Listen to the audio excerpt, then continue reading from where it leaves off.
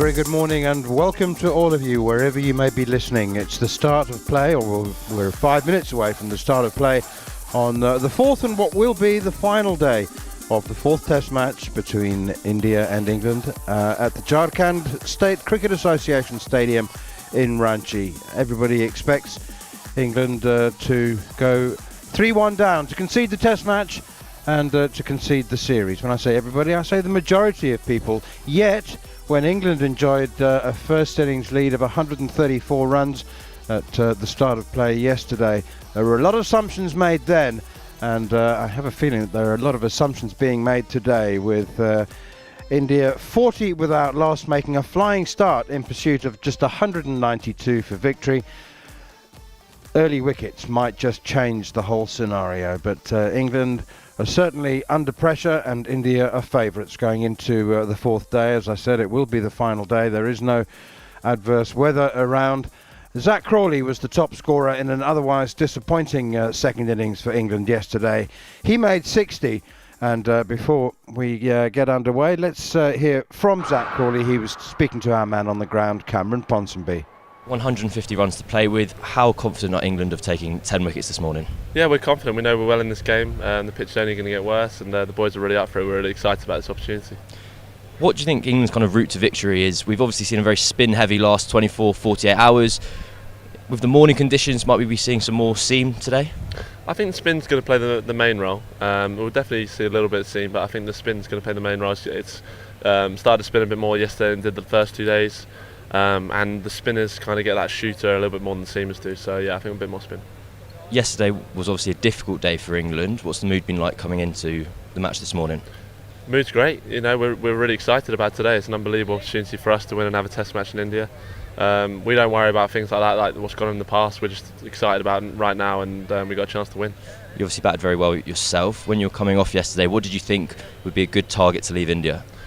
I thought anything around 200 would be a really difficult chase, and you know that's what we got. We got 190. So you know, I feel like on this pitch it's really hard to start. You could, you know, it felt like at times, you know, it was quite comfortable out there when you were in, but then once you started, you felt like you could lose a few wickets quickly, like, you know, 3 wickets in 2 overs sort of thing. So we're never out of this game, and yeah, that's what I feel. What is it like facing Ashwin, Kuldeep and Jadeja kind of at their best in their own conditions? How challenging is it? Yeah, it's a great challenge. I've loved it, to be honest. Like testing yourself against, you know, some of the best spinners in the world. You know, they all bring different challenges. Actually, you've got to be adaptable, and yeah, it's great. It's great to learn on the job. You're at the other end for Joe Root's LBW. It's attracted a bit of conversation. What were your own thoughts on it? At the time, I thought it might have been sliding. I thought it turned more than it did on the DRS showed. But you know, it's hard to see from my end, and you know, it's not up to me to make those decisions. So you know, it is what it is. And just finally, there's been a lot of people wondering whether Ben Stokes might bowl in this Test match. Ben Stokes fifer to win it for England. Is it written in the stars? If it looks like the seamers are coming into it, then I'll be very surprised if he doesn't bowl. Yeah, so we'll see. It's an interesting thought. Ben Stokes coming into the attack for the first time in the series. But as I said, a lot of assumptions are being made. India weren't challenged at all yesterday. They got off to a flying start, mostly because England bowled extremely poorly. I think it was their worst spell with the ball throughout the series. And it wasn't deliberate. It wasn't a flawed strategy. They were just bowling a lot of full tosses and not taking the pitch out of the equation. And if they get it right, and perhaps Jimmy Anderson opens up and nips out an early wicket or two, suddenly the whole atmosphere could feel very, very different. Good morning to Steve Harmison. England just, if they bowl better and take a couple of early wickets, suddenly what looks like a modest target now might not feel so modest. Yeah, good morning, Manners. Good morning to everybody listening at home. It's still 150. It's still a lot of runs. England lost 10 wickets for 145. Yes, Jadeja and Ashwin bowled superbly well, but there's still a lot of cricket left in this game. I still think England are well in the game.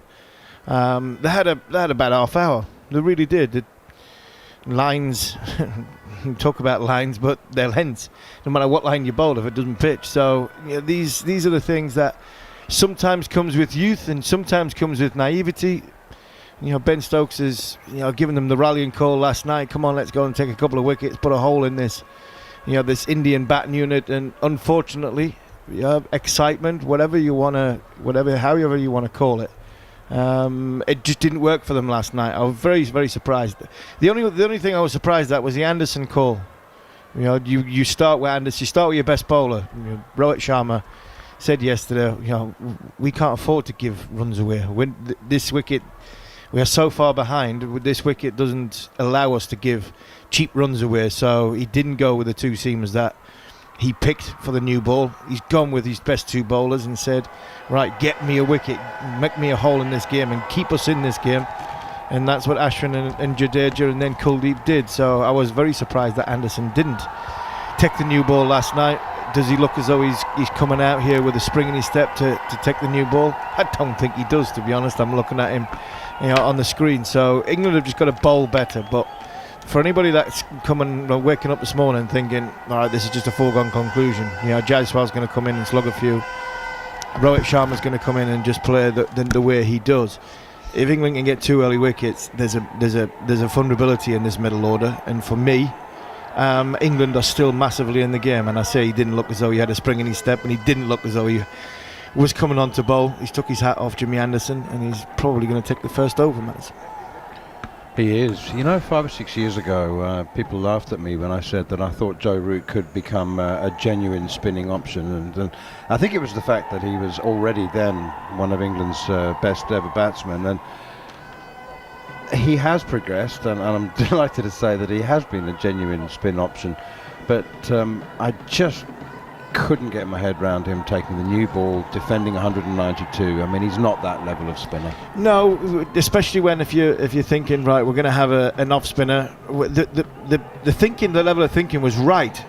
We're going to have an off spinner against Jaiswal. He's the danger. If we get Jaiswal out early, then that 190 is a long, long way away. But you just had a young lad take 5 for 119. It's his first 5 for in first class cricket, never mind in test match cricket. The thought would have been to throw it to young Bashir if you were wanting to go down that route. A couple of times Joe Root has taken the new ball, and in this series, when we were out in Hyderabad and then in Vizag, he took the new ball, but he seemed to struggle with the newness of the ball. It wasn't until his second over, his third over, and then his fourth over did he really sort of hit his straps and his lines and his lengths. And there's Ashwin gave a brilliant interview last night, an unbelievable interview to the TV, Ravi Shastri, Nick Knight and Sunil Gavaskar, and he talked about just the art of bowling off spin in this part of the world. And he is a master of bowling with the new ball. He loves bowling with a new ball. So I think you've got to accept that lacquer on the ball does take an effect with whoever's bowling it. It is Jimmy Anderson then with the very first over, the first ball, and it's pushed away up by Rohit Sharma. Didn't get into a great defensive position there, Rohit Sharma. It didn't hurry him by any means, and he just allowed the ball to hit the bat and deflect away to mid-on. So the first ball of day 4, the 4th and final day. All 4 test matches will finish on the 4th day, which is certainly an improvement from a commercial point of view compared to the last time England were in India during the first hard lockdown. Here's Anderson. Oh, a little bit of movement back into Rohit Sharma there. He plays it away defensively again once more, and there's no run. Is that just a conventional in-swinger? Yeah, conventional in-swinger. A bit of nip off the surface. I think it was a seam more than anything else. And this is what Jimmy Anderson gives you. That's why I would have gone with the new ball to him, because he can move the ball while it's new. He can move the ball sideways, and then the unevenness and the natural variation of what happens off the surface makes it doubly hard. Here is Jimmy Anderson then, hoping for a little bit of movement off the cracks, and this is once more testing, probing Rohit Sharma outside the off stump. Pushes it away again, and there's no run. From a batting point of view, when conditions are like this, you can't, I mean, unless there's a huge, vast crater that opens up, you've just got to ignore it, haven't you? You've just got to expect every ball's going to behave normally. Exactly. That's the level of your ability at this level has been able to see the ball and judge the length very, very quickly and move accordingly. Anderson again, that was a genuine in-swinger right on this occasion. Rohit comes forward and it definitely swung. It wasn't so much movement off the seam. Again pushes it away defensively on the offside, and there's no run. And this is what Anderson does with Rohit. He's looking to get him playing with as many balls as he possibly can, testing that technique of bat in between pad, making sure they're close together, trying to get the ball to come through the gate. Rohit Sharma, like a lot of modern day batters, is vulnerable and susceptible to the ball coming back onto off stump. Here's Anderson then, 5th ball of the morning, and Rohit there drives at this one. Firm push maybe, rather than a full-blooded drive. Hits the inside half of the bat, and rather than going to mid-off, is collected at mid-wicket. It was nothing more sure this morning than Anderson was going to take the first over and bowl a maiden, wasn't he? And this is why we were saying, this is why I was so vocal last night, is yes, the turning ball, the spinning ball, the ball which is hitting the cracks and keeping low, from a spinner's point of view, is probably the most dangerous on this surface. But if you've got a bowler who is going nowhere at the other end, it's doubly hard. Anderson into Rohit, and he does complete the maiden over. First one of the morning. He remains 24 not out. Yashasvi Jaiswal has 16. India are 40 without loss. Anderson and Stokes have just come together there, and Stokes has just gone over towards Anderson. Anderson took his cap and walked past him. And I wonder if Jimmy, because Jimmy would say this, I know Jimmy would say this, I'd have done that last night for you. So I just wonder if there was any sort of comments towards the captain as to say, that was probably 8 overs too late when I bowled my first over in this contest. Who bowls the second? I think the off spinner. Whether it was Root or it was Bashir. For me, the big wicket in this, I know Rohit's got 24. He's faced more balls than, he's faced 11, 12 more balls than Jaiswal. But for me, even though Rohit Sharma is great batter, I think Jaiswal's the wicket. If you can get Jaiswal on the first 2 or 3 overs, I think that, because of the form he's in and the amount of runs he's scored in this competition, this series so far. It is Shoaib Bashir then to Jaiswal, who's on the back foot, punching to cover. Fielded by Stokes, more mid-off actually, wideish mid-off. No, there's a long off, so he is at extra cover. Slipping a short leg in, Bashir between the umpire and stumps to the left-handed Jaiswal. Watches it off the pitch, pushes it away, no run. I expect there to be a lot of cover out on the boundary. If I was Ben Stokes, I'd make them work hard for every run possible. The likelihood is the mode of dismissal would be ball keeping low, LBW, bowled, whether you try and get a thin edge. Forward comes Jaiswal to the next one from Bashir, spins off the face of the bat to backward point, and the first run of the morning. India underway, 41 without loss. So if you've got one that spits, you've got short leg in place, so you catch it on either side, you've got slip for the one that goes, if it bounces and slides on. Ashwin had a few of them that just slid on, and you got them LBW because you bowled straight, and then you've got bowled and LBW in play. That's probably the highest percentage of mode of dismissals. And then I'd make sure that there's fielders on the boundary, that there's no boundary options. They're only getting singles, and they have to make it sure that it's very difficult to get these 151 runs.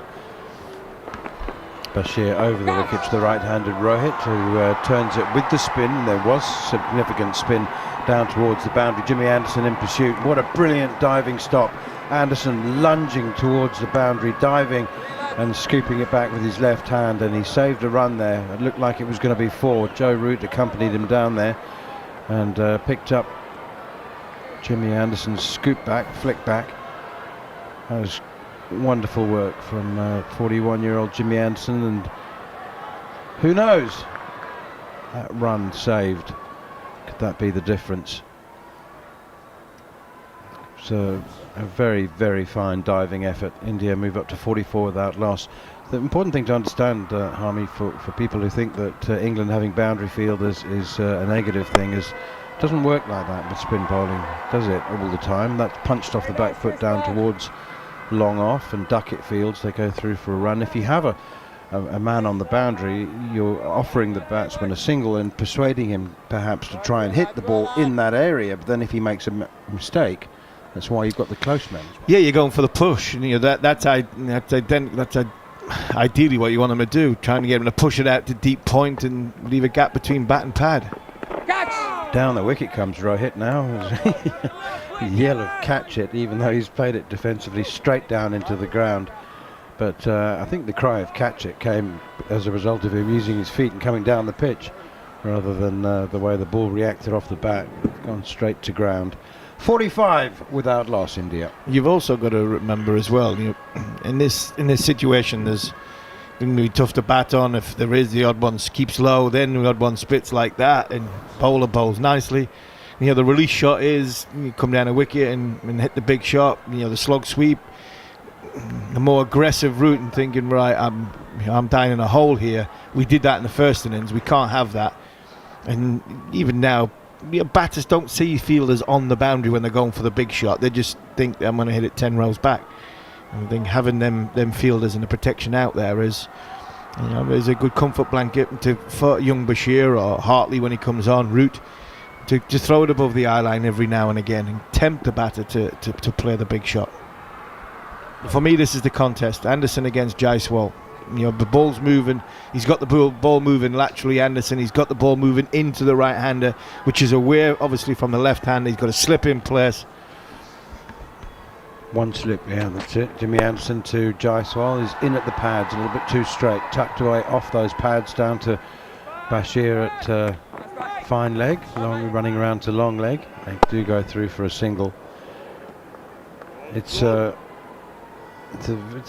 evocative phrase that you use there, dying in a hole, but just to put some numbers to it, England scored 25 runs from their last 20 overs yesterday, and it was the last 4 wickets, so we're not saying that they should have been scoring at 4 and over, but a more intent, I think, might have been more productive. That's a big full in-swinger to Rohit Sharma from Jimmy Anderson, and he pushes it up to mid-on.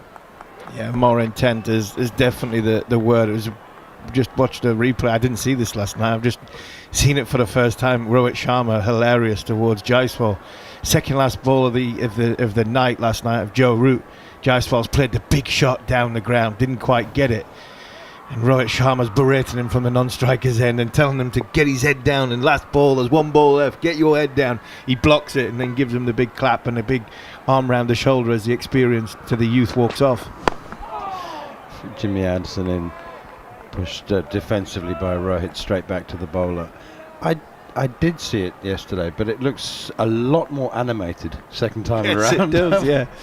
And it's a lot more, I think, a lot more poignant that the experience plays into the young, very, very good form, a little bit naive.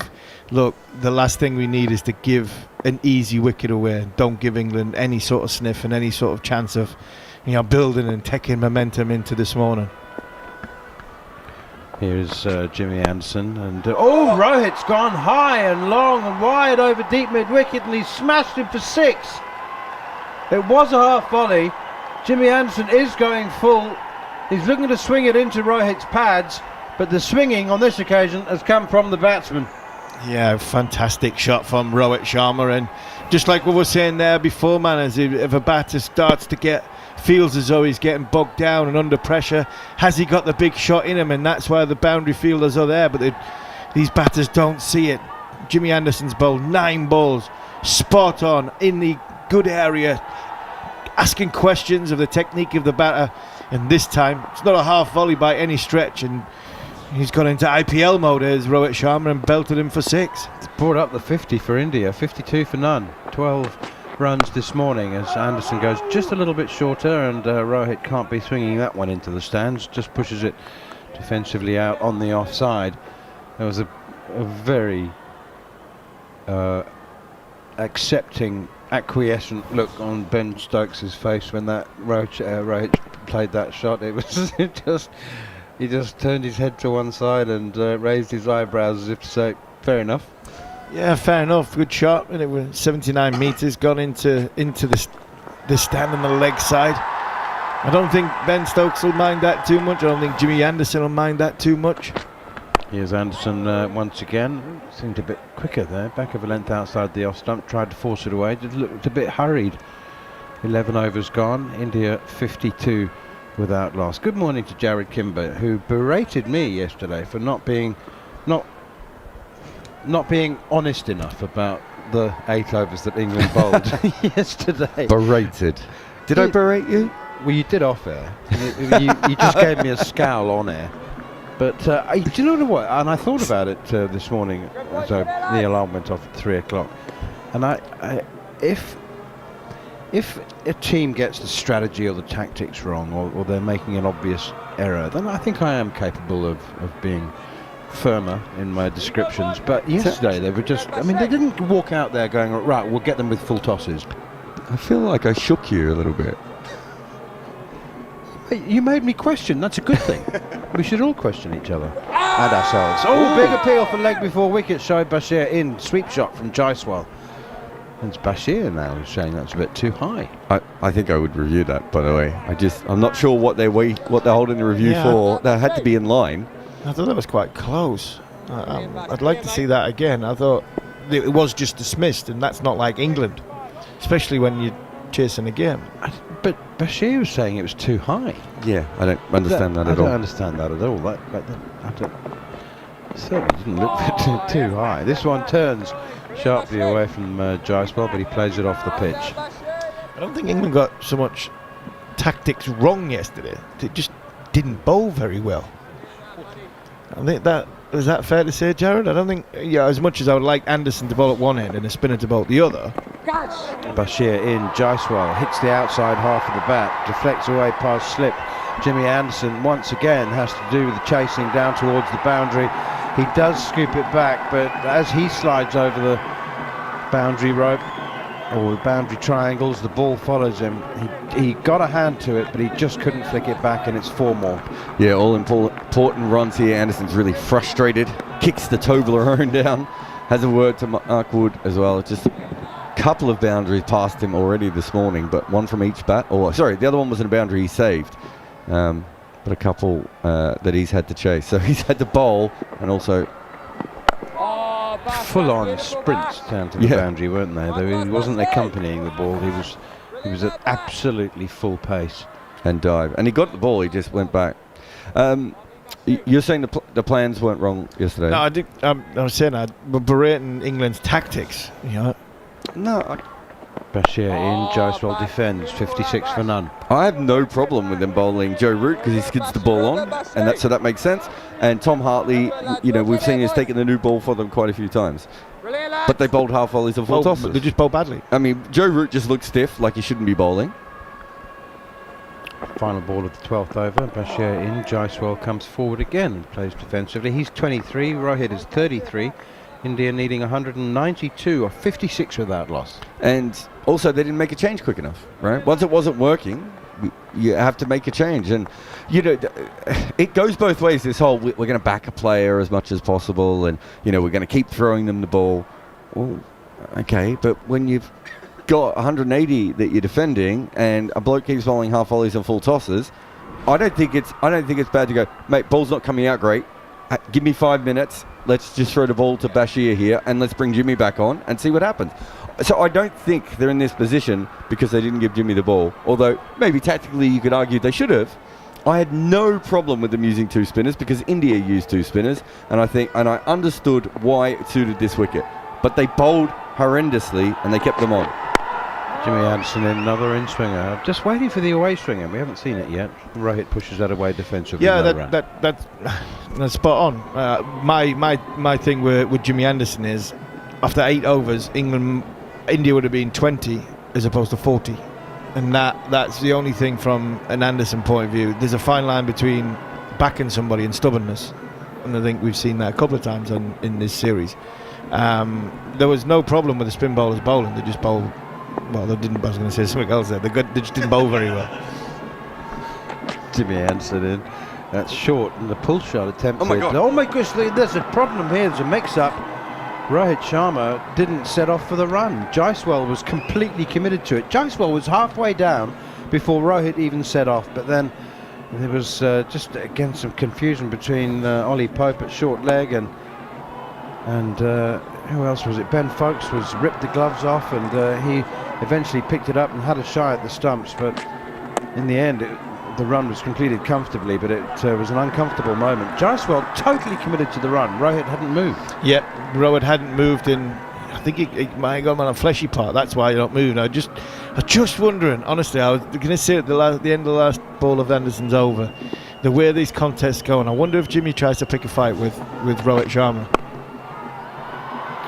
Flicked away nicely by Jaiswal as Anderson goes full once again. He's desperately seeking as much swing as he can possibly get, Jimmy Anderson. That's why he's been driven. I think there is a bit of a spat going on. I just wondered if Jimmy now see Rohit's come out and he looks in. He looks as though his eyes are steel determination. I'm going to get this for my team. I'm captain. I'm going to make sure I get this for my team. Hit him for a big 6. Jimmy sometimes goes the other way and goes, right, let's see if we can get into a contest. And 9 times out of 10 he picks a fight with somebody, and let's see who wins. At the moment, India are on top, 58 without loss, and Anderson goes back of a length. First time to, or the second time to Rohit there, and is steered away down to third. He's third on the boundary. India 59 for none. To be fair, a minute ago, Anderson looked like he was fighting with Mark Wood and the Toblerone as well, so it could just be anyone near him that he's upset with. But just to finish off on the tactics thing of using Anderson, Ben Stokes will make 3 different fielding changes within an over. So he'll go, we're going to go short balls. No, we're going to bowl wide outside off stump. No, we're going to go back of a line. All these different things he will try in an over, and he'll shuffle everyone around and come up with completely new tactics.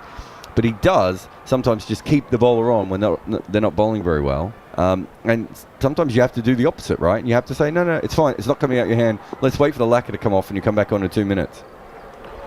Jimmy Anderson around the wicket to Jaiswal, who tucked it away nicely off his pads down towards fine leg.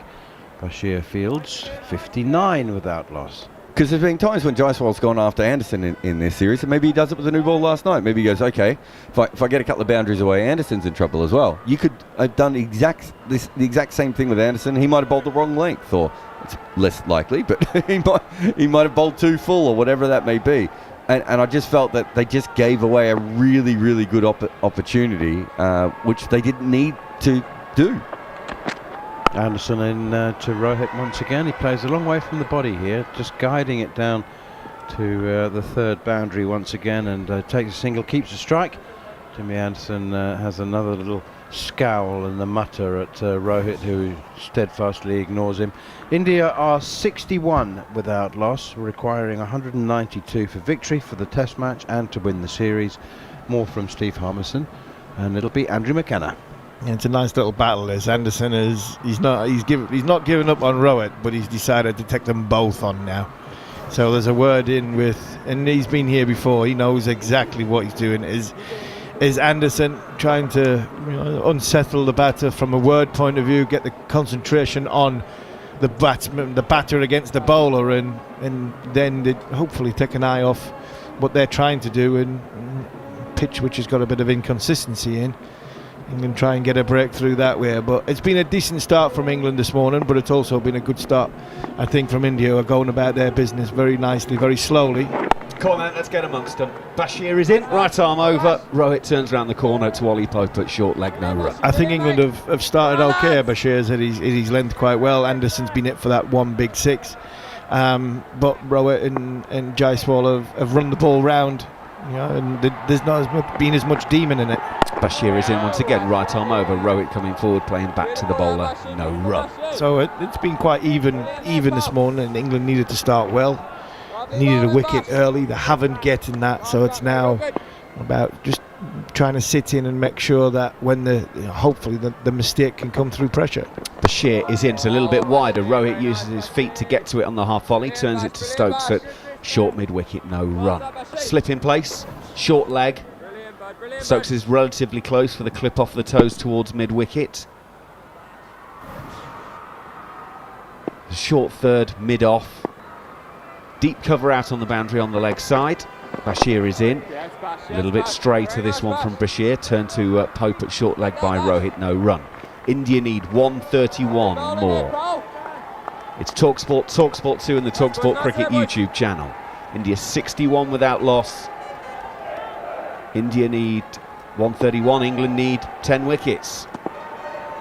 Bashir on his way in, right arm over. Rohit swings him into the leg side. One bounce for 4 through square leg. Rohit goes to 40. India's 65 without loss. That's a good shot. That's a good shot. Bashir's walking away, shaking his head, and he's berating himself, slapping his leg. That is a good shot. That's a fantastic shot from Rohit Sharma. He's got a little bit of room outside off stump. You know, the wicket's up and down. He knows there's not a fielder out there in the deep. He's picked it up, purposely trying to hit it behind square. You know, that's an excellent shot by the Indian captain. He's played a couple of good ones this morning. That 6 of a long on off Anderson was spectacular. Bashir goes in again. Rohit just clips to deep long on, and there'll be a single taken. He'll go to 41. India need 126 more. Of course, this is a stadium where a certain MS Dhoni made his name, and Dhoni himself would have enjoyed that 6 off Rohit. Although we've not seen him, but that's not necessarily a surprise, because Chetan Narula was telling us earlier on in the tour that Dhoni, basically, you can't find him with a radar at the moment. He was invited to the quarter-finals, semi-finals and final of the Cricket World Cup by the BCCI, and he didn't rock up for any of them. So he's not a man who is, shall we say, conspicuous by his presence. Oh, I don't blame him. If you don't have to come, then there's no point. He's going to have so much attention during the IPL, so what's the point? Adding to the pressure. Seen him up at Ashington? No, I think there's more chance of seeing him in Ashington than seeing him in a cricket match. It just seems as though he likes his time away. He's a very quiet man, very unassuming for such a global superstar and a superstar in the size of India. I think he likes his privacy, which is very, very difficult to do. We talk about Virat Kohli coming out of India and wanting, he spent some time in other parts of the world to get away from what it's like in India. Sachin does the same. There's a lot of Indians, when they finish their cricket careers, go across to Australia, come over to England. You can see because of what it's like to live in that part of the world as a superstar like Dhoni is. Right, Tom Hartley, left arm around, he's into the attack.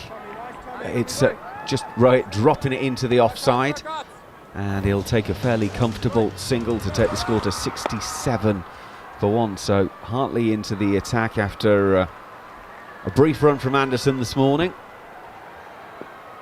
and Hartley gets to have a go to try and follow up his wickets from the first 3 for 68 in the first innings.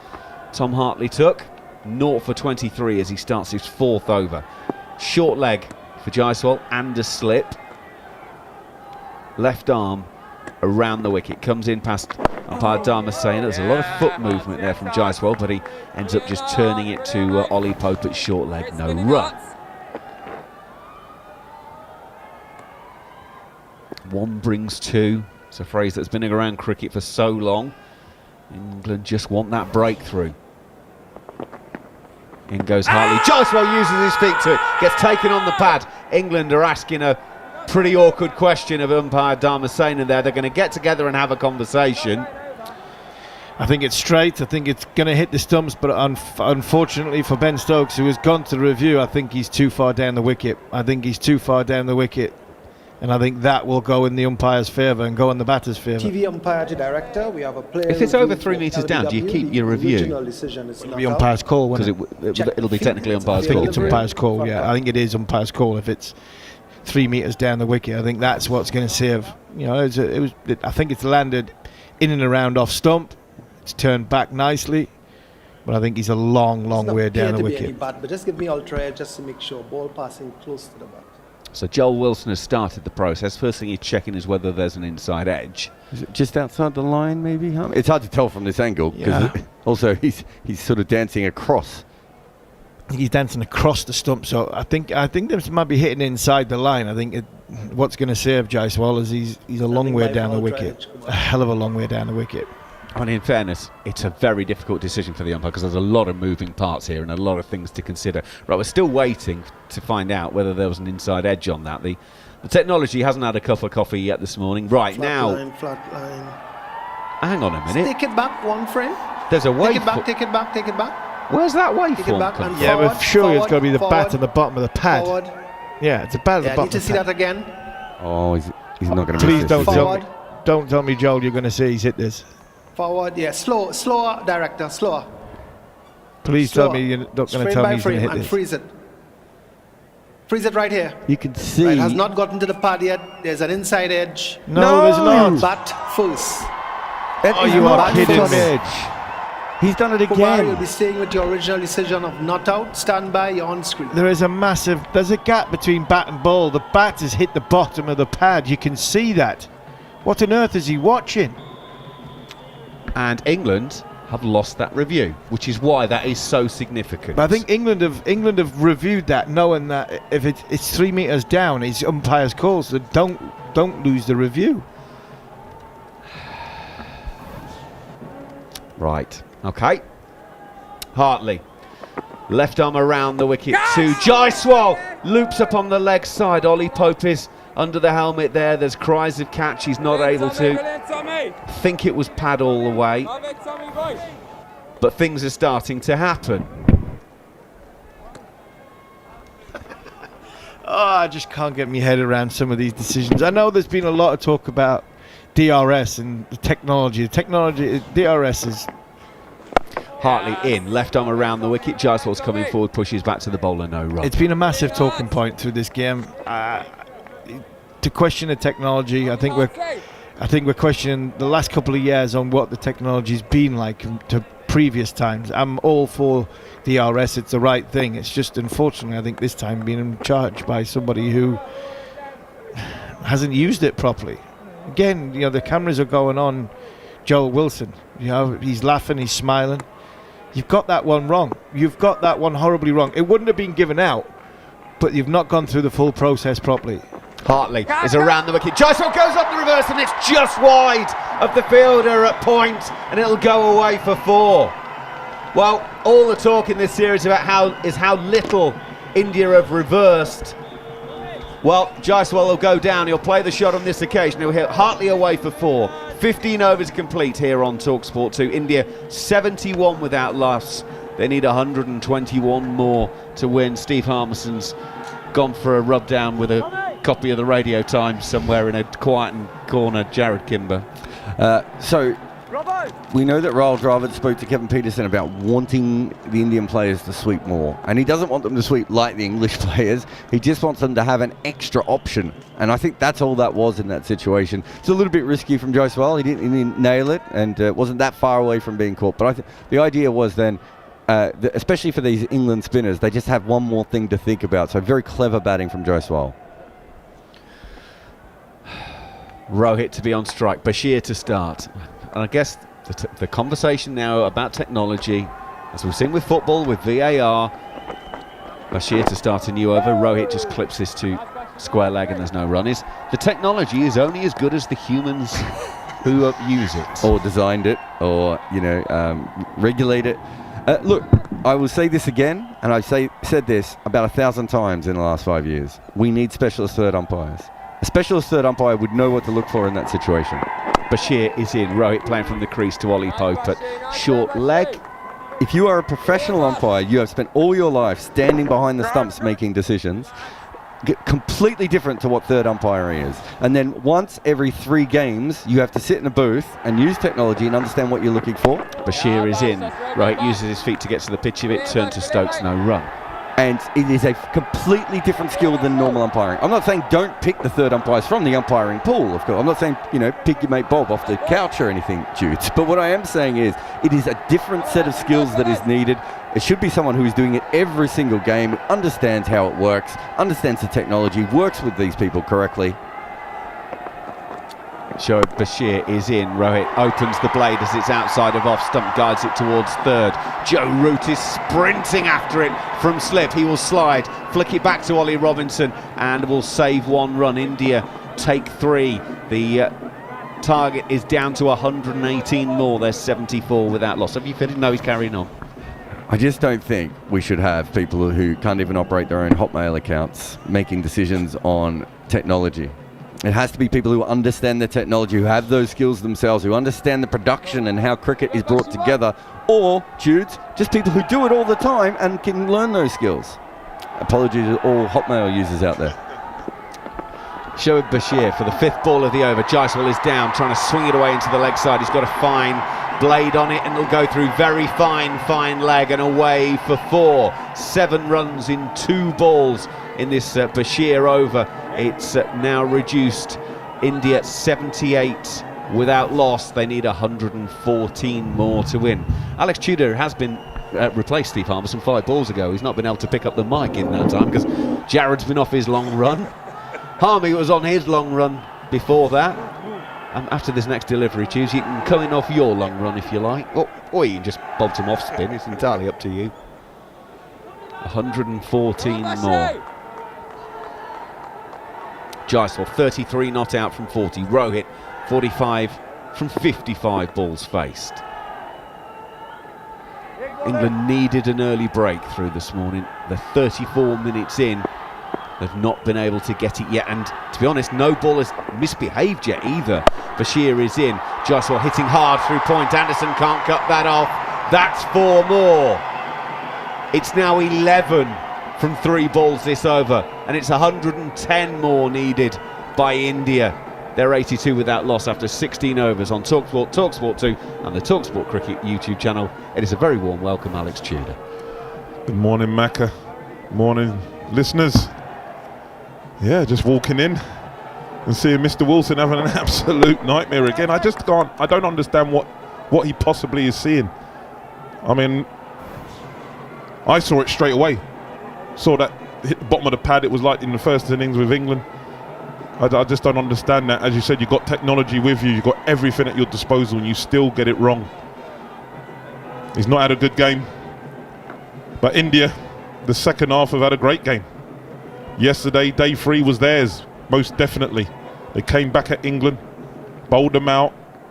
Ashwin and with Kuldeep Yadav bowled extremely well to get them back in this game. 82 for none off just 16, showing their positive intent. Pressure on England. They need a miracle. They need things to happen very, very quick, Macca.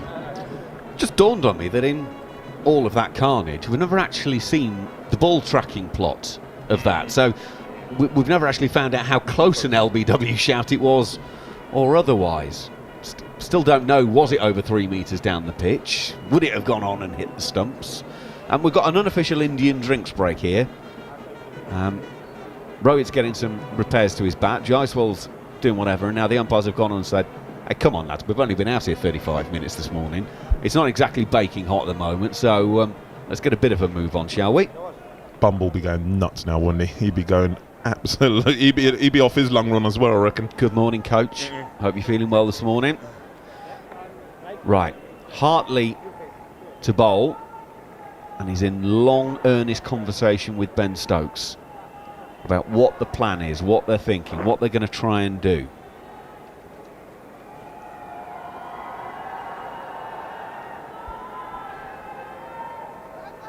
What is that, the result of that conversation?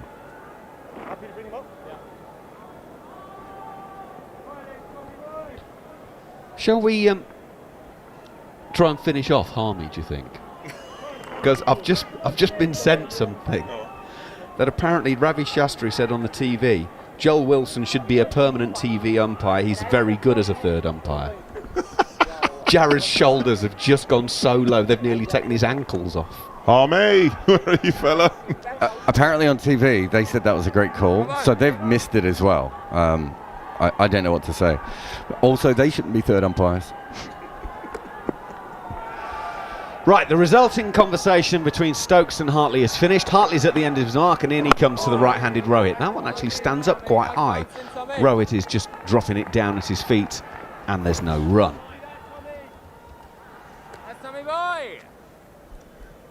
Stokes will back his bowlers. Boys were talking about earlier.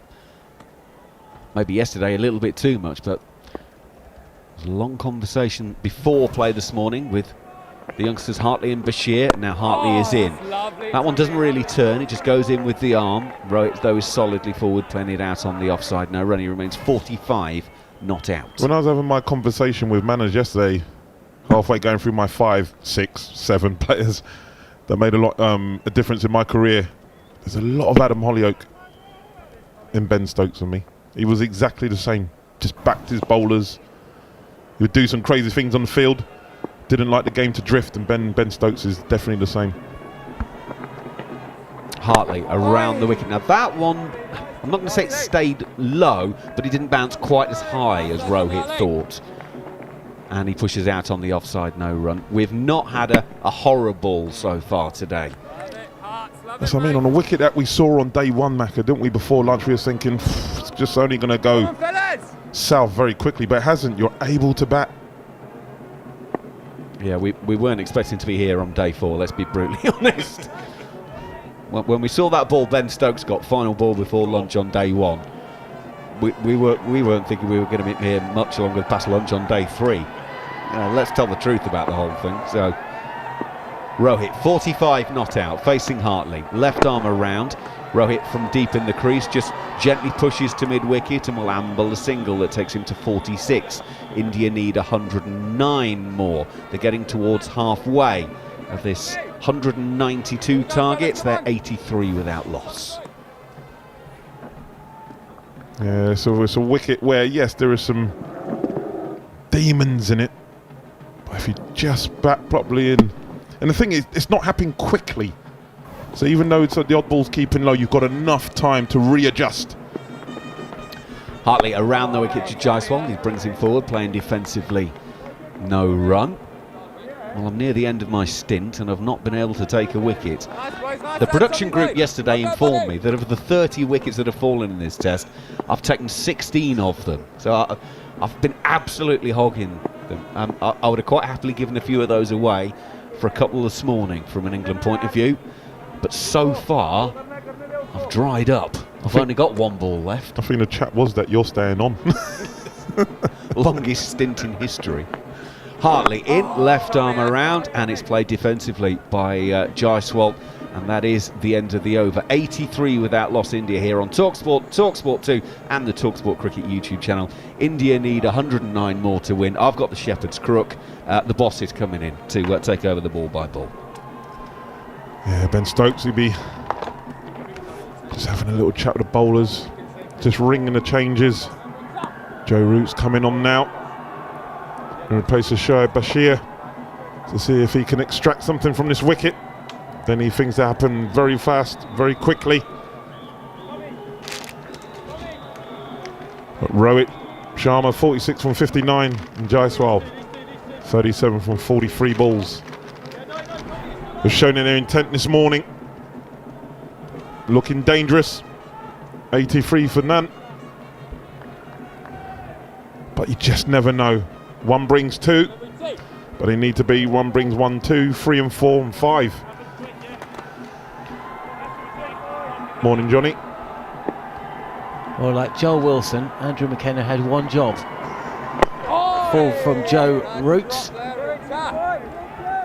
and defended by Rohit Sharma, who is 46 not out, and as you say and have said, Macca and Manners have both made comment, England needed to strike, that's obvious, and they needed to strike early. India need 109 runs to win the match and the series, as Root is in, and this is clipped straight down the wicket, and Stokes can't field it at mid-wicket, so Rohit Sharma will move to 47, and that will bring Jaiswal onto the crease. 108 runs to win for India then. Who could believe it? This time yesterday when they started out 134 runs behind England's first innings score, just 3 wickets remaining. But they believed and they played well yesterday. 4, and this is going to be caught by Jimmy Anderson, running in from backward point. It's a rash shot from Jaiswal, but Joe Root has struck.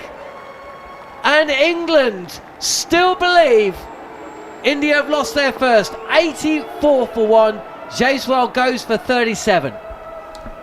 What a catch. Still can't believe him, 41 years old.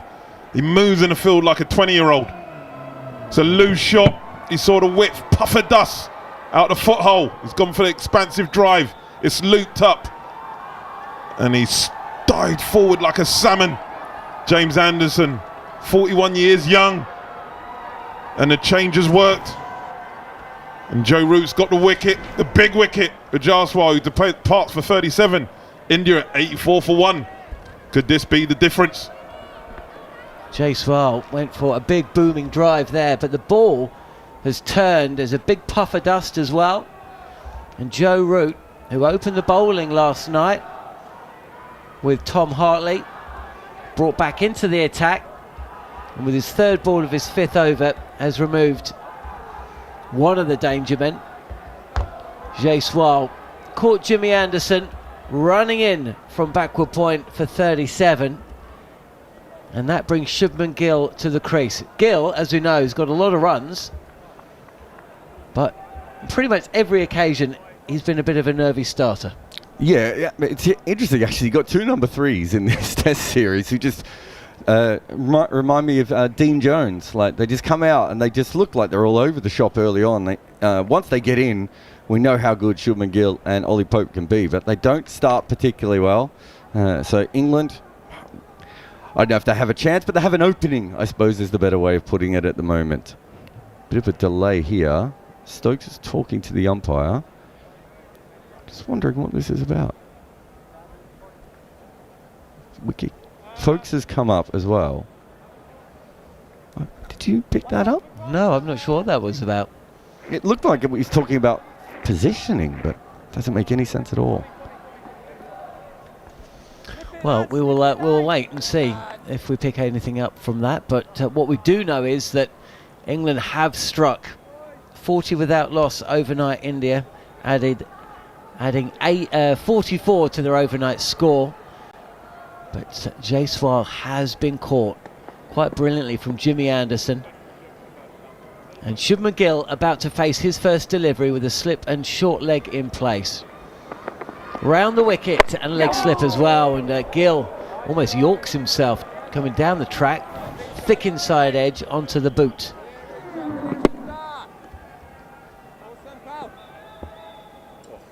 Really did leap well. Root again, and Shubman Gill forward and drives this ball to Tom Hartley at long on. So he's trying to get his feet moving in a way that we just saw Jimmy Anderson. Yeah, I'd have that long on in. I reckon, say to Gill, go over the top. Don't give him that easy single. Captains tend to do that now, don't they? But I'd most probably have him in. You ain't got a lot of runs to play with. We need wickets. Rohit, does he modify his game at all? 47 not out, and this is full, and clipped again to Ben Stokes at mid-wicket, and that's the end of the 18th over. Joe Root has picked up a wicket. England desperately needed it, and it means that Shubman Gill will face the first ball of the next over. Bashir, whose 5 overs have gone for 26.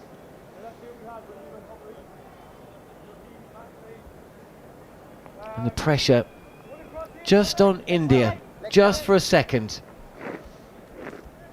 Over or two whilst Gill finds his feet, gets himself comfortable, but so much pressure on both of these sides. There's so much at stake. And if England could get one more here, India's still 107 runs adrift. Stokes just ringing a few more changes in the field. Gill's ready. Root at first slip. Pope at short leg, and he's down the wicket again. Is Shubman Gill, and to my eyes, he's setting a stall out early here. Awesome, Bashir, awesome, buddy. It's a smallish total. Lovely, lads. Long on is still up by the boundary, and mid-off is being pushed back as well. Not to the boundary, but a couple of yards back. To Anderson there, I think, as Bashir is in, and this is clipped not that far to the right of Ollie Pope at short leg. It went really quickly. I mean, one of those ones that if it had gone straight to him, possibly would have all been on reflex and instinct. But Gill again, he's moving, and this ball has died on Pope. It's gone to his right. It's wrong-footed him. He was sort of walking in there with him. Yeah, he saw him advance, he's followed he? him. Gus Logie, not that Gus Logie had spinners to deal with apart from Roger Harper, but he had the fast series, but he used to do that. Boone, David Boone was outstanding in there. James Taylor springs to mind as well. Anderson is still at the short, fine leg. There's a short leg, and this ball is once again played comfortably enough by Rohit Sharma to Ben Stokes at short mid-wicket. I mean, at Surrey, I had Nadeem Shahid. He was outstanding in there. At least 20-odd catches he would get a season in there. There's plenty of chatter from the England fielders as Rohit comes down and places the ball back to Bashir, who kind of fumbles in his follow-through, but there's no problem. The ball deviates out to Ben Stokes. No run. You're listening to talkSPORT and talkSPORT 2 this morning. England need 9 wickets and India need 106 runs to win the 4th test. Down the track again. This is a fraction wider, but again, no run. Eknath Solkar, the Indian short leg fielder, 27 matches, 53 catches. Still probably one of the best to ever do it. Sadly, before TV cameras, so we don't have a lot of footage of him. But how many spinners were India playing? Oh yeah, no, I mean, he was almost a specialist catcher. And that has been lofted over Ben Stokes at short mid-wicket by Rohit Sharma. Down the track again. He actually kind of timed it. Well, he times everything, doesn't he, Johnny? He times the ball well, but it's like, was it deliberate? I mean, well, that's what I mean. It almost looked like he was lobbing Stokes. Yeah. And it still looks like he was lobbing Stokes. Yeah, shot. I mean, that's a risky single to take. It is. At any stage of a match. Especially for just one. There you go. Right, Ben Stokes can't believe that shot.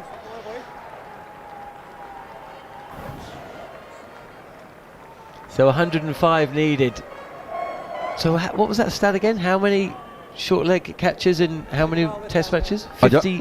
They weren't all short leg. He fielded leg slip in all sorts of positions in silly point, but he played 27 tests and took 53 catches as an outfielder. I think it's still the best record, the most amount of catches to matches that any outfielder has ever had in test cricket, I think, unless someone else has gone past it and I haven't seen it. And he only averaged 25 with the bat and bowled very part-time. Like, he was almost a specialist short leg. He was that good.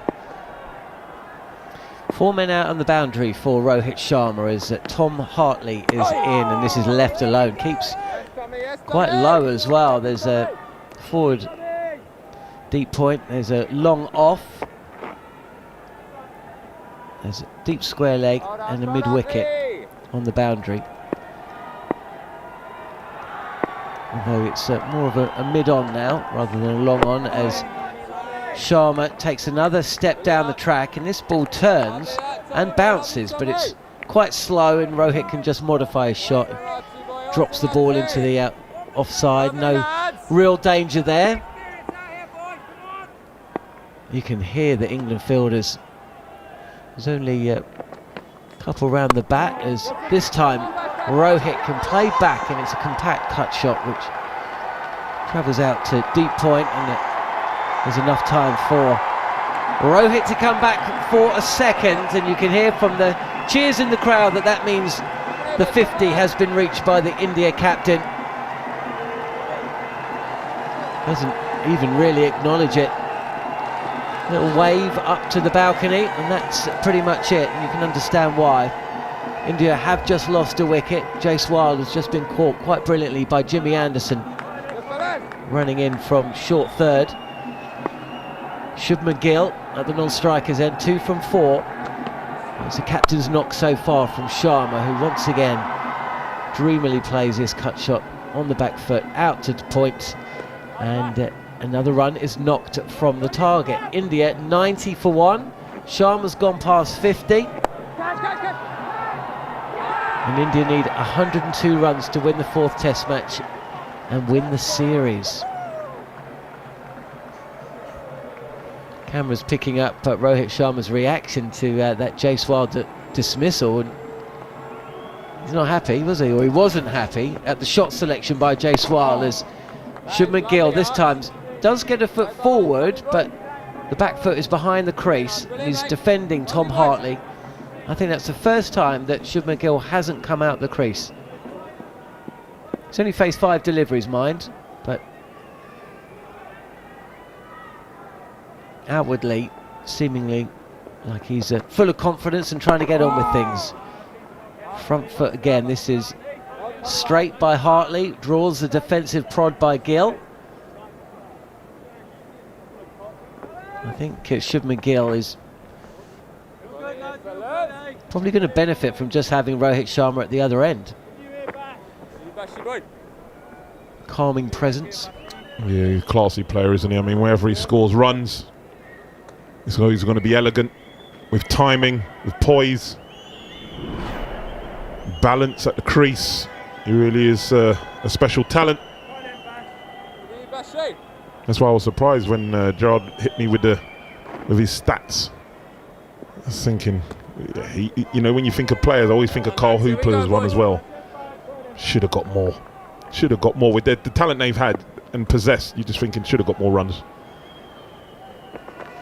Bashir is in, and once again Rohit Sharma quite happy to loft the ball over mid-wicket, despite the fact that there is also a deep mid-wicket in position, but the ball sails into the expanse between the two fielders, and he comes through for a single. That brings Shubman Gill back on strike, and I'm not sure England will be too unhappy about that.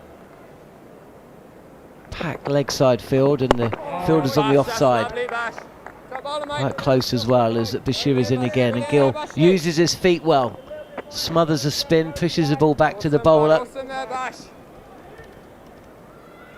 101 needed for India. You're listening to talkSPORT and talkSPORT 2 as Bashir is in, and on the sweep is Gill.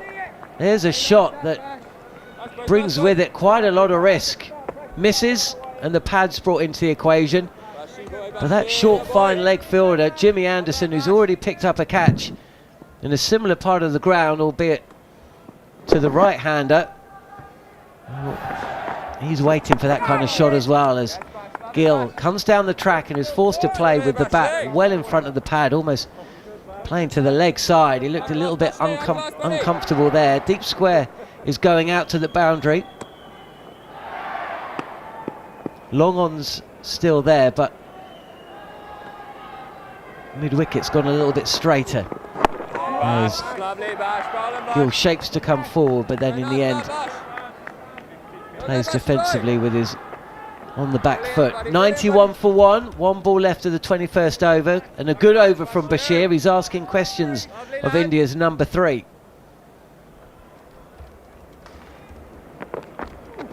And here it is, and he's down the track again. Shubman Gill punches this delivery from Bashir straight to Anderson. He's quite deep at mid-off, and he'll take a single. Exactly 100 runs to win now for India. Gill moves to 3. Here we go, boys. Here we go, hard seat. You just wish England had another 60 or 70, Tudes? Would look so different. India still need another 160 or 170 to win this test match. Yeah, 100%. You know, you always look back to that second innings of England. You're just thinking how, you know, where could you have got a few more runs? The way that they only batted for 52 overs. But they didn't bat quickly, did they? It's, you know, most test matches you can point to a couple of moments. You think, what if? But I thought India were incredible yesterday with the ball, and pretty impressive with the bat as well. Those last 3 wickets, Jurel, as Shubman Gill punches this delivery from Hartley up to mid-off, no run. It's that Ashwin, isn't he? Such a competitor. Once he took that new ball, he knew he had to turn the game, and he did massively. But Yadav with bat and ball, I thought he was brilliant yesterday. Defended again by Shubman Gill. He's not coming down the track to Hartley, not so far in this over anyway. Just seems like the chatter's just died down a little bit in the field. You need to go bang bang. You know, when you get that wicket, you just think you need another one in the next 2 overs or so.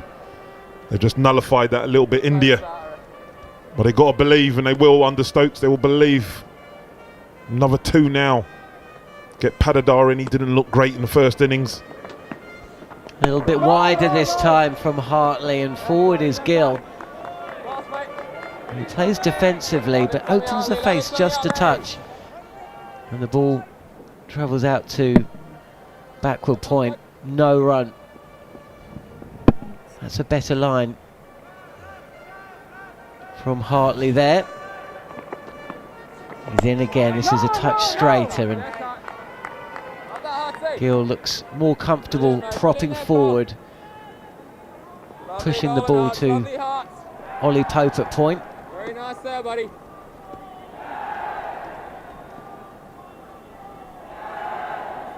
Two catching fielders in the covers, Pope and Stokes.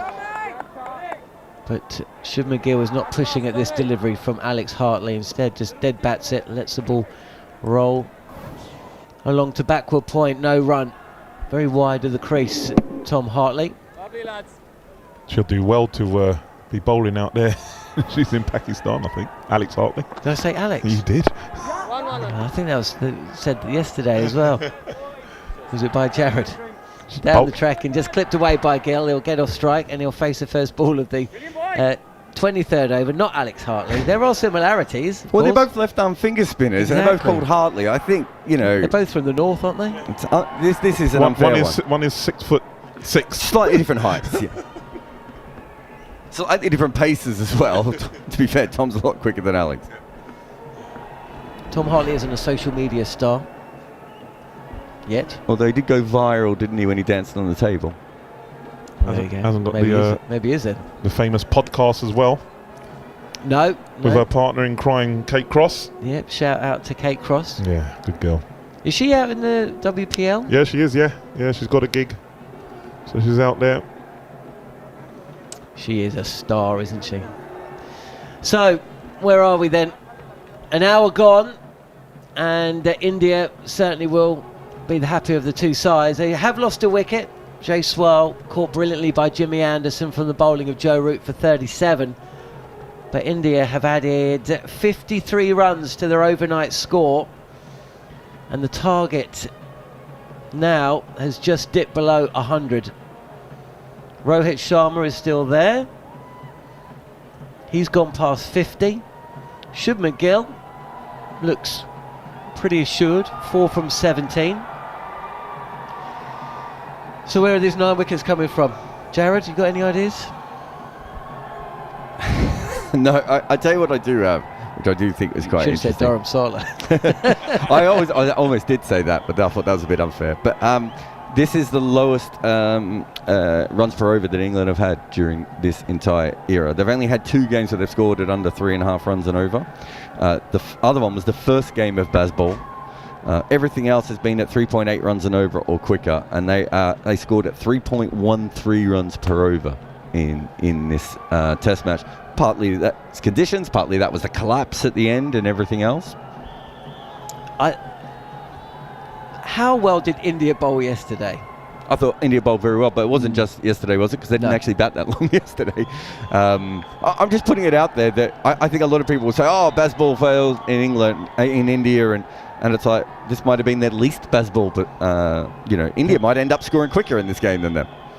They weren't allowed to Bazball, were they? Manners is about to come in. Harmy's replaced Alex Tudor. And for more Alex Hartley, Tom Hartley chat. And hopefully 4 or 5 wickets. It'll be Harmy, Manners and Jarrod Kimber. Yeah, 4 or 5 wickets would be nice. 1 would be ideal, and that would be the India captain. I think if England were to get the India captain, I think that then opens an end, not an opens an end as to say that the tail enders are coming in, because there's some fine players to come in, but some experience other than Jadeja in that top 6, top 7 know how to get them over the line into winning positions in a Test match. I don't think that's there from an experience point of view. So Rohit's the big wicket. If I was India, I don't know about you, Jarrod, if I was India, I'd have Jadeja and Padikkal padded up, and say if Rohit gets out, you send in the experienced man, you send in Jadeja, and he holds the fort while everything goes around him, and you always got somebody that's been out there in the pressure situation as many times as what Rohit has and Jadeja has. It's an interesting one, actually, because Jadeja does get thrown around the order quite a bit as it is, so he's more used to it than most other players. Drinks have been taken. Just from a game point of view, some wickets to liven this up. Here's Bashir. Down the wicket comes Rohit driving out to Dan Lawrence, who's on the field. And he's only just come on at the drinks break, I think, and he misfielded that one and then set off to collect his misfield behind him and stumbled and slipped in the outfield. Just because I think this has been such a fantastic series so far, if it peters out with India just sort of cruising to victory here, just be a bit of a shame for the series, being that, that's it, because I do think it's been one of the more entertaining ones I've followed. Rohit picked up a couple, moving on to 52. Shubman Gill has 5 off 18. I beg your pardon, it was there only round 1. Shubman Gill picked up that single to move to 5. Rohit returns to strike on 52. India 94 for 1. There's still a lot of runs required, and a quiet period will suddenly result in that target looking considerably bigger than it is. The next one is played defensively by Rohit. Very, very upright, back and deep in his crease, playing it off the pitch. Still 98 runs to win. It's entirely feasible to imagine a stumble from India. Bashir in again and hits the inside half of the bat and towards short fine leg. 94 for 1.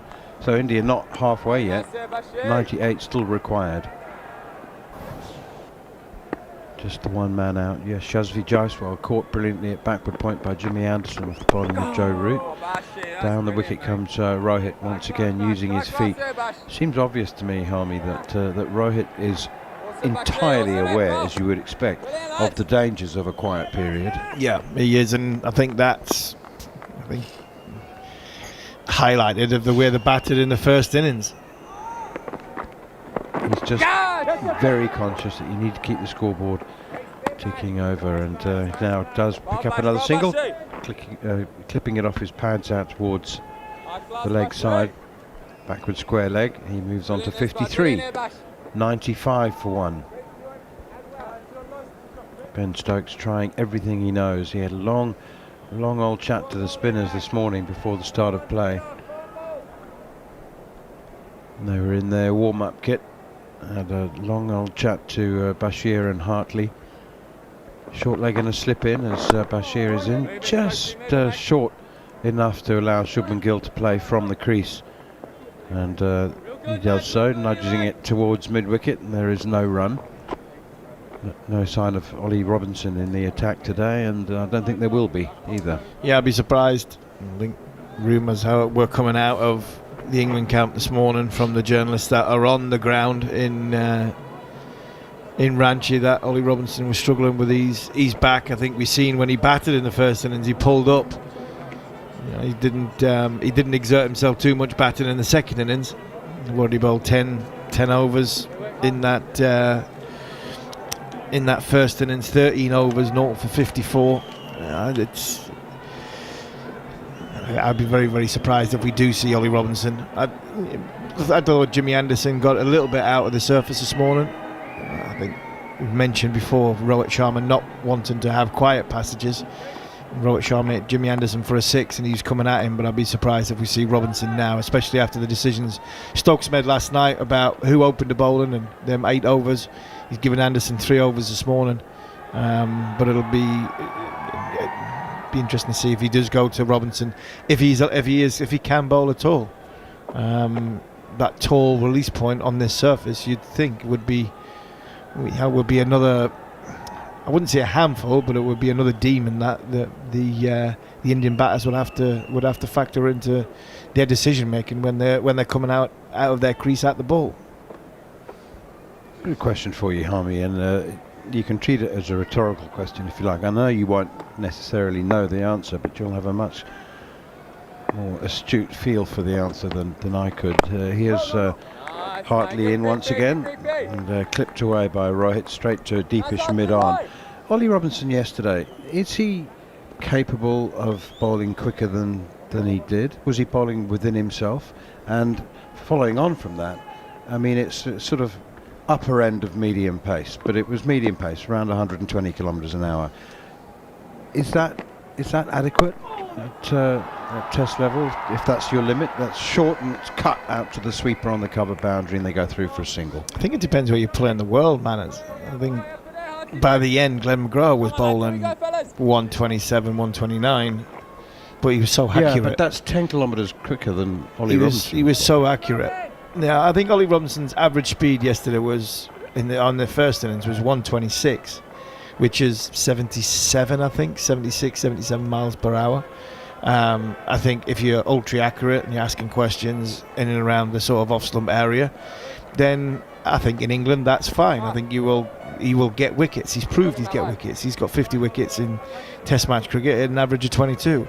I don't think there's any question about his actual bowling ability, ball after ball. I think it's putting it all together in a spell, which then comes back for a second spell, which then comes back for a Test match, that then turns into can he play 2 in a row. All these things have been labelled and questioned at Ollie Robinson. He hasn't played since July. He's walked off 3 big series now.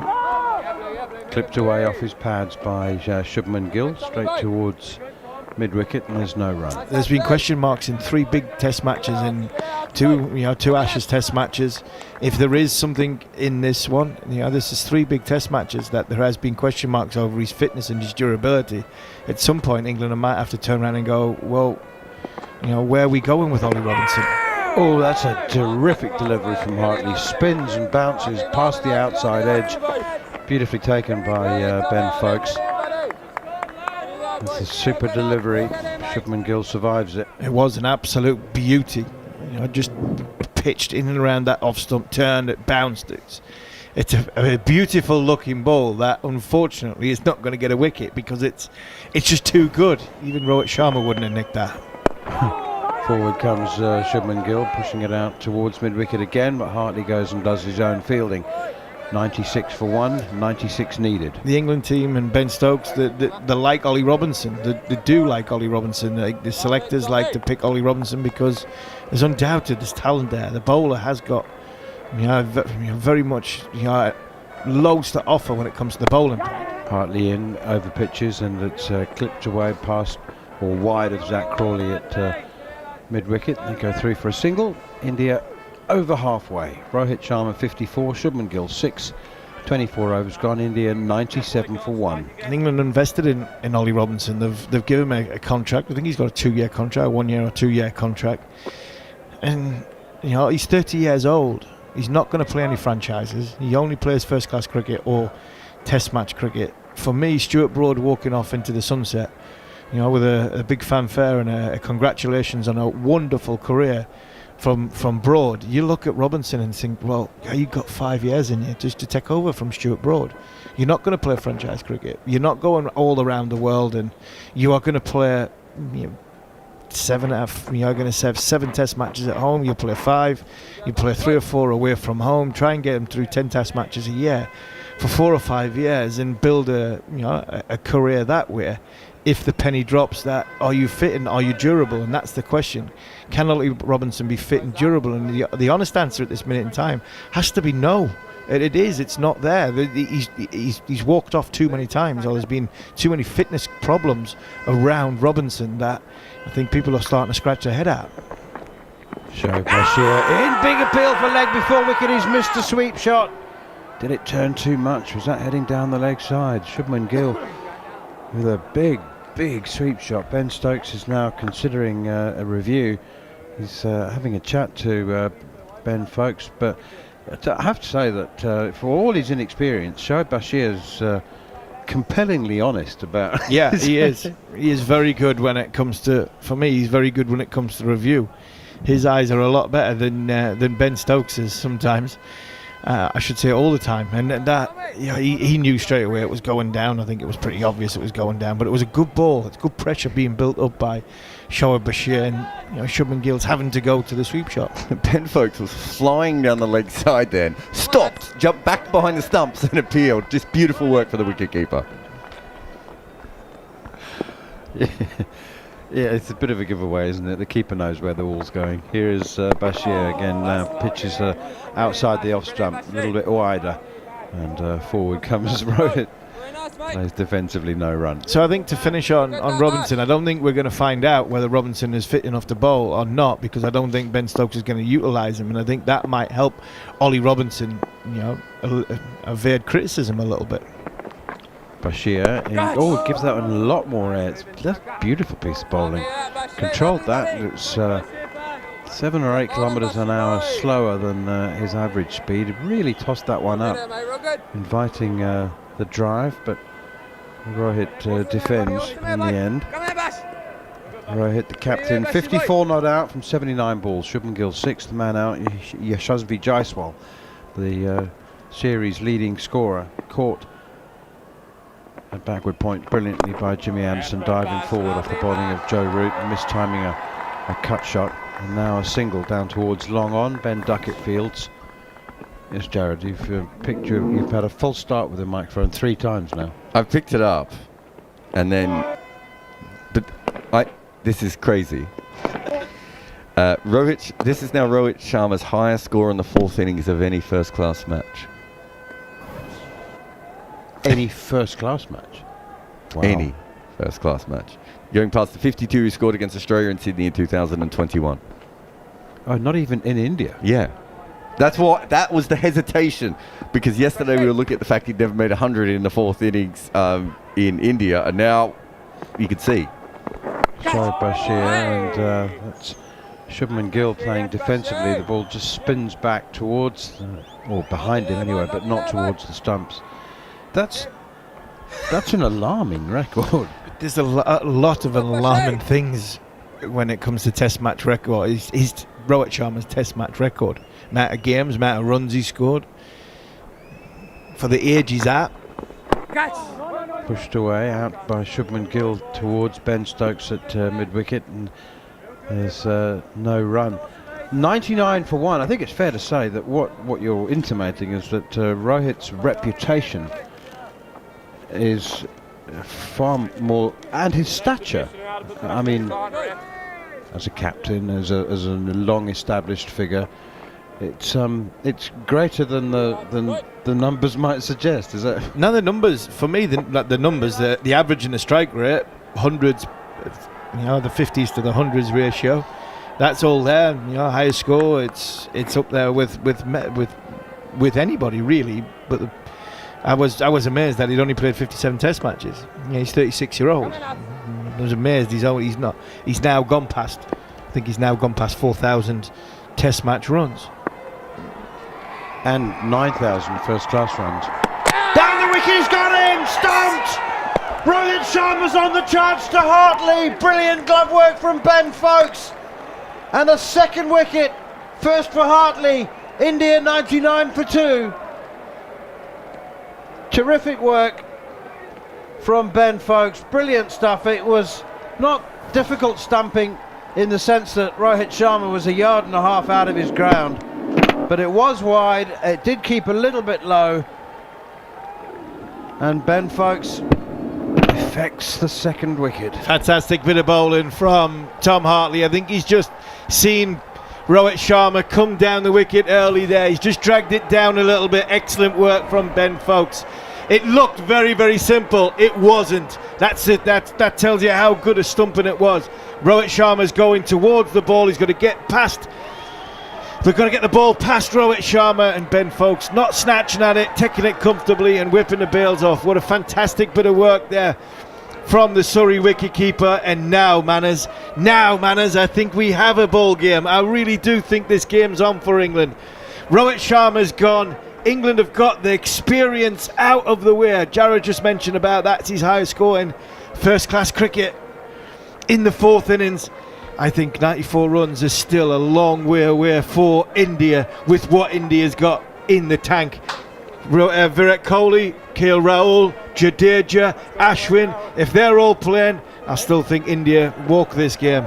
Now, with Jadeja, with the only one with experience in that middle order, I think England's got a chance here now, and I think this game on.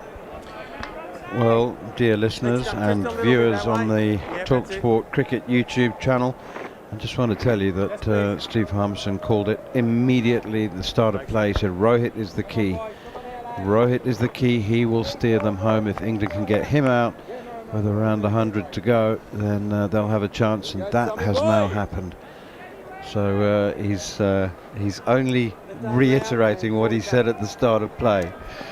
99 for 2. Rajat Padikkal has found some interesting ways to get out in his brief Test career. He's chipped a couple of long hops to cover and mid-wicket, so he won't be bursting with confidence, you wouldn't think. Here is Hartley, bowls to Padikkal. Oh, it's one of yesterday's full tosses. He's managed to keep them in the bag so far in his spell today, but his first full toss to Rajat Padikkal just chips it out to mid-wicket all the way along the ground. Oh, he's out twice, caught behind and stumped. Rohit Sharma actually edged that one, which makes it an even better stumping to my mind. 99 for 2. It'll go down and stump though. Will it go down and stump? Yeah, it will go down and stump, won't it? But he did catch it. I think Ben Foakes would rather have it down and stump. That's a handy bit of work. See the emotion of Ben Stokes. He knows what that wicket meant. He's evidently still bursting with confidence, unlike Rajat Padikkal. Oh, it's another full toss. Tom Hartley, stop it. You bowled your quota of full tosses yesterday. It's just chipped away by Padikkal behind square on the leg side. Just a bit of excitement, isn't it? And I think that comes with experience, the experience of not playing as much first-class cricket in a pressure-sized situation. You're playing for England, Tom Hartley. Try and get back into that groove. Just calm down a little bit. Somebody take him to one side, walk round, block a little bit, just calm him down, count to 10, then get back on it. That's better. Hartley now lands one, and Padikkal just pushes it defensively straight back to the bowler. I must say that I'm making a judgment here, and he's only faced 4 balls, but the fact that Rajat Padikkal hasn't scored from 2 full tosses and is evidently in fully defensive mode. But that tells you what this Indian batting, that's the rest of the Indian batting unit. They've not rudderless without the experience of Sharma, but that's where the confidence is at this moment. Padikkal again, just absolutely no interest in scoring a run here. He's in fully defensive mode. He's just stretched forward to that one with a dead bat and blocked it, and that's a good sign, I think, for England. 99 for 2, word from Jarrod, Kimber, and then it'll be Andrew McKenna. I think with Padikkal as well, I think we talked about this when he went out in the first innings. He looked like someone who realised he might have given up a great chance to get a Test career, even if it was just as a permanent backup. They like his experience, they like the way he thinks about the game, and he just looked like someone who thought it might be over. And he's playing a little bit like that now. He can get a couple balls off the middle, and maybe his feet move a little bit more. We know he doesn't get massively out of, compared to some of the other players. Bashir is in to start a new over. Shubman Gill uses his feet, gets him to long off, where Anderson will field. Single taken to bring up the Indian 100. They're trying to make 192 to win this game. But good chance for England just to keep the field up to him. Just about to say that. Yeah. From England's point of view, from Ben Stokes' Jarrod, is that does he take the risk a little bit more of conceding the boundary by bringing the field up and crowding Padikkal? I would do this. I would just say, right, I'm going to try and bowl 5 balls, give Gill a single every first ball of every over, and try and bowl at Padikkal. It'll frustrate Gill as well. Bashir is in, bowling to Padikkal. Turn round the corner, brilliant catch! Ollie Pope! England have a third! And Padikkal has found a new and interesting way of getting out, as Neil Manthorp said. It's a 5-ball duck, and Bashir has got his first of the second innings. India 100 for 3, still needing 92 more. Well done, Macca. talkSPORT wicket taker is back. Andrew McKenna gets the wicket. What a beautiful delivery that is from Shoaib Bashir. It's turned just outside off stump, back onto Padikkal, somebody who doesn't move his feet that well. Jarrod just mentioned he's coming forward a little bit out of off balance a touch, got an inside edge and an excellent catch by Ollie Pope at short leg, diving away to his right. Rajat Patidar goes for 6, and that might be the last time we see Patidar in international cricket, because for the last two tests especially, he really has struggled. He really does look devoid of confidence. And his movements, well, he's stuck on the crease just a little bit there. He got out a little bit more forward than he normally does, but he was still static when he got there. He's still planting when he got there, and he had to push his hands out because his front foot got planted. That, for me, was a beautiful catch as well by Ollie Pope. And now England, confidence high. 92 runs to win. That's a lot of runs. And Jadeja comes to the wicket. Well, I would have had Jadeja in at the fall of the last wicket when Rohit went out, because I think India need as much experience in the middle for as long as they possibly can. And I would be surprised if our Ashwin comes in a little bit earlier as well. It's funny enough, myself and Tudes were just talking about that out the back, and I said that you'd said you would have sent him in if Rohit was the man out. But then we were having the conversation saying, but that basically saws any confidence that Patidar has anymore completely out of him, and then we've seen him come in and do that anyway. I think he was coming in to do that anyway, so I think if you bat in the Indian team and Jadeja's around, at any stage he might be above you in the order. He's about to face his first ball then. Bashir is around the wicket to the left hand. It's the outside part of the bat. Straight down though to Ollie Robinson at short third.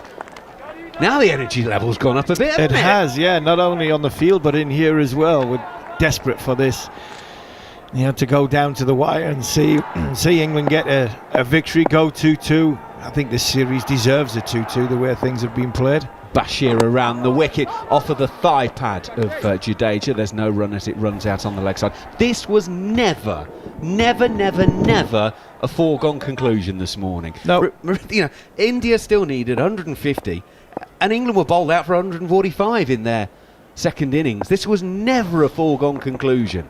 Bashir in, brings Jadeja forward as he bowls around the wicket. Jadeja playing defensively, no run. 92 more to win for India.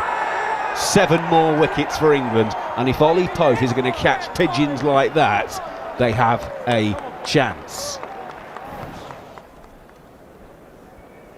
Right, Bashir has 1 ball left in the over. He got his 5 in the first innings. He's coming in now round the wicket for the second innings. Jadeja's just playing very solidly defensively to end the over. 100 for 3. Jadeja not out from 4 balls. Shubman Gill's been there slightly longer, 27 balls. But although we made 100 earlier in the series, it took him 2 DRS reviews. He could have been stone cold out on 4 in Visakhapatnam. He went on to make 104. So although he's got 100 to his name in this series, he's still not in great nick. Yeah, well, that's a bit of luck you get. You always need a little bit of luck when you're going to be out there for so long and make 3 figures. You look at the batting unit that India have got. The players are on the screen. They've got some decent averages, but largely because they haven't played as many games. When you're in dressing rooms like this, Jarrod, there's always talk. Do you send somebody in to try and put a hole into the small, what is a relatively still a small total? Still a small total. 92 runs is not, it's not a massive amount of runs. It is on this surface. Hartley around the wicket to the right-handed Gill. He floats this one up, invites the drive. It's hit straight to Pope. But if England are in this situation with this team or with a team in the previous test, I would imagine the conversation possibly would have had: do we send Rian Ahmed in just to try and slog a few? Do Tom Hartley go in, try and slog a few, and try and put the counter punch? Hartley in, Shubman Gill defends, no run. Is there anybody in India's team there? I don't see anybody in the India group. Kuldeep's not really a big shot player, is he? You wouldn't get him out though. Yeah, true. No, more value on his wicket. Do you know what? Bumrah is not that far away from developing into a player who could do that role.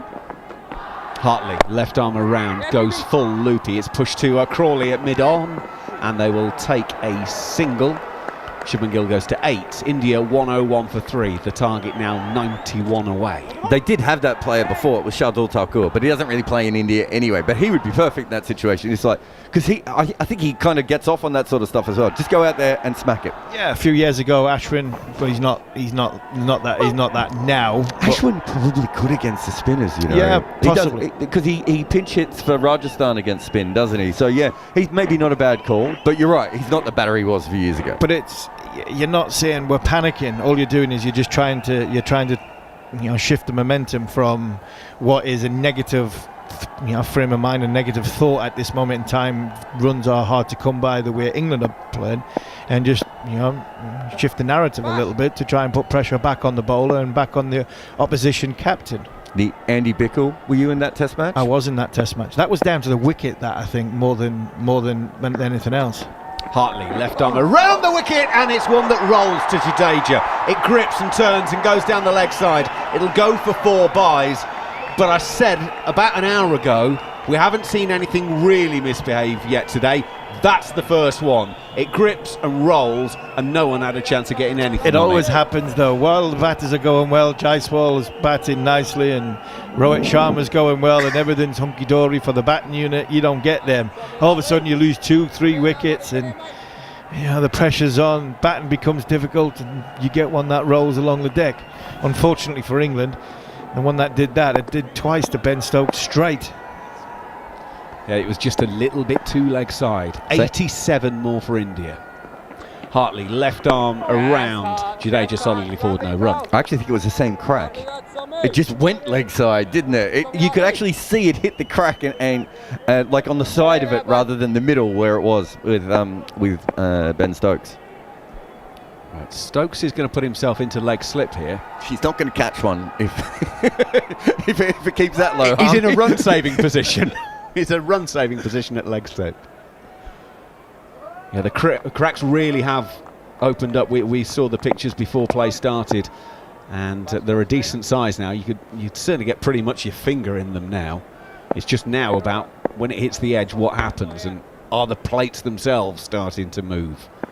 Hartley, left arm around. Jadeja clips into the onside, and England have 3 fielders stationed pretty deep out there, and Bashir will do the fielding. It's just a single. It's 106 for 3.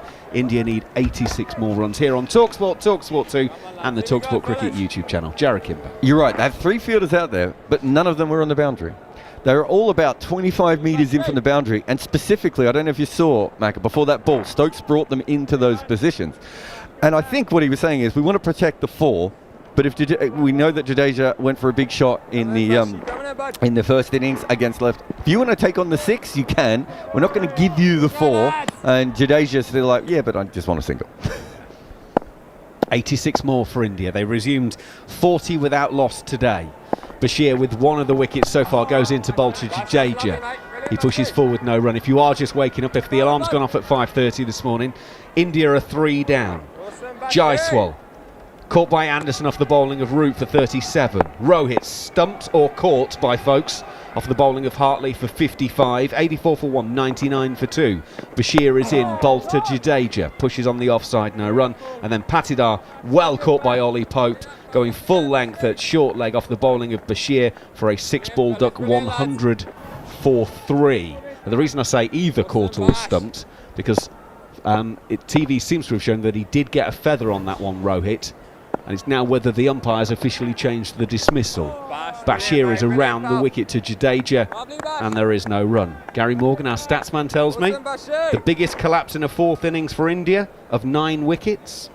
9 for 51 when they went from 90 for 1 to 141 all out versus Australia in Perth in 1992. It can be done. Have faith, folks. That also has cracks on it, that wicket. Bashir around the wicket. Now, is there an edge on that? There might be 2 noises, which might be bat on boot. Macca just exploded a laptop. He was so excited about that. Yeah, they're saying bat on pad, bat on boot. That's what Stokes has said straight away there. If Hawksby and Jacobs are going to bring in YouTube clips of the week, that one might make. We've got a laptop next to us, so it's got a scorecard on, and as I was doing the commentary, it just closed itself. Terrified Macca, didn't it? Bashir around the wicket. Now that one turns. That was slightly shorter in length and driven into the surface, and it really did grip through to the gloves of folks. No run. First 8 overs, 42 runs. Since then, what is it? 3 for no runs. I wonder if that light roller just settled the pitch down a little bit, Tudes, and now not so much. Bashir around the wicket. It's the inside half of the Jadeja, back quite high up, turned around the corner. End of the over, 29 gone. 106 for 3 are India, 86 more to win on talkSPORT, talkSPORT 2, and the talkSPORT Cricket YouTube channel. Alex Tudor. Morning, everybody. Yeah, it's got that buzz, isn't it? England, there's a lot of chat. Those wickets will help, obviously, having Rohit and Jaiswal back in the pavilion. Padikkal, I thought he was a walking wicket anyway. With his no feet, we thought he was going to struggle on this wicket. It was a good wicket to get for Bashir. Do you know, Crickfizz sent this to us yesterday. The only player who is really good in the 4th innings in first-class cricket is Gill, and he has looked the most confident. I know Rohit batted pretty well as well, but Gill's almost looked the most comfortable. Hartley around the wicket to Gill, and he's playing defensively quietly out on the offside. Whereas all the other guys coming in didn't have great records in the 4th innings in India, you know, of playing in that sort of situation. So it has followed script at the moment a little bit.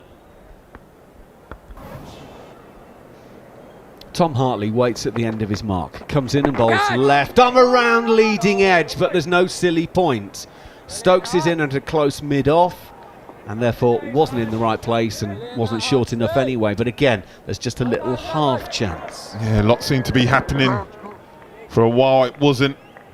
About a minute, every other ball, there's things happening. England believe. Hartley, left arm around, brings his man forward, pushes back to the bowler, no run. If you've set the alarm for 5:30 this morning to go to work, we've probably given you a few heart attacks already. The adrenaline will be coursing through you before you've even had a morning cuppa. Imagine how we feel. We've been doing this since 4 o'clock. And we'll do it all again, by the way, in Dharamshala in about 10 days' time. Hartley in. Shubman Gill plays quietly to long on, or mid on, and will take a single. The only question is, will the game in Dharamshala be a dead one, with India having gone 3-1 up in the series, or will it be 2-2 and all to play for? 85 more runs for an Indian victory, 7 more wickets for England. It feels like the handbrake has gone on the scoring in the last 20 minutes or so. And that's good for England. Those 85 seem a long way away. You get a couple now, then all of a sudden, well, you would have to say it tips into England's favour. Who would have said that? You know, India were briefly the first team to score quicker in a test match than England during Bazball, but unfortunately they've gone, I think, slightly back under. Ollie Hartley goes in, brings Jadeja solidly forward, and he plays back to the bowler, no run. Simon the Barmy Army trumpeters fired up. He realises that it's time to get some music going, get the England fans going as well. The great escape, and it certainly would be. Hartley, left arm around. Jadeja is taken on the pad, I think. Both Pope and Folks are diving towards the ball on the leg side. Neither can actually catch it, but I think it was pad all the way. 30 overs gone, 107 for 3. 85 more the target for India here on talkSPORT and talkSPORT 2. If you are getting up, getting yourself ready for work, just make sure you have the app, your smart speaker at the ready. I think there's going to be a close one. Or just don't go in. Tell him John Norman said it'll be absolutely fine. Get the old cough going and not feeling too well. I've got a doctor's appointment, I'll be in the afternoon. Basically find a way to stay with us. It's acceptable today. Honestly, it's acceptable. Right, Shoaib Bashir to start a new over. 1 for to his name. Shubman Gill uses his feet just to get into the ball to push it back to the bowler, no run. When will the ball go soft, Tudes? Because I reckon they've got about 15 more overs of the ball being hard and hitting cracks and ragging, and then afterwards, if they don't have 2 or 3 more wickets in that time. It's a good point. Bashir is in. He's deep in his creases, Shubman Gill. thick outside portion of the blade, guiding it through third. Joe Root gets there and saves it. It'll be a 1-run save because they'll run 3, but with only now 82 more runs to win, every run saved is important. He's played that well, Shubman Gill. Stayed deep in his crease, played it real late. Nearly taken out of the keeper's gloves, Ben Folkes. Chops it down to that vacant third, just opening the blade. Just great commitment, Joe Root. This England team, they can sense something. Body on the line, commitment, good to see. That's the thing about this pitch. When it hits the decent parts, actually it's not too bad. It's a day 4 pitch. It's just the bits that look like the Grand Canyon, and that's the problem. Bashir is around the wicket, bringing Jadeja forward, and there's no run. That last ball looked like the ball is still very hard and solid, like the way it went off the edge and everything. So, as I said, there's still a while before it goes soft. It's gone soft at different times in this game so far, but it's something that England are going to have to keep in their mind, because it's going to be very hard to get wickets later on. Bashir around the wicket, beats Jadeja. They're appealing for a caught behind. I don't think he's got close to it. It was too good for him. And the umpire has shrugged that one off. So no run. Jadeja's got 1 from 17 so far. 82 more the target for India. 7 more wickets for England. Bashir with 2 balls left in this over. Around the wicket to the left-hander. Now that's the outside edge. Beats Joe Root at slip. Well fielded by, I think it's Johnny Bairstow, who's down at backward point. May even be Ollie Robinson. Keeps it to a single. 111 for 3. Reduces that target by 1 more. You're right about the wicket, but it is starting to spin and grip a little bit more, because that didn't hit a crack, the one that ripped past the edge, did it? But maybe a little puff of dust off the main part of the pitch. So it's starting to act like an Indian wicket, even outside of the sort of blatant cracking. Yeah, the sun baking it. Just getting rid of that morning nature. Bashir is in. Shubman Gill again, just moving his feet to get into the ball. Squeezes it out on the offside. Joe Root will do the fielding to keep it to 1. Sprinting after that ball from slip. 112 for 3.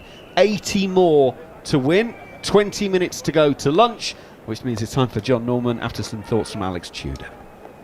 Yeah, England can sense something. There's a buzz around in the outfield. Ben Stokes ringing the changes, having a chat, Volley Pope, having a discussion, what you thinking, talking to his vice-captain. But there seems to be more things happening over by over. Jarrod makes a great point, the ball's still hard. But when it went soft, it did less. So they need to strike while the iron's hot. The iron is hot. 112 for 3, then India. As Hartley is in, this is 2-4 though. Full toss.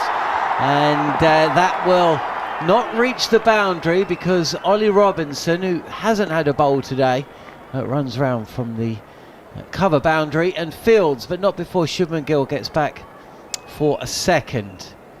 So just a little bit of a release shot there from Gill. He's 15. Ravindra Jadeja, India's number 5, is 2 from 18.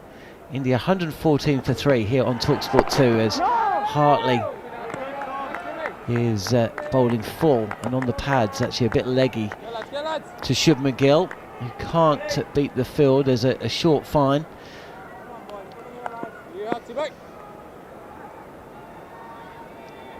We've got about 19 minutes until the lunch break on day 4 in Ranchi, as Hartley draws Gill forward. There's Ben Stokes prowling around in the covers.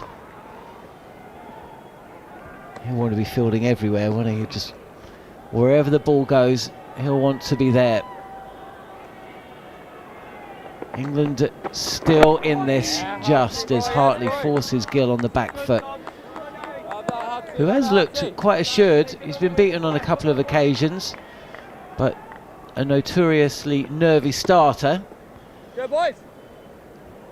He's been at the non-strikers end as Rohit Sharma, and then Padikkal were dismissed. 2 full again from Hartley, and this is driven well. It's driven hard along the ground, but it's fielded at extra cover. 78 needed then, Tudes. Whatever happens, we're going to be pushing deep into the afternoon session, aren't we? And it didn't always look like that might be the case. Wider of the crease. This is fired in by Hartley and defended resolutely by Gill. Yeah, the way that Jaiswal and Sharma started out last night, and you know, if they were still there now, then the post-mortem would already be starting, really. As it is, we've got a great lunch break for you.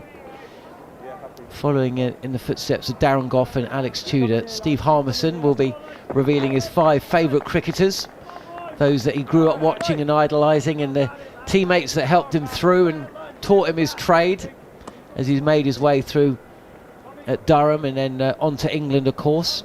There's some familiar names that are going to be listed, but also a couple of surprises as well. So stick around for that. That will be on talkSPORT 2 only, so head over to the talkSPORT app and swipe away, or keep it tuned to talkSPORT 2 on DAB. 114 for 3 then, India, as Shoaib Bashir is bowled beautifully well today. Gets the left-handed Ravindra Jadeja to come forward. We've seen one beat the outside edge and another take the edge of the bat and just travel down to short third. He's asking questions, is this young man, as he once again gets the outside edge of Jadeja's bat. Nice, mate. I don't want to follow the ball too much, but second slip? Feels like every ball's going through a second slip, a vacant area at the moment. I'll definitely have someone in there, definitely. Really close. The series is on the line here. It's not just about winning this test match. If England win it, they're still in the series, 2 apiece, going to the 5th test, as touch straight from Bashir, and Jadeja's happy to prop forward. This is a most un-Jadeja-like innings, but that is what the situation demands right now as we approach the lunch break on day 4. 2 from 21. Bashir gets Jadeja on the back foot and pushing at a delivery. It's quite straight though, fielded by that man against Stokes at extra cover. No run. The wicket shared around today between the 3 spinners that Stokes has at his disposal. Joe Root with the first. The breakthrough. Fine running catch from Anderson. As this just hurries on with the arm, and Jadeja is playing back rather. And he desperately just gets his bat down in time. Otherwise, that was either going to castle the stumps or strike him flush in front. But it kept low, and there's turn. He played back and it hit the crack, didn't it? There is 2 fielders now in slips as Jadeja sees off this Bashir over. I mean, the guy is playing like he's got 50 test caps behind him. He hasn't even played 50 first-class games of cricket. He's not even played double figures, Johnny. I mean, he's learning on the job. He's been impressive. As you said, it was a gut feel from Ben Stokes and the selectors. And it seems it's been a good one. It's only going to do his confidence a world of good. You know, going out to India, trying to win a game for his country. It's gonna you know, land him in good stead. He's bowled beautifully with control. He really has. 12 overs, 1 for 30. Oh, sorry, that's Hartley's figures actually. Hartley was bowled. He was a little loose last night, wasn't he? But he's come back today. He has also picked up a wicket. It's just at a time now where India is not going to capitalise on his mistakes as much, whereas when Jaiswal and Rohit were in, they hadn't lost any wickets, but also, you know, slightly different kinds of players. Gill might still knock him down the ground, but I don't think Gill's going to hit him for a 6 at this stage. And so it means if he over pitches, it might just be defended or pushed to a fielder. The field is up for Shubman Gill as Hartley is in. And he bowls on the wicket. And Gill defends to the leg side. So much pressure now on the fielding team as well. You wouldn't want to be dropping a catch right now, would you?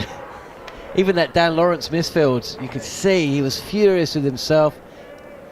It only led to the loss of a single, but one became two, but Ollie Pope, what a catch he took to dismiss Padikkal.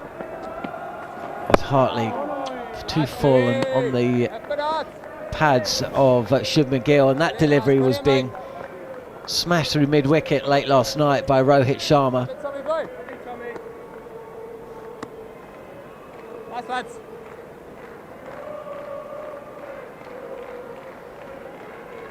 And you feel if England are going to do this, it's going to have to be a team effort. It's not going to be one man running through them, as Jadeja hairs down the track after Jadeja plays a ball to short fine leg. There was never a run there. Gill wasn't going anywhere, and Jadeja turns back and gets behind the crease. There's a forward silly point. There's a slip, short third, cover point as Gill is forward defending the straight delivery from Hartley. Definitely been more consistent with his line, with his length. Not so many freebies. India under pressure. They can sense it. England can smell it. You can hear the chat around on the stump mic. Where are they getting these runs from? Keep the pressure on. Do you think they'd be playing like this if lunch wasn't 10 minutes away as well? Do you think that's just in their mind? Two catching fielders in the covers now as Hartley. This is a good ball from Hartley, which pitches middle. It moves a fraction, and Gill just covers the line and hits it down the track. I think Jadeja is batting for the soft ball, and I've seen him do this so many times before, and I think Gill just is a little bit nervous about coming down the wicket and playing his best shots, straight. And I think that's the issue right at the moment. Well, England want him to play those shots. They want him coming down the track. This is played through to mid-wicket. Hartley not quite getting his line right for the final ball of his over. 77 runs needed for India here on talkSPORT 2 and talkSPORT. Shubman Gill and Ravindra Jadeja at the crease. The 3 wickets to fall this morning. Jaiswal caught brilliantly at short third by Jimmy Anderson, running in after an ill-advised swipe at a Joe Root delivery which turned out of the pitch. He went for 37, 84 for 1 at that stage. Became 99 for 2 when Rohit Sharma was given out stumped from the bowling of Tom Hartley. But actually, that decision may have been overturned to caught behind, because he did edge it. He went past 50, and then a brilliant catch at short leg by Ollie Pope, diving two-handed to his right. Had to make up a lot of ground. Padikkal departing with a duck. 115 for 3 now, though, as Bashir is in again, and Shubman Gill does use his feet. Come down the track and just pump this to shortish mid-wicket. Say what you will, but Sarfaraz could not look more relaxed for a guy in his 3rd test about to come in. What could be a tricky situation. He's just chilling out. Siraj just playing with his hair. They look, the change room look a lot more confident than the 2 guys in the middle do at the moment. Maybe they're just looking forward to lunch. Shubman Gill forward again, covering the line again.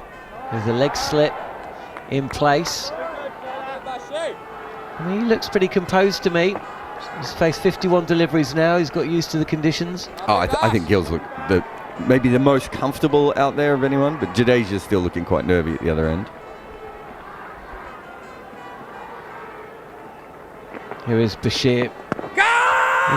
Trapping Gill on the pads. There's a huge shout from behind the wicket by Ben Folkes, but Bashir doesn't really go up. He thinks this is going down leg, and they will not review. Someone's got to talk to this kid. What is all this honesty? Telling people that it might not be out. Stuart Broad's like already said to you DMs, isn't he? Go, come on, mate.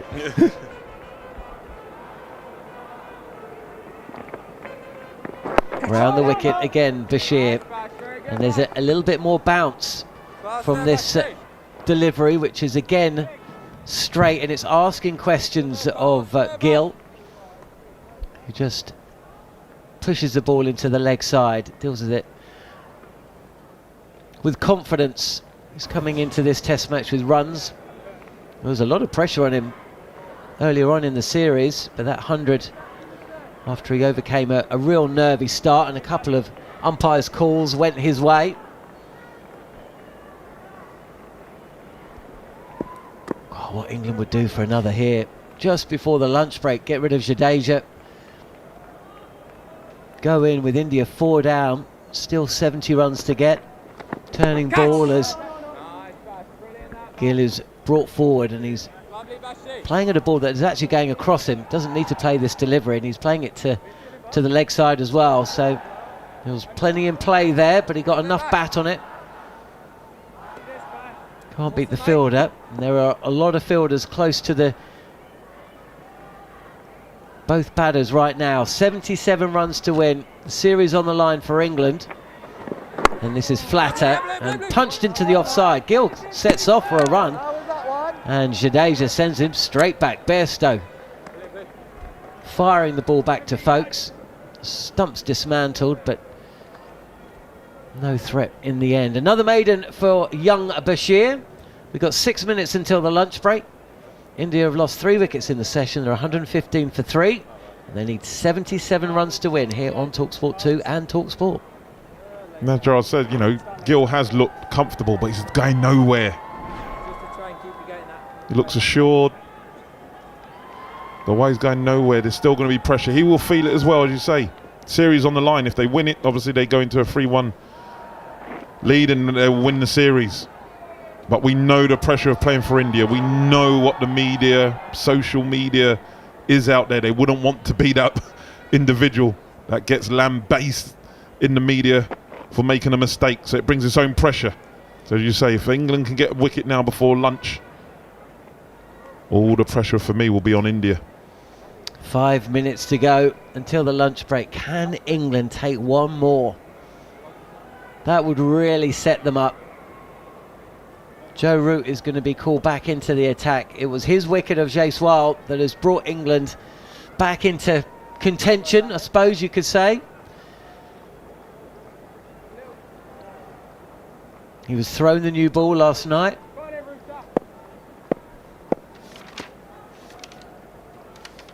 And it's Jadeja who's facing with a slip in place, and this is a fraction too straight. And Jadeja is happy to get off strike, just pushing the ball up to mid-on. And India move to 116 for 3.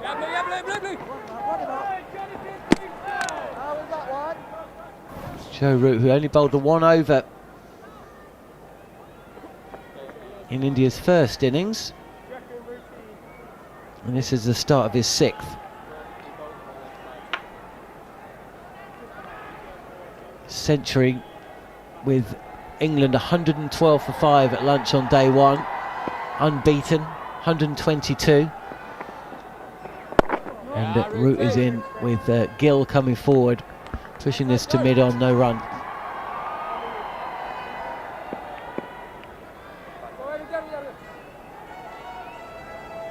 Just seemed like the pressure was starting to ease about 45 minutes into this session, with Jaiswal and Rohit Sharma not scoring as fluently as they did last night, but certainly putting India into a superb position.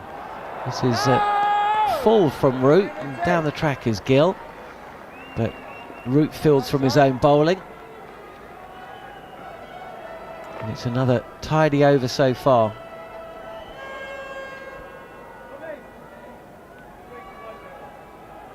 Stokes just slowing things down again.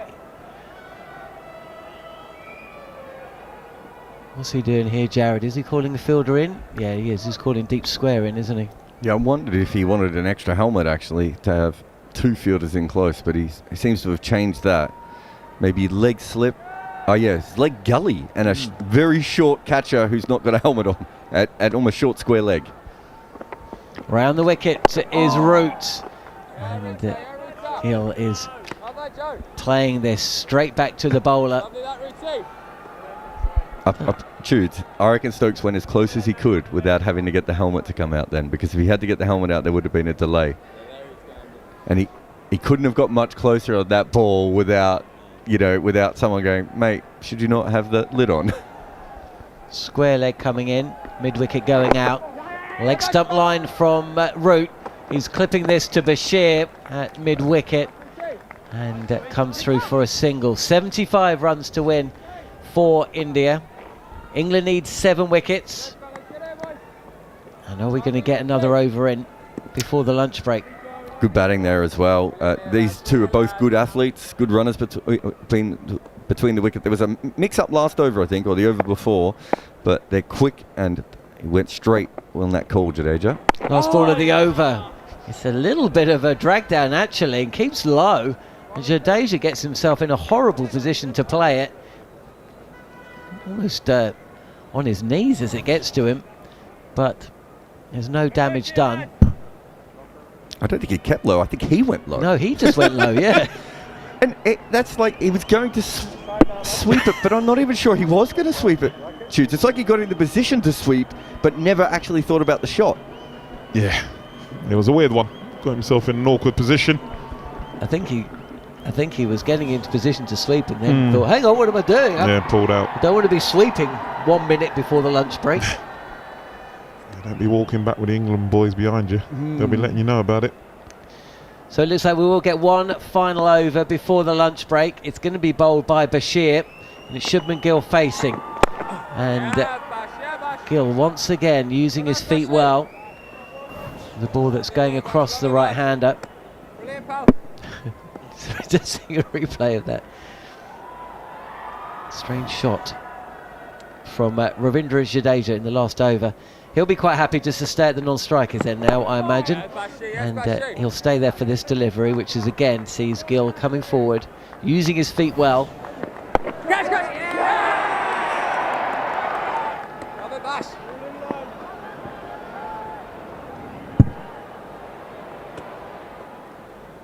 Just seeing a replay from Jadeja's dismissal in the first innings. And this is misdirected by Bashir. A little bit too leg side, and it allows Gill just to swivel and help the ball round the corner for a single. 74 runs needed then for India. England have 3 balls to remove either Jadeja or Gill before the lunch break. Bashir's picked up 1. You can just imagine the body language of England if they were to get a wicket here right now. 118 for 4 would give them so much hope. They've bowled really well this morning, and in fairness, India have batted well as well. It's been a really good contest as Gill tries to play this ball past Bairstow. So, fraction shorter. And Bairstow does well just to cut the ball off. Keeps Jadeja on strike. 1 run from the over. 2 balls to go until the lunch break. 2 slips in place. Ollie Pope's on his knees, helmet on. Almost like he's playing with a toddler. And here is Bashir, and he beats the outside edge of Jadeja's bat. Comes forward to defend the line, and it keeps going straight.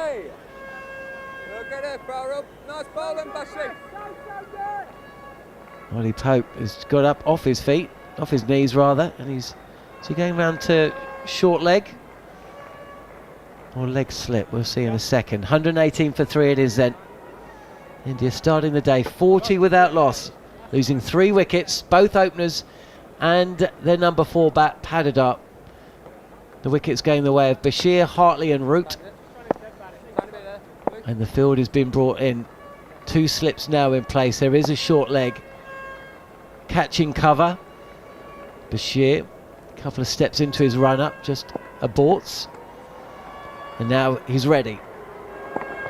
And he's in. Wideish of the crease, and he gets Bashir, gets Jadeja playing back. And with the bat outside the line, but the ball bounces down, it's fielded at slip, and that brings to an end an enthralling and competitive session of cricket, which started the way of India, went the way of England, and has been a stalemate ever since. Brilliant cricket, Tudes. The series just about still alive. You'd rather be in India's position than England's, but England have done a lot of work. They would have loved one more, but they've done just enough to keep themselves in the hunt. Yeah, they have, Johnny. They can be happy with their work this morning. 78 runs, but 3 wickets, 3 crucial wickets for England. That gives them that belief. As you said, you'd rather be in Indians' camp at the minute, but a couple of wickets straight after lunch and it is game on for me. Get one of these two. You've got some youngsters coming in behind, and anything is possible. They've bowled really well, England. Young Bashir, as you said, learning on the job, not even in double figures with first-class cricket under his scalp. So he's sort of learning on the job. Hartley's bowled better this morning, but a lot of full tosses, a bit under pressure maybe, bowling with that new ball. But he seemed better. There was a bit of better grouping of the balls where they were landing, and they just got that belief. They can enjoy their lunch, and then they go again. Yep, you can just imagine what the chat will be in the dressing room. One push. It's unlikely to think we're going to see tea, right? Whatever happens, because India are going to score 74 runs in the next 2 hours, you'd think. But the runs dried up a little bit, haven't they, Johnny? You know, England have bowled well. They're a little bit nervous. You can see, as you said, the batters are facing balls. Padikkal, he didn't face too many, only 6 deliveries, but everyone else has been able. So even though there's stuff, even though it's a 4th innings wicket, 4th day wicket, and the ball is misbehaving a little bit, it's not happening a lot and it's not happening fast. So you're able to occupy the crease. But they just need a little bit of magic, maybe from Ben Folkes behind the stumps, who just, for me, just keeps putting on an exhibition. Definitely, for me, the best keeper in the world. And even Adam Gilchrist said it last test match, that for him, he's the best. And he is, and he just makes it look so easy. So having him behind the stumps, you know, you make a mistake, and the Indian batters would know about it. They make a mistake, they're going to be gone. So a quick 2 wickets, Johnny, and I'll tell you, they will be feeling it, the pressure beyond, because the Indian fans be thinking, listen, let's make it 3-1, let's win this series. If it goes to 2-2, don't say it, man. Tudes, get out of here. You'll be back after the lunch break. That's Alex Tudor, former England fast bowler. There'll be another former England fast bowler in the commentary box for the next half an hour or so throughout the lunch break. Steve Harmison will be a guest of Neil Manthorp, looking back at Harmy's top 5 cricketers, the cricketers he grew up watching and idolising, and the cricketers that he shared a dressing room with, the coaches that really set him on his way. The story of the test, as we do approach the break, is that England are still alive. Lunch on day 4. India, who started the day 40 without loss, 118 for 3. So they've eaten up 78 runs of the target. They need another 74. England, of course, needs 7 wickets. 3 wickets to fall. Jaiswal caught by a running Jimmy Anderson coming in from short third for 37. The bowler Joe Root. The big one, Rohit Sharma, went past 50, the captain, but on 99 he advanced down the track to Tom Hartley, who was actually caught behind, given out stumped. Ben Folkes catching and stumping the India captain. 99 for 2 became 100 for 3. And real excitement when Padikkal was caught brilliantly at short leg by Ollie Pope diving to his right. But since that moment, Shubman Gill, with runs in the bank, has moved along. 18 not out from 62 deliveries. Ravindra Jadeja, we know what a danger he is. 3 from 29. There's been some nervy moments for the Indian batsman. Shoaib Bashir has bowled beautifully well at times today. It was he who picked up the wicket of Padikkal. But India still in the box seat. Can England really take 7 wickets to win this match and leave us 2-2 with 1 to play, or will India close it out? We will find out in the next couple of hours here on talkSPORT 2. You're listening to live and exclusive coverage either via radio or on YouTube, the talkSPORT Cricket YouTube channel, with India and England still fighting it out to decide the destination of this 4th Test match. You're listening to talkSPORT 2, where England needs 7 wickets, India needs 74 runs to win the 4th Test, but coming up very shortly, there'll be Neil Manthorp in conversation with Steve Harmison, who is discussing his 5 favourite cricketers. Exclusive ball-by-ball commentary of the 4th Test match, live from Ranchi. Past the umpire now, he's straight. See you later. Only on talkSPORT 2. talkSPORT 2 is your dynamic destination for all the latest sporting action, featuring live commentary of all the biggest events, including football, PGA golf, horse racing, Premiership rugby, cricket, boxing, and all the big-hitting drama of the NFL. Touchdown! Plus, talkSPORT 2's official betting partner, William Hill, is always on hand with the insight and in-depth analysis you need. talkSPORT 2 with official betting partner, William Hill. Get epic value all season with William Hill. 18 plus, begambleaware.org. At Morrison's, we've price-matched hundreds of products to Aldi and Lidl, whichever's cheaper. Like semi-skimmed milk, carrots, onions, bananas, British steak mince, chopped tomatoes, British chicken breast fillets, tiger bread, pasta, and more.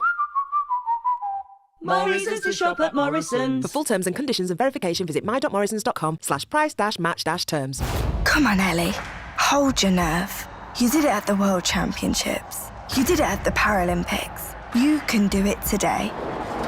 Yeah, this stack of dirty dishes is doing your head in, but you can hang on till Sunday. Just one more sleep. Perform better on Sundays. Get half-price electricity, 11 a.m. till 4 p.m. with Peak Save from British Gas. Proud partners of Team GB and Paralympics GB. Ends 31st of March. T's and C's apply. Smart meter required. At NFU Mutual, we understand that running a business is expensive. That's why we don't charge admin fees with our trades insurance, so you can easily make changes when you need to. No wonder over 95% of our business insurance customers renew every year. With agency offices across the UK, we're closer to you, closer to your business, closer to what matters. For quality trades insurance to suit all sizes, search NFU Mutual Builders and Trades Insurance. Hold up, Experian Chameleon here.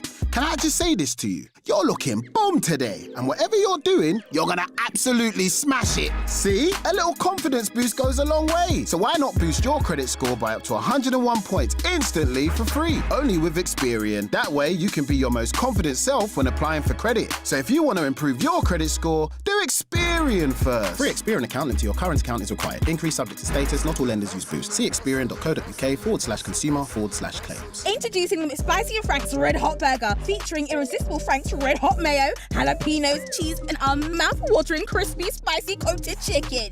You lot ain't ready for this one. McSpicy and Frank's Red Hot, the hottest drop of the year.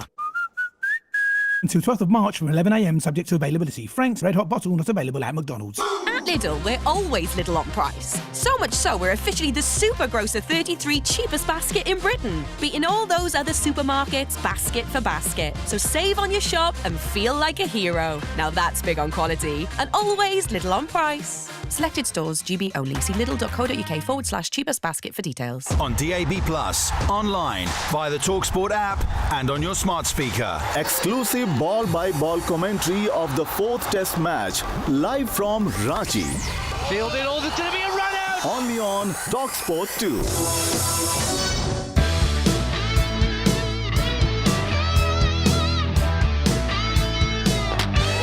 Stephen Harmison with a slower ball, one of the great balls. Damien Fleming faces Darren Gough. Oh, and he's bowling. Beautiful bowling from Darren Gough. It was a really good stroke to bring up his 100. A century to Jeff Cook, the left-hand skipper, and what a good stroke, and what a good innings it's been.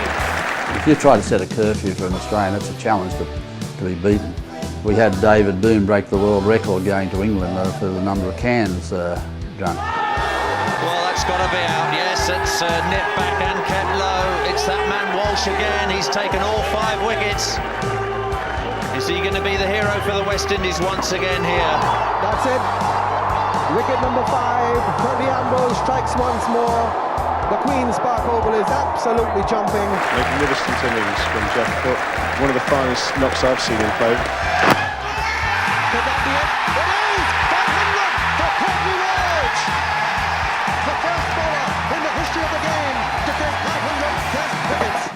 shots. Robin Smith has gone. What more can you ask of Kirtley Ambrose? If ever you've got a crisis, send for Kirtley, and that's the end of the crisis. Darren Gough on a hat-trick. Got it! Got it! Well deserved. A magnificent delivery from Darren Gough. 52 beers on a flight from Australia to England. Did it happen, and is that the number? Well, what I won't deny is that we had a beer. But to be perfectly honest, if it was that many, how the hell would I know? Jones, Darren, Kasprevich, the man to go, and Harmison has done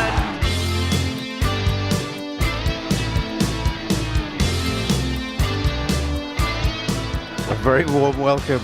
We're all both having a chuckle at David Boone's comment about his alleged transatlantic beer drinking record. I'm alongside Steve Harmison, as you know, and we are talking 5 favourite cricketers, 5 influential cricketers. We've already spoken to Darren Gough and Alex Tudor in this new series. Harmy, the first thing I want to ask you is about the lack of a childhood hero. Goughy and Tudes are both saying, well, as a young lad growing up, I looked up to him and wanted to be him. But that wasn't a feature in your early years, was it? No, it wasn't. It was mine. I wanted to be a footballer. I had no interest in cricket, really. I wasn't somebody that enjoyed playing cricket for long periods of time. It was 3 months in the summer when I always finished the football season, always started the football season, and probably the biggest influence in my life and in my career was Jeff Cook, the biggest one, the number one in.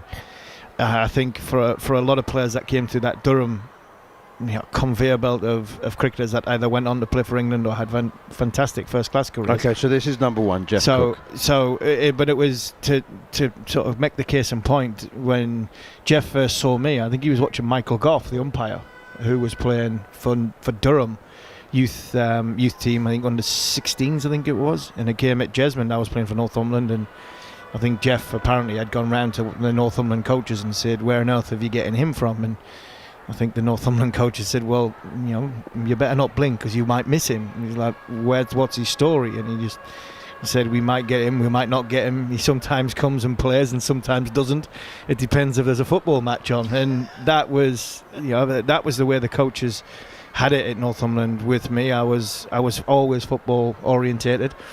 And then when Jeff seen me for the first time, I think that was in August of 1996, and within a month I'd played two second team games.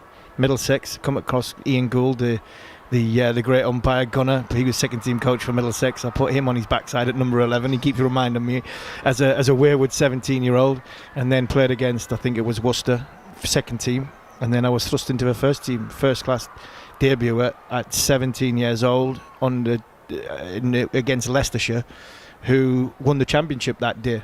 That week they beat us in 2 days, and my baptism into cricket was playing for Northumberland under 17s, and Jeff Cook was the one that really sort of made it clear that he wanted me to play cricket for Durham, and he went out of his way to make sure that I was doing everything I could to try and sort of further myself on. So he was the first person that saw me, and for the next 20 years I would say he was probably the biggest influence in my career, driving me forward.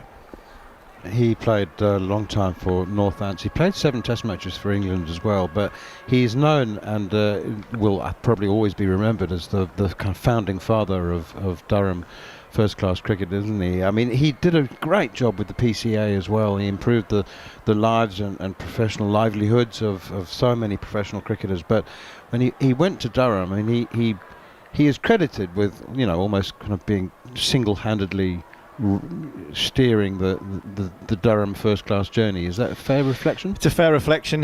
For me, he's the closest thing in cricket that there is to Sir Alex Ferguson.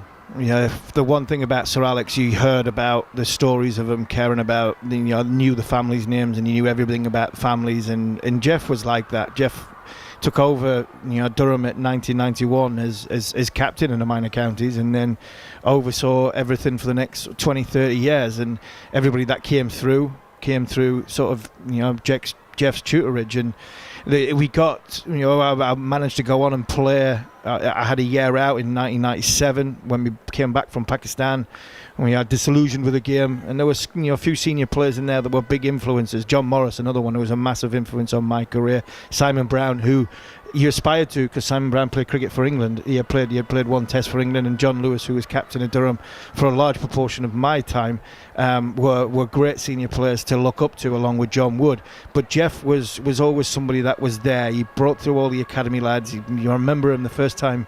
I've told the story many times about Ben Stokes when he came up. He was so excited. Army, I've got one. I said, I said, is he close? He went, yeah, he's not too far away. I says, how old is he? He went 14. So he can't be that far. He can't be that close. And he played as a 16-year-old. So Jeff knew, the ins and outs. He would go to the mining villages, the mining towns to unearth the Paul Collingwoods, the Neil Colleens, the players that came through, Liam Plunkett's, Graham Onions, Phil Mustard, all these players that came through. They all came through from Jeff. But there was a turning point for me in Durham's history when it got to about, I think, 2004, it was 2004 time when Martin Moxon left. And I remember having a conversation with Jeff Cook, Paul Collingwood in a room, and saying, you can't take over as coach. And it was a little bit of a heated discussion with Jeff, and it was like, we've got such a conveyor belt of fantastic young players coming through, and that's all from you. That can't stop. And Jeff was like, no, I'm going to take over the coach. And I think it was 2005, I think that was how it was. And then all of a sudden, John Winders came up underneath him, learnt a lot, bringing these kids through, and that conveyor belt didn't stop. And Jeff went on to take Durham into a whole new level from his coaching point of view. We won the championship twice. We won the Friends Provident, and then we won the championship again in 2013. He was an amazing man to be around as well, to talk cricket to. He was a nightmare sometimes. He was always one of the last ones in the bar, and he would buy you the last pint, and then he would tell you, a few stories. Along with, Norman Gifford as well was another influence from a coaching point of view. First up, two great men, and then Jeff would see you at 11:15 the next morning and just remind you about what the plans were for the day and what a lovely evening we had the night before, and did we have one too many? He would look at you steely in the eye. Did we have one too many last night? And I'd like, no, why? He's like, a bit of a thick head this morning. I'm like, and you're sitting there and you're cursing him going, he knows I had one too many last night, so I better perform, because if I come off at lunchtime and got 0 for 40 or 0 for 50 of about 5 overs, he's going to have a go at me because I had one too many last night. But he was just a great person. And that was it. He knew everybody's name. He knew everybody's family's name. He made you feel comfortable, and he cared about you. And I think he had a heart attack later on in life, and I think that was largely down to the fact that some of the players he was having to let go around about that time were kids that he had from 11-year-old all the way through to 25 and 26 and 28 and 30, and to tell them that their careers were over at the club. I think Jeff he took that personally, and I think that affected his health a little bit. So I see him every now and again. He's still a huge factor in my life. I think you can hear that by the way I speak. And I've got 5 influencers here, and if I've got half an hour to speak, I'd speak 29 minutes about Jeff Cook, because for me he is the man that helped mould the person that I became as a cricketer. Okay, well, I'm going to lighten the mood now, move you on to Darren Gough. Goughy was, if there was one childhood hero coming, it was Gough. 94, 95 Ashes tour, when he came with a whirlwind, didn't he? He was just this great. The next team both of them it was going to be. He took Australia on. He popped his chest out, and he was brilliant. He was the one that all the teenagers wanted to be when I was that's 15, 16 years old. When you did watch the cricket, it was the larger-than-life character. He wasn't like the normal MCC old school tie brigade. He was the Barnsley rough diamond that was just beautiful when it came to the fast bowl, and he had a huge amount of character, and he was the one, if there was anyone growing up, that I wanted to be. And some people say you don't want to meet your heroes. Yeah. I had 2 heroes growing up in life in sport. One was Darren Gough and one was Alan Shearer, and both of them become good friends of mine, and when they said don't meet your heroes, that's nonsense, because mine were even better than what I thought they were. And Gough, first time I played against Gough, he bowled a ball, and I managed to get something on it, and he got down on one knee with a pretend camera, and he was like, I bet your mum and dad are taking your picture right now, me bowling at you. And I was like, who on earth is this? But as an infectious person when you're on the field, and to be in a dressing room with Darren Gough, your day gets brightened. I can't wait to move on to David Boon, because that's going to be that. I know that I've heard some of the stories so many times from you, and I want to hear them all again. But there are two great West Indian bowlers who obviously, for obvious reasons, I suppose, feature on your list. Courtney Bros. Yeah, Courtney Bros. Yeah.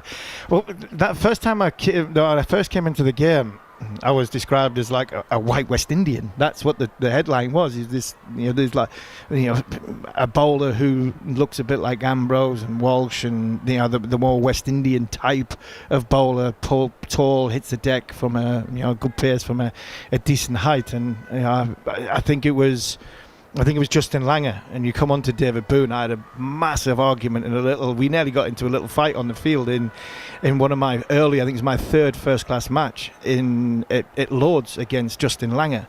And David Boon's captain, 1998 I think it was. I'm bowling at Langer, and I've hit him a few times, and he described me as something like Ambrose and Walsh. And it was a nice compliment from Langer, who I was going to have so many battles with in years to come. But at the time, he got into my face, trying to, I thought it was like intimidating one of the youngsters, and I didn't think he realised he was coming up against somebody who would fight back, and I've gone obviously just as hard back at him. And I remember David Boon getting in between the two of us as I was having a go at this, and it was a little bit my youth of naivety, and this year's this international batter, and I'm on my third first class match, and I was my radar wasn't the best at the best of times, even when I was playing international cricket. It was one down leg side, one down the off side, and there was one hitting Justin Langer in the ribs, and he's having a go at me, I'm having a go at him, and it was a nice little duel. But that was the first time somebody had said about the similarities to a West Indian type bowler, and the two bowlers that were described as was Walsh and Ambrose. Ambrose had just finished, Walsh was still playing, and actually the week after I went and played against Gloucestershire at Durham and got my first class five for against Courtney, and Courtney was playing, and I remember he had two jumpers on, freezing cold, bowled me a bouncer, and I thought, I can hit this, and I hit it, and it went for four. And the next ball, he bowled me another bouncer, and I didn't even get my hands above my waist, and it just bounced straight off the Durham badge, off my helmet. And it was like, ding, my head just was shaking like you'd not believe, and realised that don't take on the great man, and I didn't after that. So there were another big influences in your informative years growing up, because one had 400 wickets, one had 500 Test wickets, and they were the ones that you've seen on the TV who were a shining light, along with like Glenn McGrath. But Walsh and Ambrose was somebody I looked up to, because people were telling me I bowl quite similar to. The other thing about them is their durability and their loyalty. I mean, Courtney played almost 1,500 games, Test matches, ODIs, first class and list A games, almost 1,500 games, and Curtly 1,000. 2,500 games of cricket between them, and they only ever played for one county each, obviously. Gloucestershire for Courtney Walsh, and Northants for Curtly Ambrose. But it's the durability. I mean, as a fast bowler who went through a lot of work yourself, did it amaze you that Courtney was still playing Test cricket at 38? Yeah, it was amazing, but it just shows you the hunger, the drive that these guys have to be the best. Glenn McGrath, another one that, talking to the likes of Simon Brown in the dressing room, who had played for Jeff Cook and played with Curtly Ambrose for Northampton, listening to David Boon tell stories and talk to me about, and we'll come on to Booney and what he taught me about Courtney Walsh, and saying the reason why they played all year round is because their bodies needed to bowl a lot of overs to keep them in the groove, and the reason why they're playing into their late 30s is because they didn't stop, so they didn't get injured. And then once you start getting injuries, I spent a lot of my time early in my career up until about 30, where I bowled a hell of a lot of overs because I didn't get injured. And then I think I went something like 5-6 years without getting an injury, and then I couldn't go 5 months without an injury after that. And that was just, and I think that's what Kirtley and Courtney and one or two, Jimmy Anderson, Stuart Broad, taking the white ball off them, prolonged their careers because they just bowl red ball and they bowl over after over after over. And I think some of the bowlers around the world now, especially the fast bowlers, the reason why they haven't got the numbers that the guys from years gone by have got, because they don't bowl enough in practice. Why? And even now, get asked the question as a former fast bowler, why are people getting injured? I don't think they bowl enough. And now one thing that cannot be labelled at Ambrose and Walsh is they needed to bowl to prolong their career, and they did bowl. Courtney Walsh played 18 years, and his longest break, he reckons, was 2 weeks. No, seriously, and I mean, you might be exaggerating, but that's right. And if I had 2 weeks off, it took me 2 weeks. It took me 2 weeks to stand up, to get my action up straight, to get the ball down where I wanted, to build the confidence that I was already in a position to go. And I talk a lot about preparation, and had a few disagreements about preparation before this Indian tour. But preparation's not one size fits all. It would take Simon a week to get prepared. It would take Hoggy maybe 10 days to get prepared for a tour. It would take me a minimum 3 weeks because of my long limbs and the way my action was. Ambrose and Walsh were two guys who just constantly needed to bowl. Okay, I'm so conscious we're running out of time, and we can talk for an hour, as you know. So on to David Boone then. Jeff Cook was the early Durham years. David Boone was towards the end of his career, but a massive influence on Durham as well. He was a huge influence on Durham, and Booney tells a story that in that year where I had my injury, that I was obviously nervous about being around characters like David Boone, and Jeff had told him who and what he had got, what he had found. And I think the first time David Boone was told to watch was he was told to watch from the stand. Don't come down because he'll feel insecure when you're there. And Booney said after watching for 5 minutes, he put his pads on and walked out, and Booney came out and faced in the nets, and I can't really say what I was, but I was very nervous, shall we say. And from there I built up a great bond with Booney. He taught me how to bowl long spells, because there was times after like 8 and 9 and 10 overs I'm still bowling, and I'm looking at my captain and thinking, because he always wore the glasses, and is Booney awake over there at slip? And I'm taking my jumper and off the umpire and walking out to fine leg as I'm looking around going, Booney, am I still bowling? He just nod at me. No high fives with David Boone. There was no handshakes. If you got a slap on the side of the leg or a slap on the backside, when you took a wicket, you knew you were going well. He was just a great man, and he's very simple. He taught me that the humble side of being around. Just being around as a human being, the human element. He had time for everybody, speak with everybody, have a beer in the bar. And I know the 52 cans is always a great topic of conversation. But for me, it didn't matter who was in the conversation. He was the same. He was just a really, really nice man.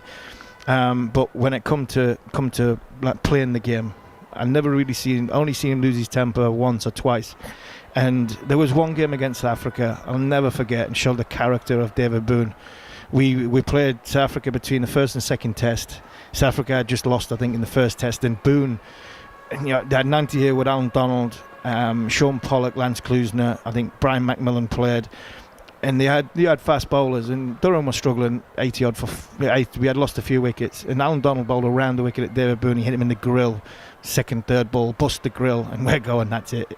Anybody else would have just either walked off, chip one up in the air. And Booney, retired 37-year-old, got 80, 88, 89. So determined that he wasn't going to get beat. He was still in the international contest, and that's what Durham meant to him, and he give that off. That's just one little example, because he felt Durham was like Tasmania when Tasmania first came into the Sheffield Shield. he helped build that up into a force, and he did that at Durham. And even to this day, David Boone, there's a resemblance of David Boone in everywhere you look at Durham County Cricket Club, because I think it started from him. Durham came in 1992 with some, shall we say, a celebrity side who came for a nice little payday. They weren't very good. They were end of their careers. There was a lot of them on benefits. And I mean, it didn't really start until David Boone got there. And once David Boone got there, I think there was a little lull in the just after him. But after that, the club hasn't looked back. I can't give you time to tell the story about the first time David Boone ever saw snow when he was. But we'll have to tell it another time, because I have to get onto your fifth and final man, the man who kept your body together. I mean, your journey in cricket, from Ashington, from a young lad who wasn't particularly interested in cricket, to become the number one bowler in the world is truly extraordinary, and inspirational, by the way. And the man that you have picked as number 5 wasn't a cricketer. He's called Paul Winsper, and you described him as the man that either kept your body together or had to put it back together. Yeah, he kept it together, put it back together, along with Sir Bobby Robson. I wasn't sure if I had to choose Paul. Well, it had to be Paul, but Sir Bobby had to get a mention, because in 1996, when I came back from a disillusioned Pakistan under-19 tour, my first roommate, Alex Tudor, I didn't want to play cricket. I had no interest. And then once I'd come back, Durham, slowly but surely coaxed me back in. John Morris was key to bringing me back into Durham to play cricket again, and going into Durham. And I had 6 months where Jeff Cook put me with Paul Winsper. It was Paul Winsper's first job in sport. He had just left the Marines. He had been in the Marines for quite a while. And he was the fitness coach there. And Newcastle and Durham used to train. Newcastle used to train behind Durham's cricket ground. And within that first 6 months, you could see how great Paul Winsper was, not only as a person but as a fitness operator with individuals. It wasn't a collective. You've got to do this as a team. Your body needs this, your body needs that, your body needs this. He identified that what your body needed to get strong, and Newcastle came call and took him away. And then it wasn't until 2003 I came back from Bangladesh. I just got man of the match in the first test match in Bangladesh, didn't play in the second test match. There was a lot of articles written about me saying that, did he want it? A bit like Ollie Robinson is now. When I'm questioning Ollie Robinson, I was in that position, and Paul Winsper showed Bobby Robson this article, and Bobby Robson apparently said, he can come and train here if you want. So Paul got a hold of me and said, look, reached out, do you want to come and train? And for 8 weeks we kept it quiet, trained with Newcastle, the likes of Alan Shearer, Gary Speed, Shea Given, experienced international players. And he was like, stick with these. You eat with them, you train with them, you look at what they do to be international sportsmen. And for 8 weeks I did that. And that was before the West Indies trip. I went to the West Indies, and from there my career never really looked back. Kept on going, and every time I had an injury, or every time because there was still in 6-month contracts, weren't 12-month contracts, there was no Loughborough at the time. So what we did was every time I had a chance to go back, I went back to Paul. He checked my body individually and looked after it and made sure that it was in proper working order to go and play in the next phase of the cricket tours and the cricket time. For me, he was a huge influence, along with Jeff Cook. And you became the number 1 bowler in the world. It's lunchtime on day 4 of the 4th Test match. India are 118 for 3. They need 192 for victory. They need another 74 runs. And Steve Harmison, you've been an inspiration to everybody you've been involved with. And thank you very much for the 5 people who were the influence on you. We'll take a short break, back with commentary in around 5 minutes. Exclusive ball-by-ball commentary of the 4th Test match, live from Ranchi. Past the umpire now, he's straight. See you later. Only on talkSPORT 2. Experience life in the fast lane on an unforgettable trip to watch the Grand Prix in Qatar. Listen to talkSPORT Drive all this week from 4. Record the fastest lap time in an F1 trivia time trial, and take the checkered flag to win a once-in-a-lifetime Grand Prix experience in Qatar, including 5-star accommodation, flights, and 2 exhilarating trackside tickets. It's wheel-spinning winning when we play Life in the Fast Lane on talkSPORT with Visit Qatar. Feel more in Qatar. At Morrison's, we've price-matched hundreds of products to Aldi and Lidl, whichever's cheaper, like bananas, spaghetti, toasty loaf, Morrison's cornflakes, lettuce, cucumber, washing up liquid, vegetable oil, chicken drumsticks, plain flour, and more. Morrison's to shop at Morrison's. For full terms and conditions and verification, visit my.morrisons.com/price-match-terms. McDelivery, you in? Oh, am I? What a day. I need 6 chicken McNuggets, or maybe 9, or maybe 6 and a cheeky cheeseburger. Makes sense. With something sweet to follow, like an apple pie, or a McFlurry. Or I could get a milkshake instead. You know, a nice halfway house of drink and ice cream. Jane, the game's just starting. Oh, hi. Yeah, sorry. I'm in. There's nothing quite like a McDelivery. You in? At participating restaurants only. 18 plus. Serving times, delivery fees and terms apply. See app or mcdonalds.com for details. You're looking good.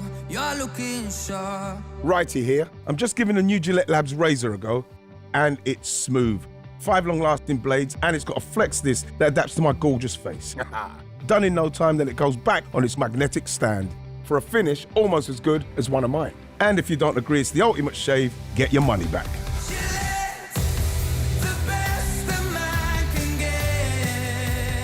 18 plus, retain receipt, terms and conditions apply.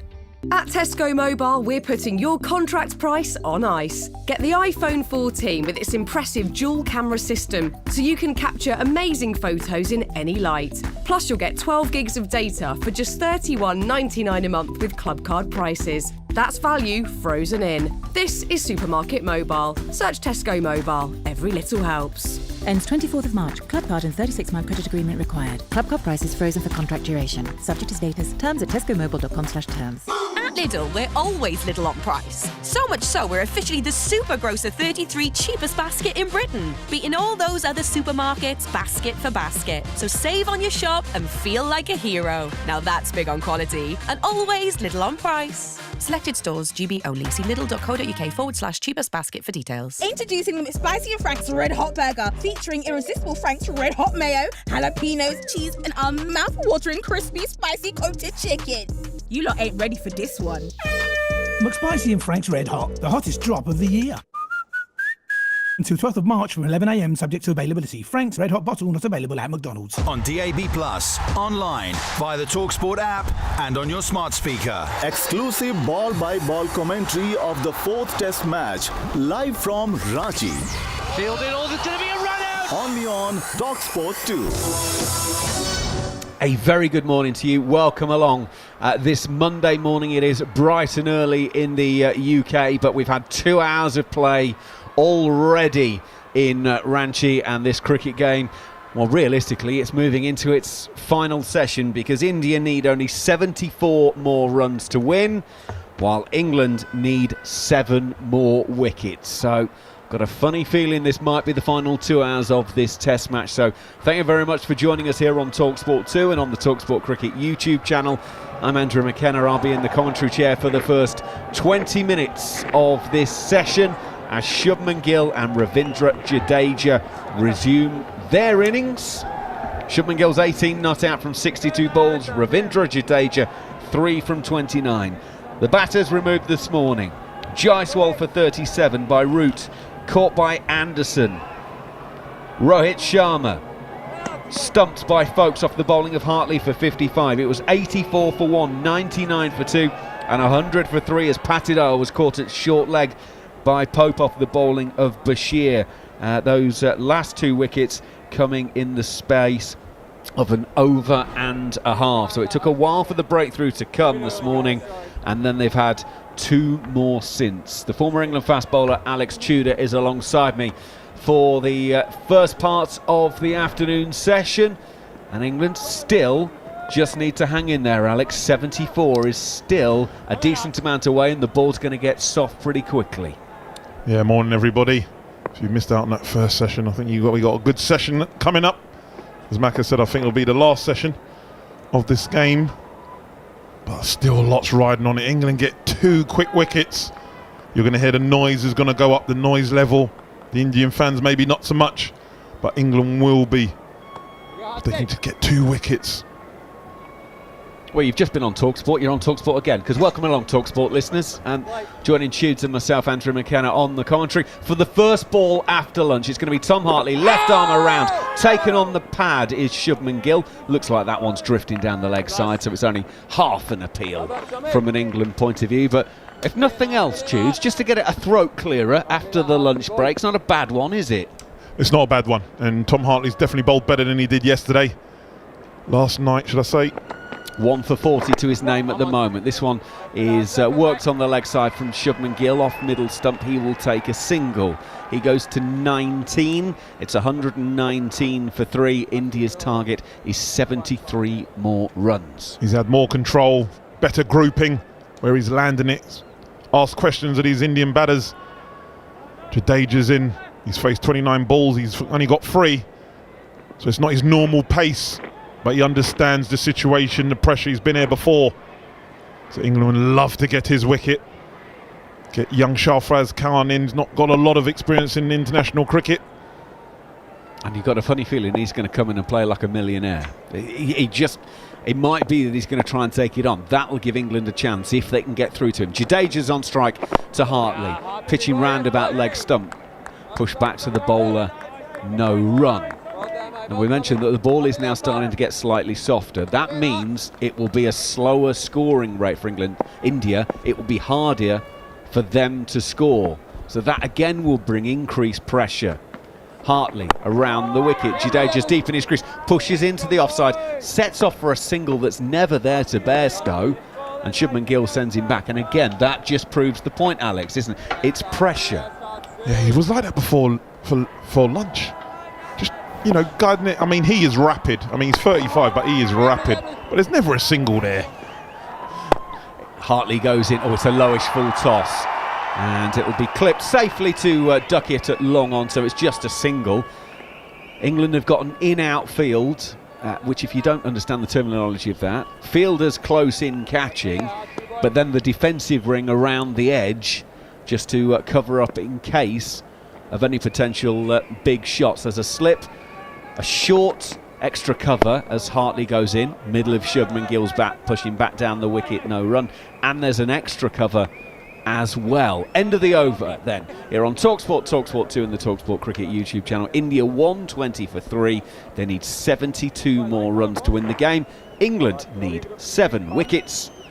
Jarrod, Kimber, our analyst. Soham from CricViz has sent this through. This is fascinating. So the first session of every day in this test match, the first hour, there's been 192 runs scored for 5 wickets. The second hour, there's been 171 runs scored for 10 wickets. And it's been a new ball. I think the new ball's been used in that first session almost every time. So it's not a situation of anything to do with that. It's just that my guess is, and this is a guess, as the sun comes up a little bit stronger, that the cracks maybe just get a little bit wider, or maybe the pitch gets a little bit harder, however you want to look at that. Bashir for the second over after lunch starts with a full toss. Jadeja's hit it straight to Bairstow. Bonus wicket for England. Jadeja can't believe what he's done. He's standing there. Is he trying to say that it's not carried to Bairstow, or is it just pure disappointment? The umpires are getting together to have a conversation, but England think they've got their man. They think they've got the 4th. This is going to go to Joel Wilson, the third umpire, on replay. Jadeja's trudging off. He's given up the ghost already. But I think we will double check. No, maybe not. The umpires have said they are happy after all. India are 4 down. 120 for 4 so soon after the break. Oh, this is what England wanted and England fans wanted to hear. It's a low full toss. It's a great low catch from Johnny Bairstow. I can't stress that enough. Down to his left.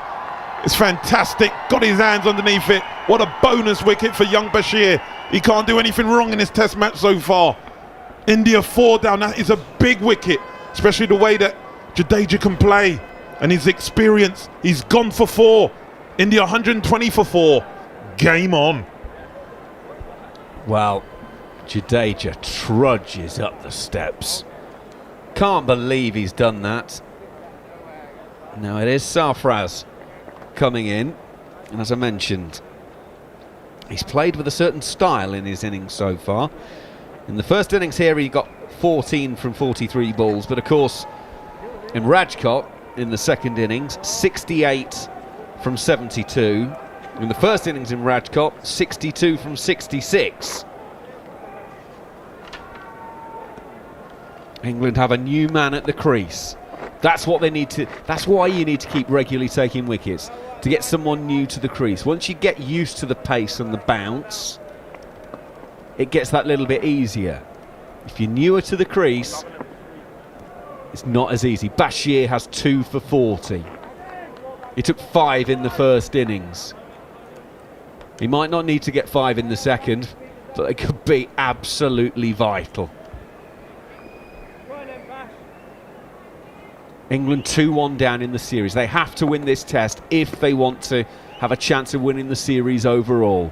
Bashir to come into Sarfraz, the right-hander, first ball. It's claimed into the leg side. England think they've got 2 in 2. Umpire's not moved. Ben Stokes says to everyone, calm down, we are reviewing this one. He says, calm down, and then he reviews it straight away without talking to anyone on the field. I love that. That's control of the situation from Ben Stokes. We have a player review for court. The original decision is not out. I've checked the feet. It's a fair delivery. Front on, please. First ball, Sarfraz turns it to Ollie Pope at short leg, or does he? That's the $1 million question. Here we go. First replay. He's coming forward. Oh, yes. It's passing very close to There's an edge. I'm sure there's an edge. I think that's an inside edge. It certainly seems to deflect, doesn't it? Yeah, 100%. That changes direction. Yeah, that's gone. That's gone for me. I wouldn't mind seeing it from front on as well, just because this is a weird angle. But yeah, I agree. I mean, it just looks like it's deflecting a good amount. We're sort of at wide mid-off, aren't we? There we go. Yeah, take it out and bring it back. Right, we've got a waveform as it's next to the bat.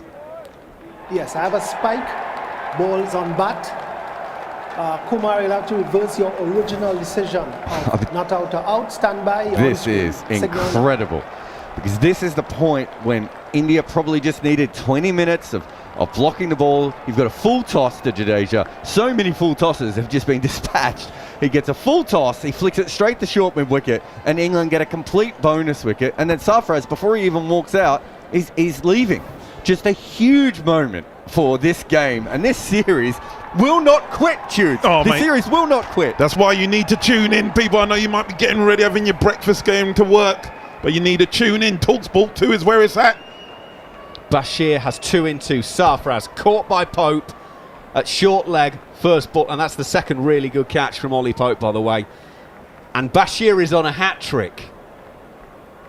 Bashir is on a hat-trick. England need 5 wickets to win. 120 for 5.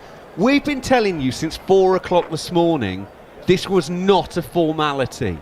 150 runs on this pitch were going to take some getting. I'm not saying that England will win this, but I'm saying it was not a walk in the park. And India have proved this. Even though Rohit made 55, Jaiswal 37, it just needed 1 wicket to open things up. Now, Jurel is the new batter. He made 90 in the first innings. He was last man out. He's just got to the crease and he's taken a huge, deep breath just to focus himself. Right, hat-trick ball, and England are going to go short leg. Stokes, I was about to say was going to go to leg slip, and Ollie Pope will be at backward short leg now. Welcome back, talkSPORT listeners. Look, you might as well just stay with us. Honestly, just stay with us. Ali asked for 2, Macca, when I was up there. Did he? Great Ali McCoy, he asked for 2. He's got 2. Well, there you go. Would you like 3, Ali? Bashir is on a hat-trick. Short leg slip, and slip in place. Bashir goes in and bowls. He's taking him on the bat. Big appeal for LBW just outside the line. Show Bashir, I'm sorry, you're on a hat-trick, mate. You've got to show more enthusiasm there. Ask for a review, even if you know it's not out. I mean, it's a good delivery. It's an inside edge. It's an inside edge. He's outside the line. Other than that, it's a great shout. Doesn't matter. But it's spinning. It's going. England have a chance. You know what they say, it's the hope that kills you, folks, but I'll take that right now.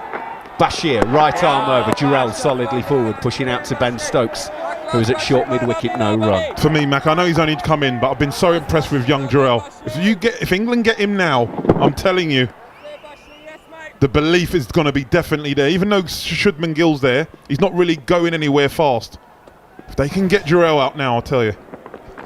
Bashir is in, right arm over the wicket. Jurel uses his feet, plays a nice shot, gets it to Ben Duckett at long on, and a single is taken. You can tell the Indian fans are concerned. They're now really throatily cheering singles that reduce it to 71 needed. I mean, what a story this could be for young Bashir. As you said, he's not had much experience. 5 for in the first innings. He's got 3 in the second. Could he get his first 10 for to win England a game? God blimey, calm down, Chiefs. Bashir around the wicket. Shubman Gill uses his feet, comes down the pitch to meet that one, plays it defensively. There is no run. 121 for 5. So India needs 71 runs. England need 5 wickets. Where would you rather be? Well, I'm quite happy where I am at the moment. Yeah, listen, you know, at lunch we said you would rather be in India's position. That's when they had 7 wickets in hand. They've only got 5 now. And then you're nearly into the bowlers. Yes, Ashwin is a good lower order player, but then you're in, and it's a different pressure to win a game. The ball's turning. Young Bashir, Hartley are bowling well. England are buoyant. I think it's half and half. You just throw a coin in heads or tails, isn't it, really? Whatever. Would you like a quirk at this time of the morning? After tea, first ball after tea, Johnny Bairstow gets out. 120 for 6. It's 121 for 5. India, as Jurel gets a ball from Hartley, left arm around the wicket, hits it back to the bowler. Well, of course, England collapsed to 145 as they lost 2 wickets in 3 balls on 120. India have lost 2 wickets in 2 balls on 120. Hartley, left arm around the wicket, brings Jurel forward. It takes the outside edge. It goes wide of roots. Bashir will go screaming after it towards the 3rd boundary.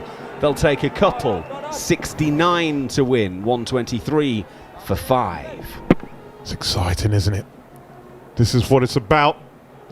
When it gets to the latter stages of the match, it's for a toss of a coin either way where it can go. But it's going down to the wire, that is for sure. We've got a classic here. This whole series has been brilliant, hasn't it?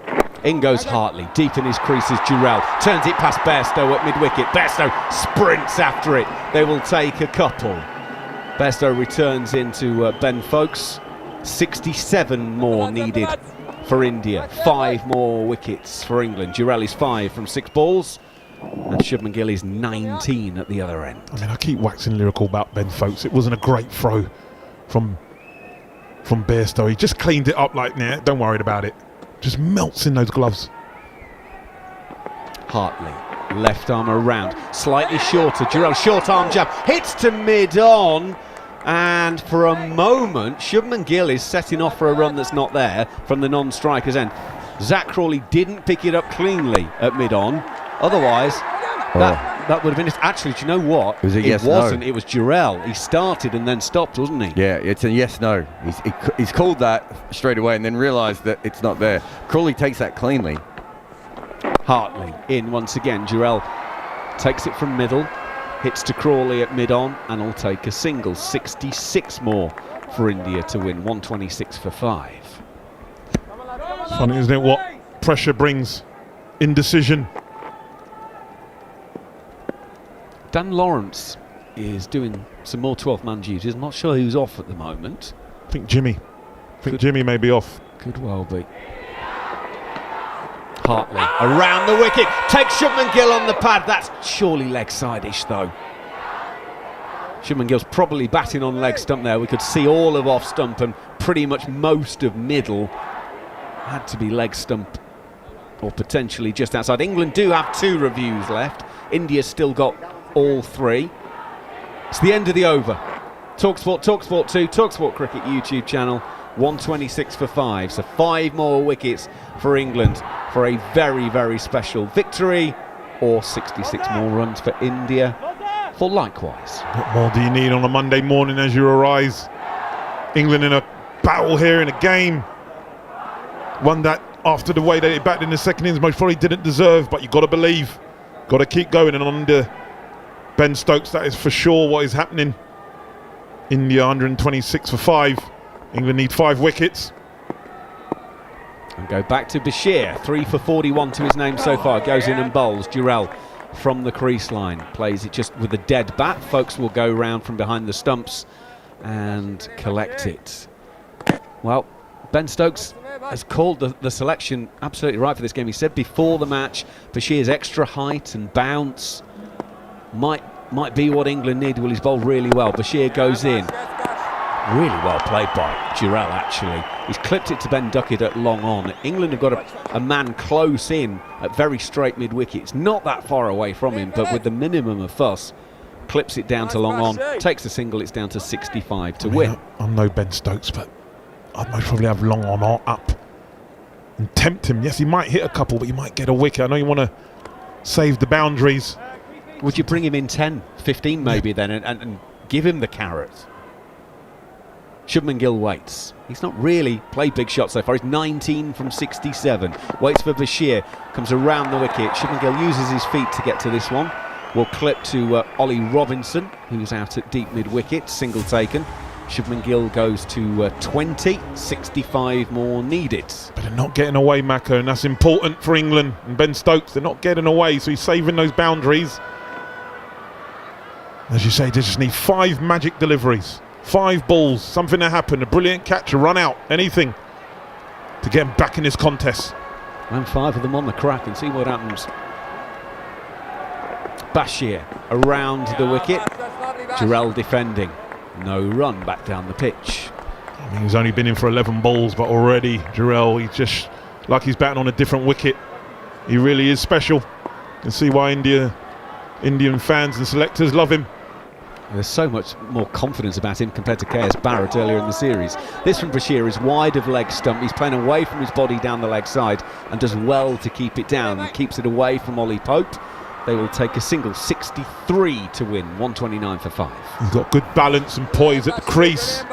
Looks like he knows his game extremely well for once a young. But as they do, they have an absolute catalogue of quality batters in India, and he's just another one. Shubman Gill in the cap, waits for Bashir, comes to meet that one on the half volley, turns it around to Ollie Robinson out at deep mid-wicket, and will take a single. End of the over. So 62 to win for India, 130 for 5. As England need 5 more wickets, and Shubman Gill will keep the bowling. 21 from 69. Jurel's got 8 from 12. India starting the day 40 without loss. They reached lunch 118 for 3, so 78 for 3 in the morning session. Was still 74 more to win. It's now 130 for 5. So 2 wickets in this 20 minutes so far. And only 12 runs. Are you on 18 now, Matt?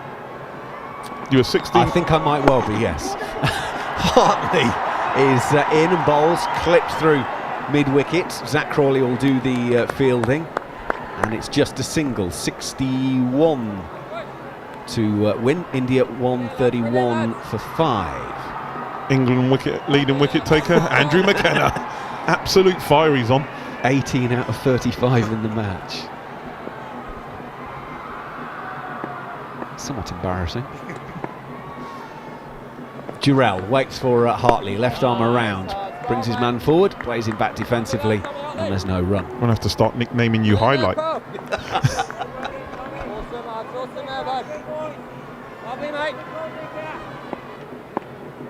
You can hear Ben Folkes behind the stumps, encouraging Hartley. He stands, then walks 1, 2, 3, 4, 5 steps before 1, 2, 3, bouncing once. Oh, and it keeps low and goes past the outside edge of Jurel's bat. Folkes does well, he whips off the bails just in case. But that one, shin height at best. And that's what we're talking about. Get enough balls in the right place often enough, something's going to happen. I mean, I can't stress how good this take is. The ball kept low. Ben Folkes is a tall man, and he's just grabbed it and just taken the stumps all in one motion. And he's going back down again. That's the thing. Hartley, left arm around. He's playing leg side, staying leg side of the ball, Jarrod, to play out on the offside. Yeah, it's only a spinner bowling, but the ball is actually on its way down again to Folkes as it goes past the bat. And he is 6 foot plus, people. He's at least 6'3". Yeah, he's not your 5'7" traditional keeper. It really is an exhibition every time he's behind the stumps, and just makes it look clean. No fuss, just does his job. Hartley, left arm around. Jurel coming forward, defends. There's no run. There's 2 balls left in the over. I've just worked out why I might have had so many wickets in the game. I just realised I've overstayed my welcome. So I've nicked one of John Norman's. That's maybe a reason. He's telling you to stay. The boss man is telling you to stay. Hartley for the final time this over then. Left arm around. It's a return catch. No, it's just short of Hartley. He's picked it up brilliantly on the half volley to stop any runs, but it was just short of the catch. So 42 overs gone. 131 for 5 are India. 5 more wickets for England. 61 more runs. John Norman will do the next 20 minutes. This England team are on it. They can sense something. They really have been brilliant this morning. India feeling the pressure as they would do, 5 down, especially with this great start that they had from Rohit Sharma and Jaiswal. But since then, England have bounced back extremely well. And this pressure, and it's 2 young England spinners who've not got a lot of experience that are turning the tide. Young Bashir's got 8 for in the game so far, 3 for 45 in his second innings of 17 overs. Is looking everything that they expected when they picked him. It was a gut feeling, but it's the right one at the minute. Certainly is, and it is Bashir. Started his 18th over, 3 for 45, and he is in with Gill coming down the track and defending to Ben Stokes, who seems to be everywhere. He's as close. He's on the leg side, he's on the offside, he's pretty much everywhere. And England close to picking up another wicket there in the last over from Hartley. Gill, this squirts off the outside edge of the bat as he gropes forward. And there's that man again, Ben Stokes, running from the covers. Actually, it's Joe Root on this occasion, the former skipper, who's running around from slip to field and just prevent a second run. What a match this has been, what a series. India now 5 down. 2 wickets since the lunch break, 2 in 2 balls, bowled by a guy that was struggling to get into Somerset's team last season. Down the track again, this time it's Jurel. What an innings he provided us. One of the reasons India is still in this contest. 90 in first innings, battled away, got his side within touching distance of England's first innings scores. Bashir is in and he's targeting the pads here, but Jurel clips this away. Fine of the wicket. Hartley will come in from the boundary. And it's another run. 59 needed, Tudes. It's a long way off, isn't it? 59 seems a long way off. Disturbance in the pitch again. There's a leg slip now for Gill. Actually, a leg gully. As he again, he's coming forward. He's trying to get forward as much as possible. 1 ball left of Bashir's over. Brilliant, lads. Brilliant here, Shubman Gill, who walked out from lunch with his brilliant blue cap on, wearing in the helmet for his innings before the break, and this time he plays and stays deep in his crease, fielded at short leg by Ollie Pope, who's picked up 2 catches so far today. And India here on talkSPORT 2 need 59 runs to win the test and take the series, and England need 5 wickets. I don't know, really, you asked the question, what camp would you want to be in? Before lunch, definitely you would say India. But I don't know. 5 wickets. Young Jurel, Gill in. You get one of these 2, I think it opens up an end. I know Ashwin is a good player, but I think it opens up an end and England will smell danger. And they'll go for the kill. Yeah, I think 1 more wicket and suddenly you'd rather be in England's position, just. As Hartley is in, and this is a big shot, and Bashir, who is at short third, I don't think he sees where this ball is going. He's caught on his heels. If he commits, if he runs forward and to his right, then I think the catch is there for the taking. It's a thick outside edge. It's similar to the dismissal we saw of Jaiswal earlier on today. But Bashir's lost it in the flight. And the chance has just dropped short. I don't think he was ever going to get there, to be fair, Johnny. But Jurel's heart would have been in his mouth. Little bit of a life there. Loose shot out of the rough. Very loose shot, and just signs that the pressure is mounting on India. This time Jurel plays off the back foot and pushes this ball back to the bowler Hartley. Yeah, maybe it just did drop short just, but Bashir did seem to lose the flight somewhat. It's difficult to switch on and off, or just to keep switched on between overs when you're bowling, and sure as this time Jurel really forward, the ball turning away from the right hander, but he smothers it and he stays on strike. A nervy moment for Jurel in this over. 59 runs needed for India. As Hartley this time squares Jurel up a touch. Point fielder comes in. Brilliant, Tommy, brilliant, Tommy. Awesome, bud. And I think the England fielders are making more noise than the crowd. Yeah, the crowd have gone down. They can sense that their team are under pressure. Wasn't like that for them at the beginning of the game. Stokes and Pope in the covers. It's going to touch straighter. And that's how Jurel plays this delivery from the left arm of Tom Hartley. Coming round the wicket to the right-hander. Come on, fellas, here we go, boys. Just trying to get it, ball to land on one of those cracks that have caused quite a few problems throughout this test match. We saw one go very low a couple of overs back. This is 2-4 though from Hartley, and Jurel will take a single to Zack Crawley at long on, and that is the end of the over. Jurel just stares to the heavens. It's not been a bright day. We haven't seen the sun in the way that we have in the first three test matches. It's been a little bit gloomy at times. 14 runs added for the 6th wicket between Jurel, who's playing in just his 2nd test match, Shubman Gill,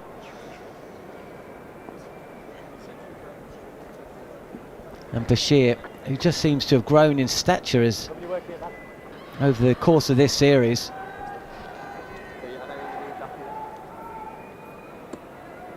Three wickets from him, the last 3 to go. Patidar before the lunch break, and then Jadeja and Sarfaraz Khan. 2 in 2 balls that have brought England back into this contest, as Jurel plays deep in his crease and clips his ball past mid-wicket, but there is a fielder mopping up, so it'll just be another single as Alex Tudor is replaced by Steve Harmison in the commentary box. We were outside when those 2 wickets fell, weren't we, Harmy? That's what England needed. Remember that Bairstow dismissal, first ball after the tea break last night, as Gill again using his feet well here. Just sets the tone for the session. If it had been a couple of loose ones, a couple of boundaries, just sort of release the pressure early. That's exactly what it does, and it just puts pressure on the batting unit. It's like 2 hours now we've got where we've started, not in a hole, but we've started under pressure, and can we relieve it by putting a partnership together? Down the track again, he plays straight, and this is a nice smart bit of fielding to his right. Bashir again, you know, I reckon in the first innings of his first test, maybe the second innings, he would have possibly fumbled that, would have gone away, would have been a single, release of pressure, but he has fielded that well, and he's back at the top of his mark, and he's ready to go again, and he's... Body language is completely different, isn't it? Oh, it is, isn't it? Touch of whip this time. This is dabbed down nicely actually to backward point. There's no fielder there, so Joe Root has to run around from slip, and it's another run. Yeah, his body language is completely different, and that's not having a go at anything he did in the first test. I just think that's a natural progression of making your debut as a young man, and all the stuff that went through with the visa and everything before. He now, this team really has bonded with Shoaib Bashir, made him feel comfortable, made him feel welcome. He's captained by a fantastic human being who has really known how to deal with this youngster. Over the wicket is Bashir, and again it's a good ball on a decent length, which has Jurel playing watchfully on the back foot, and he plays defensively as well. The Baz ball, they talk about the Baz ball mentality, and the way I see it is the captain, the coach gets the best out of every individual, and the best he can get out of Shoaib Bashir is definitely coming through at this minute. Again, this is just a touch of width, and Jurel targeting the space through point, but Root is alert to this and scampers across and just makes sure that there's no run added to India's score. 136 for 5 if you're just joining us on talkSPORT 2 or via the talkSPORT Cricket YouTube channel. Head over there and hit subscribe. There's loads up there. Following on podcast is put up there following play. You've got Jarrod Kimber's super over. Looks back at the 6. Well, he's going to have his work cut out today, I imagine. 6 defining moments from the day's play. He'll be with Harmy on that. We'll have player interviews. We'll hear from Ben Stokes today. It'll be Brendan McCullum tomorrow. But for now, it's Tom Hartley, who at the start of his 18th over just tosses one up outside at the off stump of Shubman Gill. A little tempter at the start of the over, but Gill, who's looked pretty composed, to be honest, throughout his 78 ball stay, just says, nah, you bowl to me. That's exactly what Hartley does, and Gill clips this into the offside and scampers through for a quick single and gets off strike. 55 runs to win, 5 wickets needed for England. The game and the series, as things stand, is still alive. We've got an hour and 20 until the tea break, and I'm not sure we're going to see that tea break, Harmy. No, I think either way, I think the tea break will be, the match presentation. Here is Hartley, lots of loop, and this is a fraction too full as well. There's a chase for Ben Duckett. He's at long off, and he's got to run around the boundary's edge. And that's another 2 runs to the score. 53 needed for India, and the pressure just starting ever so slowly to be put back on England. And that tends to happen in run chases. The last 20, if you've got wickets in hand, it comes a little bit quicker. So England really need to make this breakthrough. Not making it with this delivery, which sees Jurel on the front foot. Gill's been very impressive for me throughout this series. He's had 100, he had a 90. He's batted in his own way. He's not come out of his bubble. He doesn't look as though he's get flustered. That's his natural persona, I think. But in Jurel looks a good player. He really does look a good player. Well, if there's a callow England bowling attack, the same can be said for India's batting, as Hartley does draw the outside edge of Jurel's bat. He's propping forward, but he plays it with soft hands. He plays it low, and the ball, whilst it does head towards Joe Root at first slip, is played into the ground, and it bounces well short. He's well bowled. He deceived him in flight. He really did deceive him in flight, but he played it really well.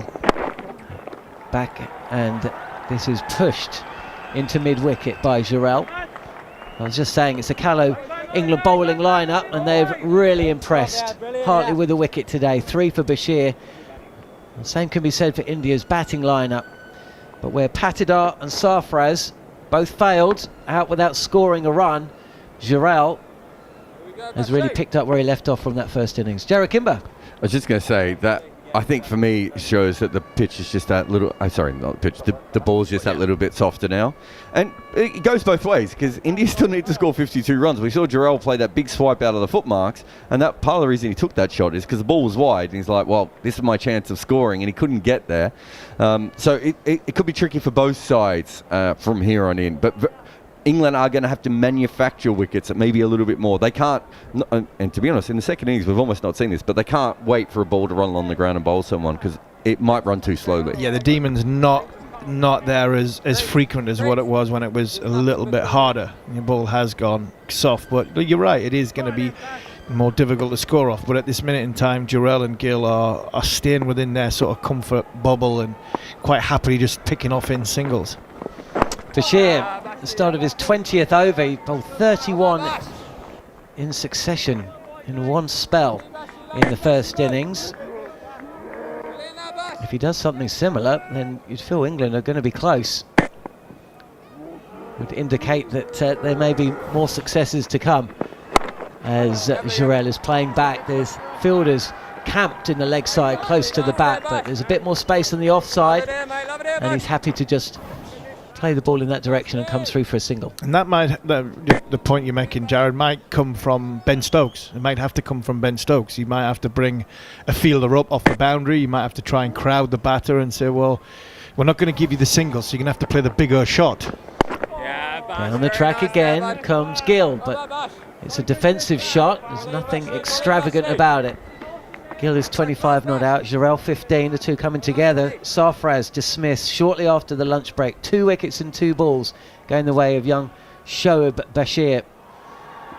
And it's Bashir who is continuing down the track again. And this time Gill plays the ball a fraction straighter. Fielder back on the boundary, one of the few at long on, and it's 50 now needed for India. 50 to win. England are quite happy at this moment in time going in singles, and Stokes might have to bring one of them fielders straight up, one backward point possibly up, and say, well, we're not going to give you that comfortable single. You might have to play the big shot and hope that they give the wicket away, and that's how England get into what is the lower order. 2 balls left to Bashir's 20th over, 3 for 51. Picked up a 5 in first innings. Just imagine if he was to do that again. A little bit of a hurry up this time as Jurel again playing deep in his crease, and he quickly has to get the bat round the front of the pads as this skips on a touch, and there's a little bit of a chat going on out between Bashir and short leg and the keeper.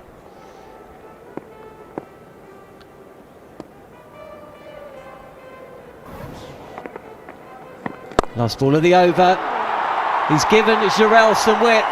There's no protection on the cover boundary. Jurel follows through with the shot, and it's 4 runs to the score. The crowd given something to cheer about. It's been pretty stressful for the Indian cricket fans in the ground at Ranchi. It's just been released a touch. 46 needed now for India. The end of Bashir's 20th over. India 146 for 5. Jurel has moved to 19, and Shubman Gill will face the first ball of over number 48. 26 not out. Yeah, good shot from Jurel, and they're just starting to find their voice now, John, and I've just noticed that in my ears, that there's a little bit more volume in the voice of the Indian supporters. Been very, very nervous. Hartley is back, and again Shubman Gill allowed to come forward and push this ball towards mid-wicket. Fielder's back, so he comes through for a single. 185 deliveries since the last boundary. And that's testament to the way England have bowled, and Ben Stokes has held his field, and the way England have fielded as well. There's a catching cover. It's Stokes at short extra as Jurel pushes this to point and is sent back by Shubman Gill. 45 runs needed. Surely it's just Ben Stokes that makes us believe that England can win this, isn't it? Yeah, I wonder if he's thinking, is there any reverse swing out there? Is he thinking of Anderson? Is he thinking of himself? Well, I was going to ask you the question. This is a touch flatter, faster by Hartley. It's touch too straight and easily dealt with by the batter. I think he's still got a little bit to play with. I don't think he's in last chance saloon just yet, but I think 15-20 more runs, and then I think then India win it in a crack. A couple of overs to come and be a bit more aggressive. Just one slip in place for the right-handed Jurel, who props forward, pushes this delivery to Ben Stokes at short extra cover. Are we going to see Ben Stokes bowl? No, I don't think we will. I think if he goes down the reverse swing route, I think he'll have a look and see if Anderson can do it and see if it can move off the straight that way. You'd be thinking about it, I've got no doubt. Flatter again on the pads. It says skips through, but Jurel has split the field. There's a square leg and a short mid wicket. He's got it through both of those. He sends Gill back, or rather Gill sends Jurel back. Jurel I think wanted 2. Jurel's averaging 110 for this test match.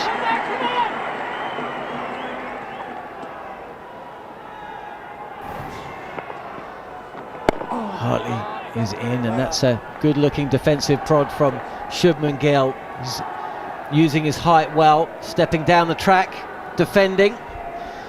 And India need a 44. 2 set batters at the crease. And after a word from Jarrod Kimber, it'll be Neil Manthorp to take us through the next 20 minutes. That was the first boundary since the 16th over. Yep. And that isn't all soft ball. Yeah, that is the wickets, the tension, the pressure. Exactly, and like I said before, I think it's Ben Stokes' captaincy has been very, very good. Now their fielders have fielded very, very well, stopping the ball. There's been a couple of good boundary saves. Were you on when he did that thing with Jadeja where he had 3 guys on the leg side boundary, but they were all 25 metres in from the boundary? And it was basically saying to Jadeja, you're not going to hit a 4, but if you want to hit a 6, that shot is there for you. It's just little things like that I think have been really smart. I think England have had to be like that because of the the situation of the game. I think he's getting to that point now where you might have to start bringing people up. 185 balls between boundaries, wasn't it? That's pushed away Jurel up towards mid-off. Just a question, well, not just a question, it is a question of nerve as well as technique and temperament. There'll be shortness of breath amongst the batters, that's for sure. Here's Bashir again, and it's pushed away out towards mid-wicket, fielded by Crawley. England have done very, very well at drying up those the boundary opportunities as much as anything else. I tell you what, the England supporters are really getting behind the team at the moment.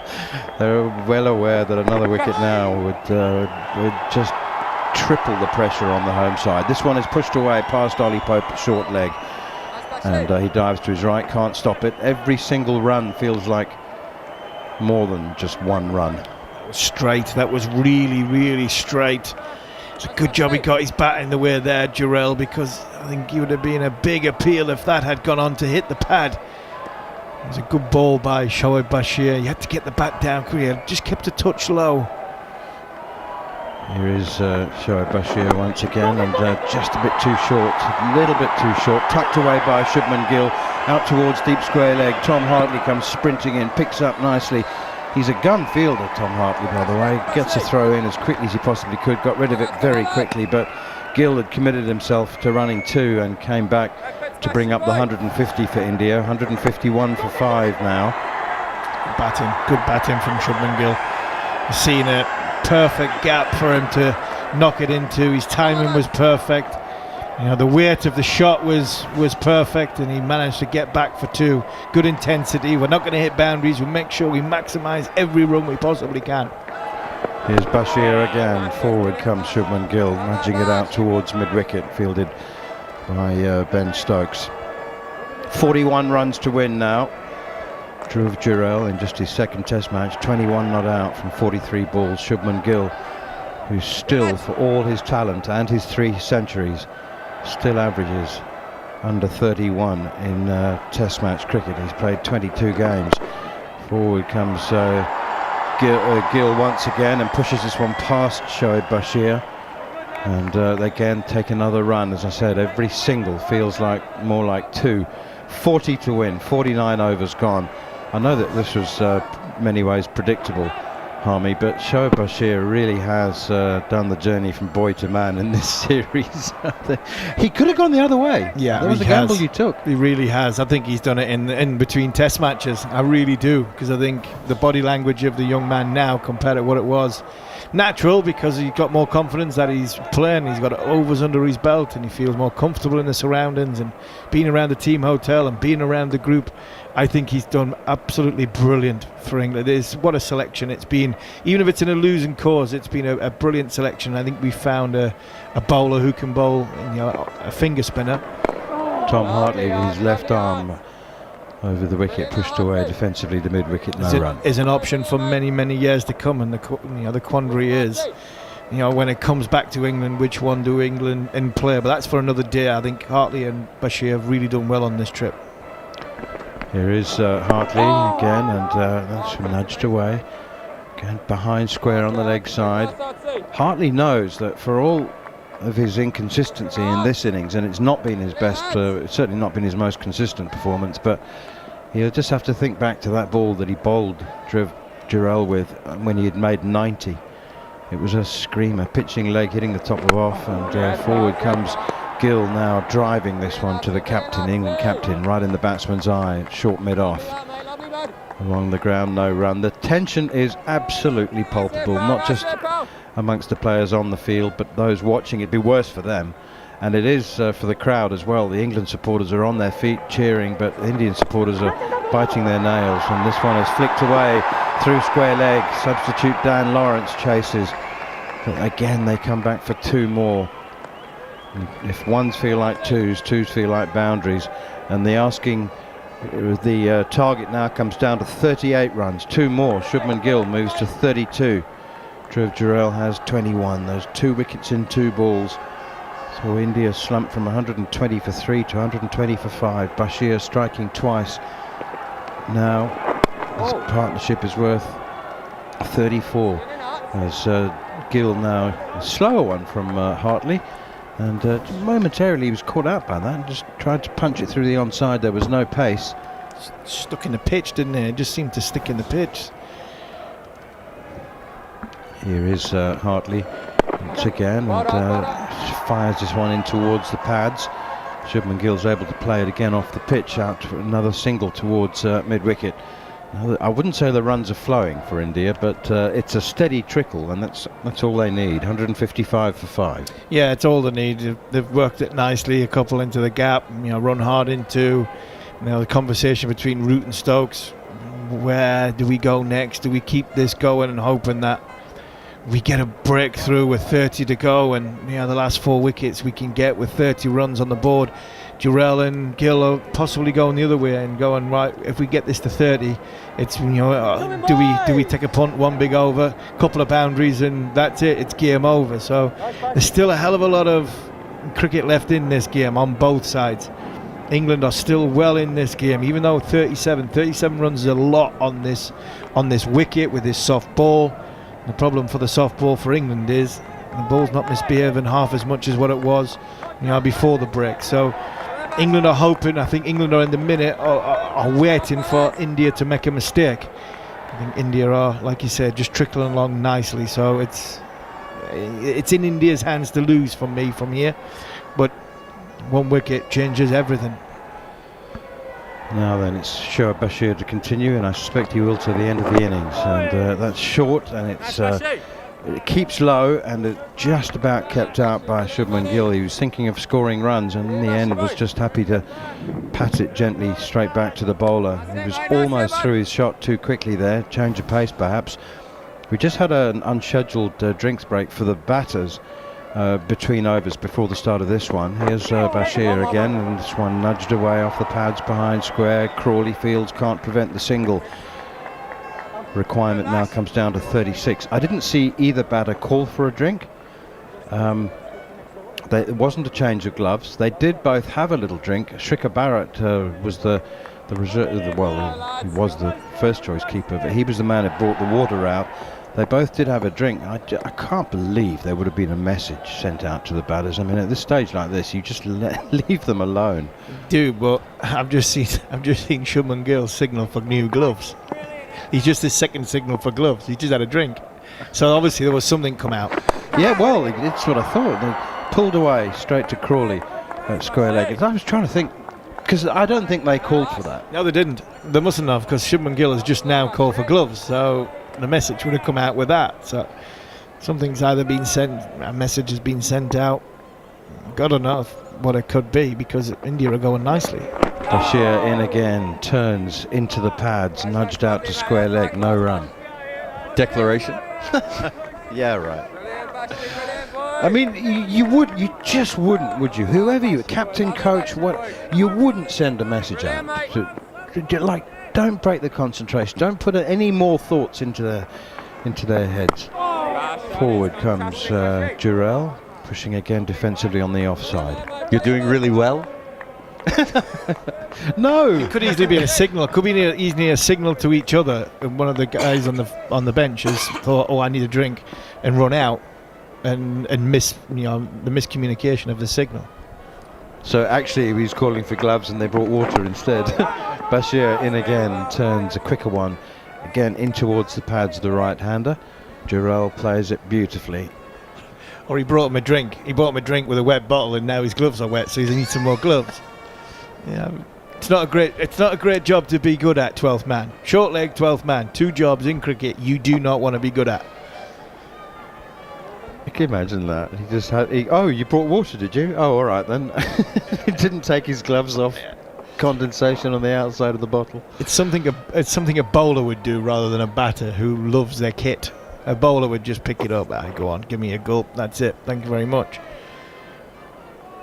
About 7 or 8 degrees warmer today in Ranchi than it was yesterday. It was a cool day yesterday. It barely reached 20 even in the mid-afternoon, but it's high 20s today, and certainly sweaty conditions. 51 overs gone, 156 for 5, 36 to win. Shoaib Bashir has 3 for 60 from 22 overs. Ben Stokes is certainly a man full of belief. He will have been part of. He will have seen games won from less likely situations and positions than this.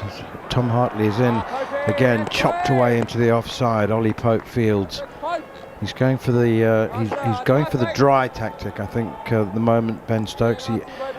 There's no short legs and no short leg in. There's nobody in around the bat. He's just drying up the runs, trying to apply pressure in that way. Let the Indian batsmen apply their own pressure through lack of runs. Hartley in again. Oh, that's left alone outside the off stump. Full and full enough to be driven actually, but it was a good call from Shubman Gill. Just left it alone. A little bit too wide. The only close catcher apart from Ben Folks is a slip. There's no short leg. The captain himself is at short mid-off, catching cover. Here's Hartley again. Gill comes forward, and it's Stokes in that position who does the fielding. The other thing is that Hartley and Bashir are both actually not taking very much time between deliveries. No, that's the beauty about trying to keep the pressure on. If you're going well, you're getting quick in between the over, quick in between the balls, trying to assert yourselves on the opposition batter, and especially when the field is now coming in. You feel as though you're all at one against that one batter, trying to get him to make a mistake. Nudged away again by Shubman Gill to short cover. Ben Stokes not afraid of a fiddle in the field, of course. He's moving players around all the time, and he's just had to just move a second man behind point on the offside. He's got an offside sweeper as well, so this one is chopped out towards the captain, Stokes, who again does the fielding in that short mid-off position. I think if you're a vice captain for Ben Stokes, you probably have to do more talking than most vice captains do. He's just constantly asking. Like we just see him out in the field. He's just changed the field. He's brought in the backward point. He's moved the sweeper out to deep cover. Here is Hartley again, and this one is Shubman Gill is in two minds really. He doesn't know whether to cut. He just misread the length, and in the end, a 45-degree bat just bunted it into the offside. He looks nervous, and so he should be. And next ball after he moves that field, Ben Stokes, he's talking to Joe Root or Ben Folkes, and he's saying, well, what about this? What if we try this? What if you just made the move? Give it a ball. I think what he was doing there, the Joe Root one, was he was getting him to bowl. I think Joe Root's coming on to bowl. Oh, you think? I think he's coming on to bowl. Yeah, because it looked like to me he's moving his hands as if to say, should I move this field? I think he was signaling as that he wants him to bowl. That was the thing with the Root. Trying to change it up. Can India have a go at Joe Root? If you're India, do you go, right, let's take him on? Nice little passage of play here, something different. Can you get them to make a mistake? From an India's point of view, do you try and take Joe Root on and one big shot, one big over, 2 sixes, a couple of fours, and that's it, more or less game over. Yeah, you make a big dent when you need 36 to win. Just a 6 would make a big difference. Root round the wicket, pitches it up, and it's driven down the ground by Gill and Jurel, who I have to say, I can't believe he is feeling as calm as he looks, but he's got an Iceman touch about him, Gill and Jurel, just 23 years old. Ajit Agarkar, the head of selectors, said that he'd been identified as India's next long-term keeper. And he's not disappointed with bat or gloves. And this one in at the pads, short enough for Gill to turn around behind, square on the leg side for another single. Joe Root does struggle with right-handers in general. Like, he's a much better bowler against left-handers. But in the 4th innings, that's generally when he's at his best and in these conditions. So it's not a bad decision. It's just that I don't think he's controlling his length perfectly. Oh, that's a thick edge, and it's gone past Zack Crawley at slip. It was along the ground. It wasn't a chance. But it was a much quicker, flatter delivery from Root, trying, I think it looked like he was bowling for the edge and he found it, but it's a couple of runs. Unlucky for Root that he wasn't at slip to stop that for himself. Yeah, I think you're right, trying to slide it across, and that's what he's looking for, is that combination of occasionally sliding it across, and then if he can get 1 or 2 to stop and rip back, and with that low arm action, because there's no point in bowling. This one pushed away again behind square on the offside, nobody there. They'll go through for 1 as Crawley runs after it after slip. The target now down to 31. There's no point in him bowling with a high arm action because they got Bashir for that job anyway, so he can come in and he can experiment a little bit. But because he's looked stiff, Harmy, I just think he struggled to keep his length in this test. And I also think this might just be for 1 over. Just change the height, the trajectory of the way the ball's coming out from a off spinner's point of view. Root in again. Forward comes Shubman Gill, pushes it to Stokes. He's in close catching. He's right in the thick of the action, this time on the leg side. It's an off spinner, but it's a different type of off spinner. And maybe Ben Stokes is thinking, right, if we give Joe Root 12 balls and then get Bashir back on. But now if this goes for a single, you're looking at 6 off and over. Can you give him another one? 31 to win. Here's Joe Root, and he's over the wicket now, and that's defended by Shubman Gill. 35 he remains. Jurel 25. India 161 for 5. They were 120 for 5. So 41 they've added, 31 required. And it's interesting. I mean, Shubman Gill's a very fit athlete. New generation of Indian cricketers, and he hasn't been running a great deal, but he was panting. Between overs he was panting. Yeah, and I think that's nerves. Yeah, I think tension. It's nerves, it's tension, it's the energy that you have, and you're potentially winning a test match for your country. And talk about his average, there's a lot of talk about his place in the side and his average. If he goes on and to win this game for India and sees it through, what a huge confidence booster from a selector's point of view and for Shubman Gill's point of view and his career going forward. Could be this the coming of or the defining moment, even if he only gets 45, 50? Here is Shoaib Bashir continuing, and it's just short enough to allow Jurel onto the back foot, whipping it away with the spin out to Johnny Bairstow at deep mid-wicket. So in this test so far, overs 1 to 40, 20 wickets, been taken an average of 26, 3.3 runs an over, and a wicket every 48 balls. Overs 40 to 80, 9 wickets, an average of 24. So the average is actually lower afterwards, but an economy of 2.2. Bashir in, and Gill using his feet half a step down the pitch. He cries of catch it, hit him on the pad, no run. And a wicket every 67 balls. So it does show you that it's not exactly easy to bat later on because they take away all your runs, but it's harder to be dismissed. Down the wicket comes Shubman Gill, drives Shoaib Bashir down to long on, but Ben Duckett is probably the quickest in the England field, and he only had to move 10-15 yards to his left, so it's only a single, 29 to win. Just last, over and a half, just scoring just a little bit easier, putting a little bit of pressure back on England. Good cricket. Yeah, it's to the point where you're thinking, right, we're not home and sit at home, by any stretch, but a big shot. Bashir in again to Jurel on the back foot, defends. A big shot, 2 big shots, a 6 and a 4, and then that is probably game over. So who blinks first? Who's going to take the punt? Is it going to be Jurel? Is it going to be Gill? I thought it might have been Jurel rather than Gill. Gill bat through and Jurel maybe take a risk. Bashir in, down the leg side, spins, bounces. Beautifully taken by Ben Foakes. And Jurel not interested in playing a shot at that one, can only get into a tangle.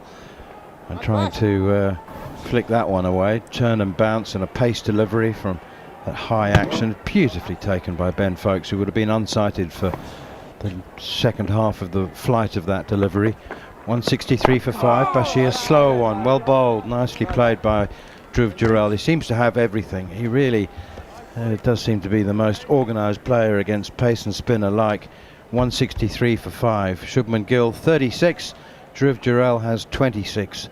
India were 120 for 5 when Shoaib Bashir took 2 wickets in 2 balls shortly after lunch. Lunch taken at 118 for 3. 2 runs later, Ravindra Jadeja chipped a low dipping full toss to Johnny Bairstow at mid-wicket to depart for 4 from 33 balls, Ravindra Jadeja. And then next ball, Sarfaraz Khan inside edged Bashir delivery onto his pad, and Ollie Pope took the catch. First ball duck. India had gone to 120 for 5. Now 163 for 5, 29 runs to win. Steve Harmison and I are going off for a soothing cup of tea, and Alex Tudor is taking Harmy's place, and Macca will take over from me after a word from. Would you like me to speak, Manners? Yes, I would. It is radio, isn't it? Although, hello YouTube as well. The camera's there, Tudes. No, it's still tense, but it's only 29 runs at the moment. The pitch has certainly slowed down. The ball's got a little bit more soft. I think it's worth India taking just a couple of risks. That last over and a half, or 2 overs now, I suppose, where they've got a few more runs. It's worth wanting one of these batters trying to hit a boundary, I think, and then allowing probably Gill to stay with him. Even one extra boundary will put pressure on England at this stage, Judes. Yeah, 100%. Morning again, everybody. You've just joined us. It's been a decent day so far. A lot of excitement, just died down a little bit. 2 young players, and Gill and Jurel, just settling the nerves that there would have been in that Indian change room when the 5th wicket went down. And England were buoyant, and there was an expectancy, but they've just quietened that down a little bit. 29 runs to win. England be hoping in Ben Stokes that they can get a couple. Always that old adage, if you just add 2. So all of a sudden, if they're 165 for 7 or so, it's a different outlet. Add 4. Well, yes, they would like to add 4, but add 2, and then you have that lower order in. And if you add 2 and Ashwin's out as well, then you just got the bowlers really, and anything can happen. I still feel there's a twist in this game, Macca. Well, let's hope so. It's drinks at the moment. That's the long pause. So we're an hour after the lunch break. Got an hour till tea. Don't think we'll get to tea, one way or the other. Got a funny feeling this may well be it. Right then. Players are back in their positions. And here we go then. Tom Hartley to bowl his 22nd over. Shubman Gill on strike. He's got 36 from 105. So there's the answer to our question about Joe Root getting a second over. Hartley's on. Jurel, 26 from 54. 29 for victory for India, 5 wickets for England. Hartley will start the over, bowling to Shubman Gill in his cap, and he plays defensively, no run. One more wicket would get the English adrenaline going again.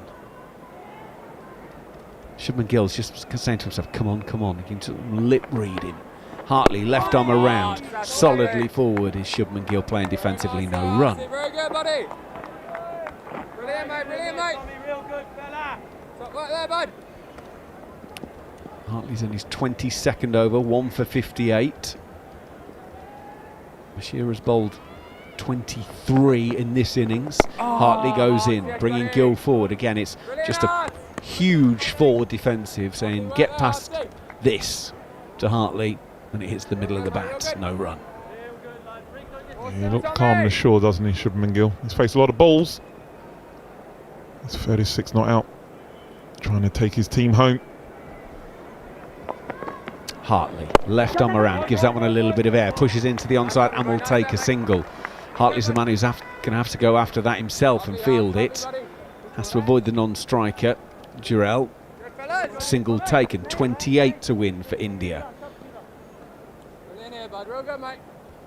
An India win clinches the series. They're 2-1 up. This is the 4th with 1 to play. England, if they want to win this series, have to find a way of taking these 5 wickets. Hartley is in once again, left arm around. Jurel solidly forward, playing defensively, no run.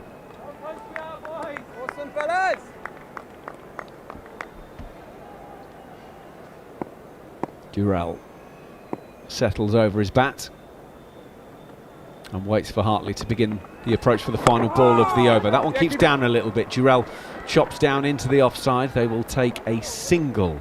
165 for 5 at the end of the 55th over. India on the talkSPORT Cricket YouTube channel and here on talkSPORT 2. India need 27 to win. Alex Tudor. There's going to be a little bit of a selection issue for India, especially with Jurel. I mean, I've been so impressed with the young man. Obviously, you got KL Rahul, the great Rohit, Virat Kohli to come back. He's got to be in contention for me. He's looked assured. He's not looked phased at all. He's got shots. Looks composed at the crease. Great balance. Shot selection. Just another one off their conveyor belt, isn't he? Well, don't forget Rishabh Pant is now back and doing stuff again. Yeah, It'll be a while, but great to see him in footage back in indoor nets. Bashir to start the new over. Outside of Jurel's off stump. Jurel is covering up, no run. It did keep a little bit lower than potentially they were expecting, which is why the ooze from around the bat. Bashir in at the angle, bowls right arm over. Again, he's bringing the off stump into play. Jurel covering up, no run. Just felt a little bit that Bashir was occasionally too short when we were watching outside Tudes. There's got to be an element of tiredness, absolutely, in this test match. Bashir goes in, uses his feet, does Jurel and gets it back past the bowler, but not for a boundary. Duckett does brilliantly, keeps it on the playing surface.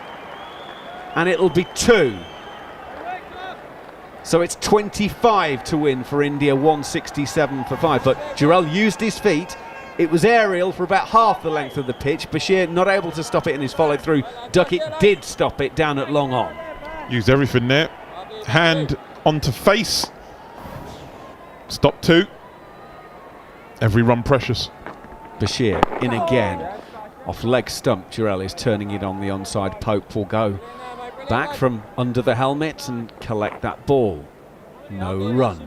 Still 25 to win for India. Yeah, I think the ball hit him in the nose, didn't it? It's like one of those stingers. You can see he was trying to flare his nostrils afterwards. Yeah, a lot of nerve endings in there. Bashir in, using his feet again is Jurel. Bashir can't get it in his follow through, so it'll be to Duckett again. Single only on this occasion. And India continue on their way with another run. And Jurel and Shubman Gill have done a really, really good job coming together at 120 for 5 Now 168 for 5. So the partnership has been 48 runs. It's taken them 17 and a half overs. The overs don't matter. Just occupy the crease. Right, final ball of the over then. Gill on strike.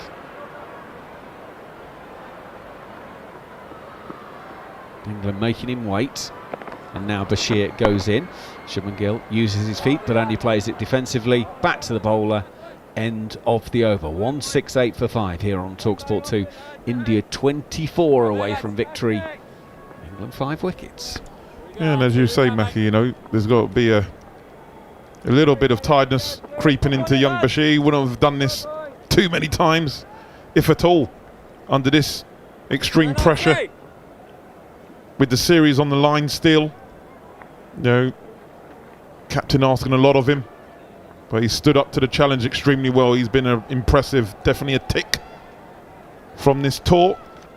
The young man, just hoping that when he gets back to Somerset, he gets some bowling. Right then, Tom Hartley. Left arm around the wicket with his spin. Jurel deep in the crease, plays to Stokes at short extra cover, no run. Bashir bowled 44 overs in the first innings. He's bowled 24 in the second. Probably a tired old boy come the end of this one.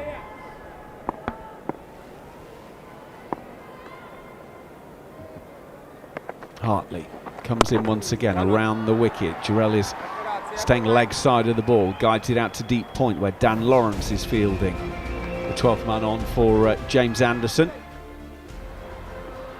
Not had any word as to why Jimmy's off. And he's not bowling, but he's still such a good fielder, as we saw with the catch earlier to dismiss Jaiswal. Man who got it all going. James Anderson with an absolute cracker of a catch. At deep point.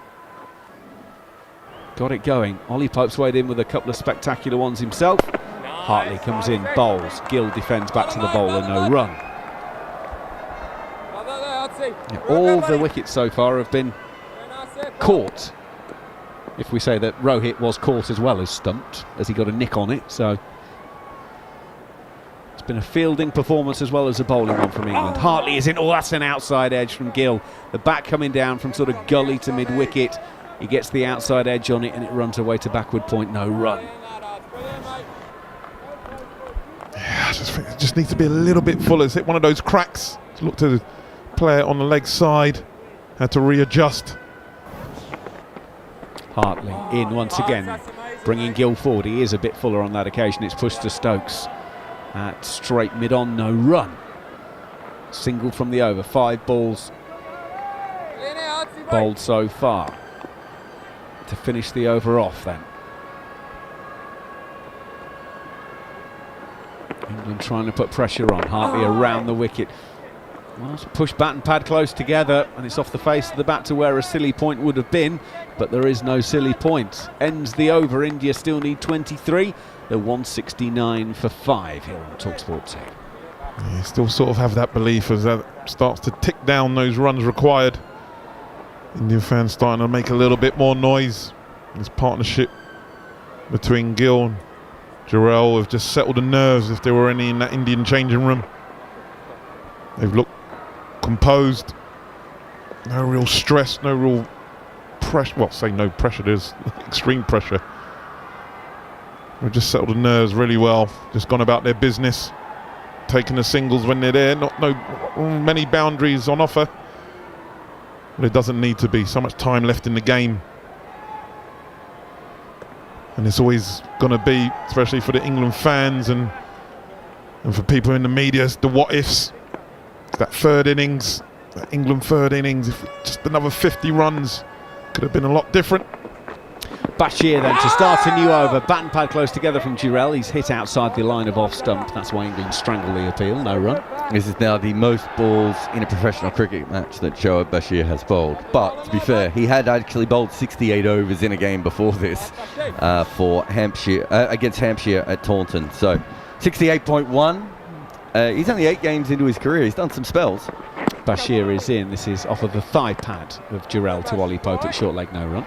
49 overs, 68 overs, 49 overs, 53 overs and 68 in his 8 games so far. Okay. Chuge used to bowl that many in a season.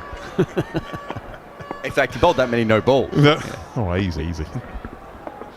Bashir, 3 for 65, goes in, brings Jurel forward. Thinking of a single, there isn't one there. Stokes is loitering, and therefore there is no run. 23 to win for India, 5 wickets for England. So you say it's a 6-3 field, Yes. is it? Fielders on the leg side?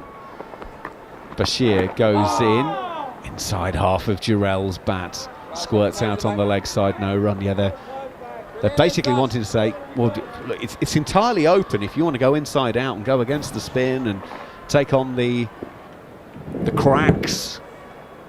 But at the moment, Jurel is just happy to turn it into the leg side and bat time. He's 31 not out from 67 balls. Bashir is in. That one is up near the stickers, but it drops down at his toes, and Ollie Pope will pick it up at short leg. No run. Jurel 31 from 68. Gill 37 from 114. So getting on for double the amount of balls faced, Shubman Gill, but he's done a job.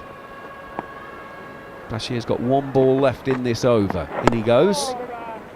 It's played off of the back foot by Jurel to Bashir. Picks up in his follow through, and that will do the over. A maiden, so it's still 23 to win for India here on talkSPORT 2, or 5 wickets for England. Jimmy Anderson is reportedly off the field with a tightness in his leg.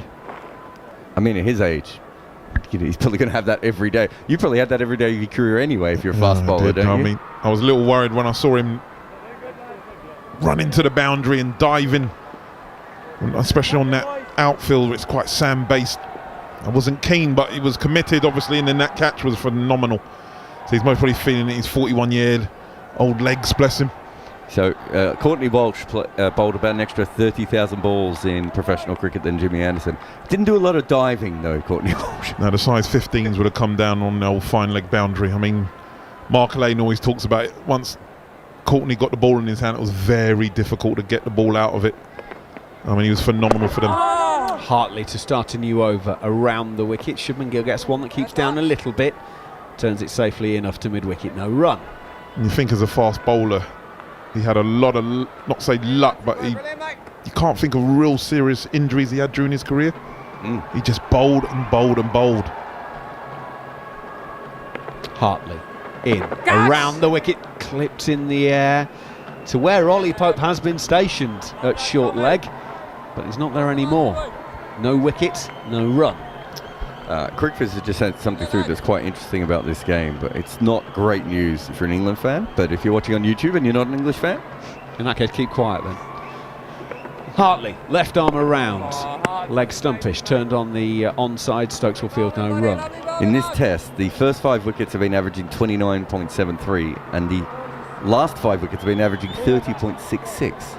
A lot of that is soft ball related and game situation and everything else, but that's not normal. That's quite an abnormal thing to have happen.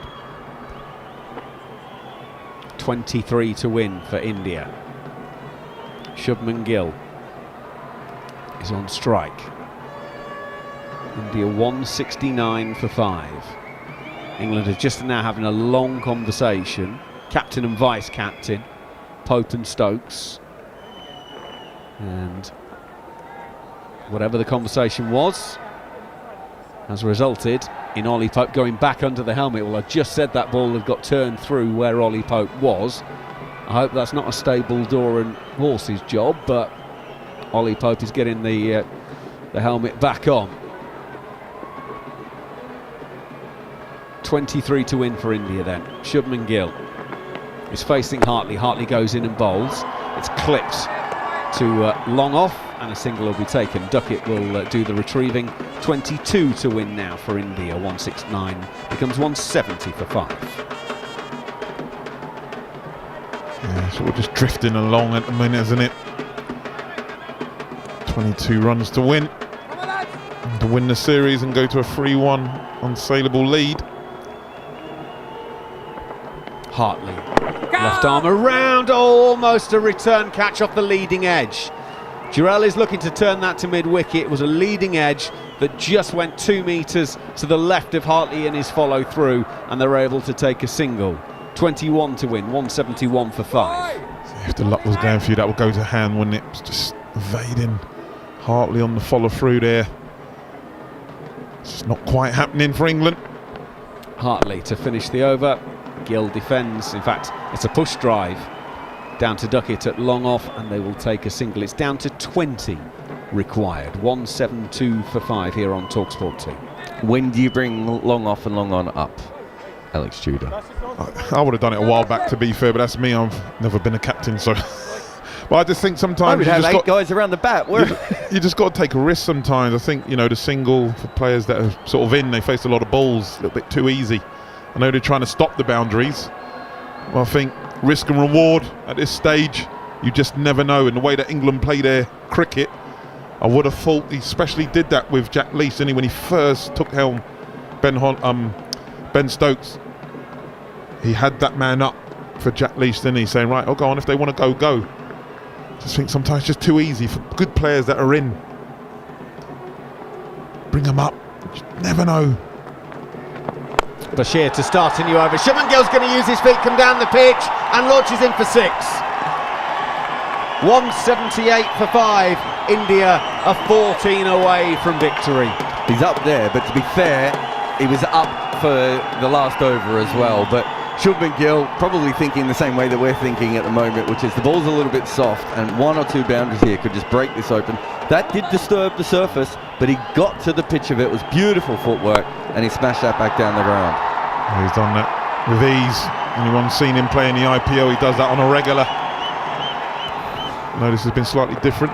Bashir's response as he comes in and bowls. Gill again threatens to use his feet, but just plays it defensively, no run. So what's really interesting about him is, in first-class cricket, he's a better player in the second innings than he is in the first innings, considering he's such a good white ball player when the pitches are flat. So in Test cricket, he's much better, and first-class cricket, he's much better when there's something going on in the wicket than when it's flat. Bashir is in again. Shubman Gill takes him onto the leg side and clears Bairstow, and it's 6 more. It's down to single figures.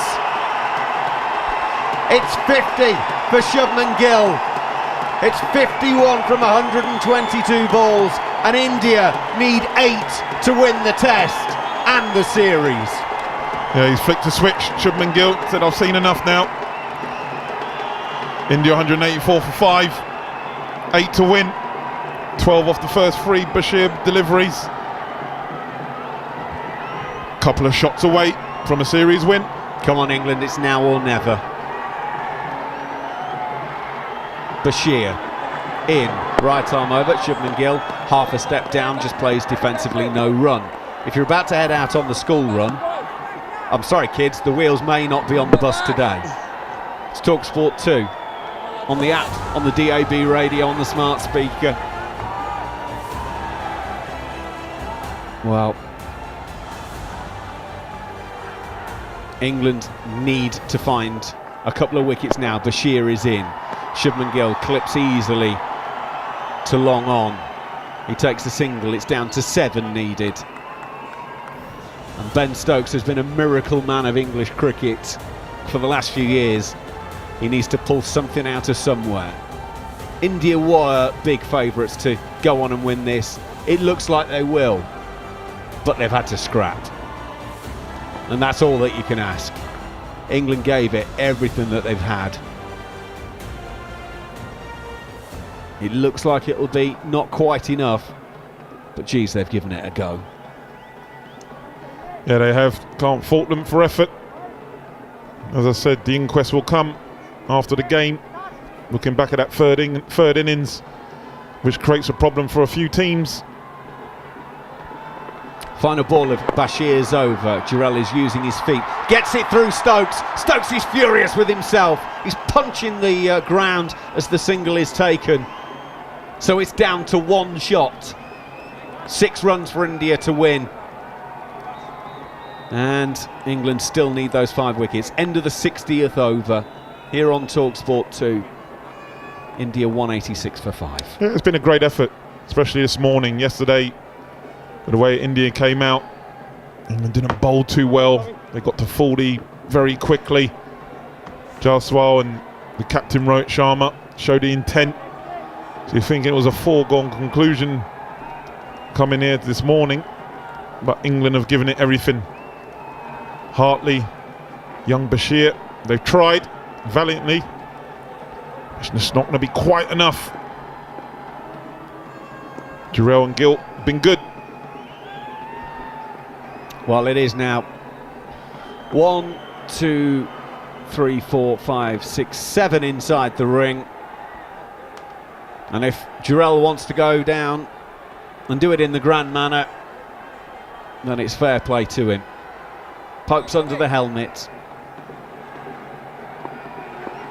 Tom Hartley to bowl the 61st over. In he goes. Tries to force it off of the back foot through mid-on is Jurel. Doesn't time it. Fielded by Stokes, no run.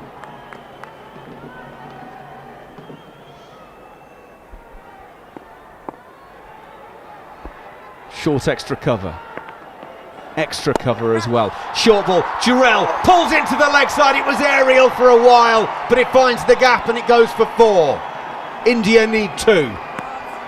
For a moment we thought that was it. Quite hit high on the bat, but he got enough on it. Cleared the infielder. Jurel jumping on the back foot, short in length from Hartley. And they're 1 shot away from a series win.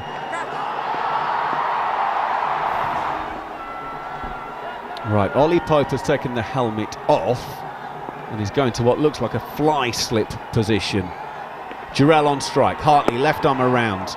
It is Jurel just defending into the offside. No run. Jurel's 37 from 73. Shubman Gill 52 from 124 balls. India set 192 to win this game after England were 145 all out in their second innings. Hartley in. Jurel defends. No run.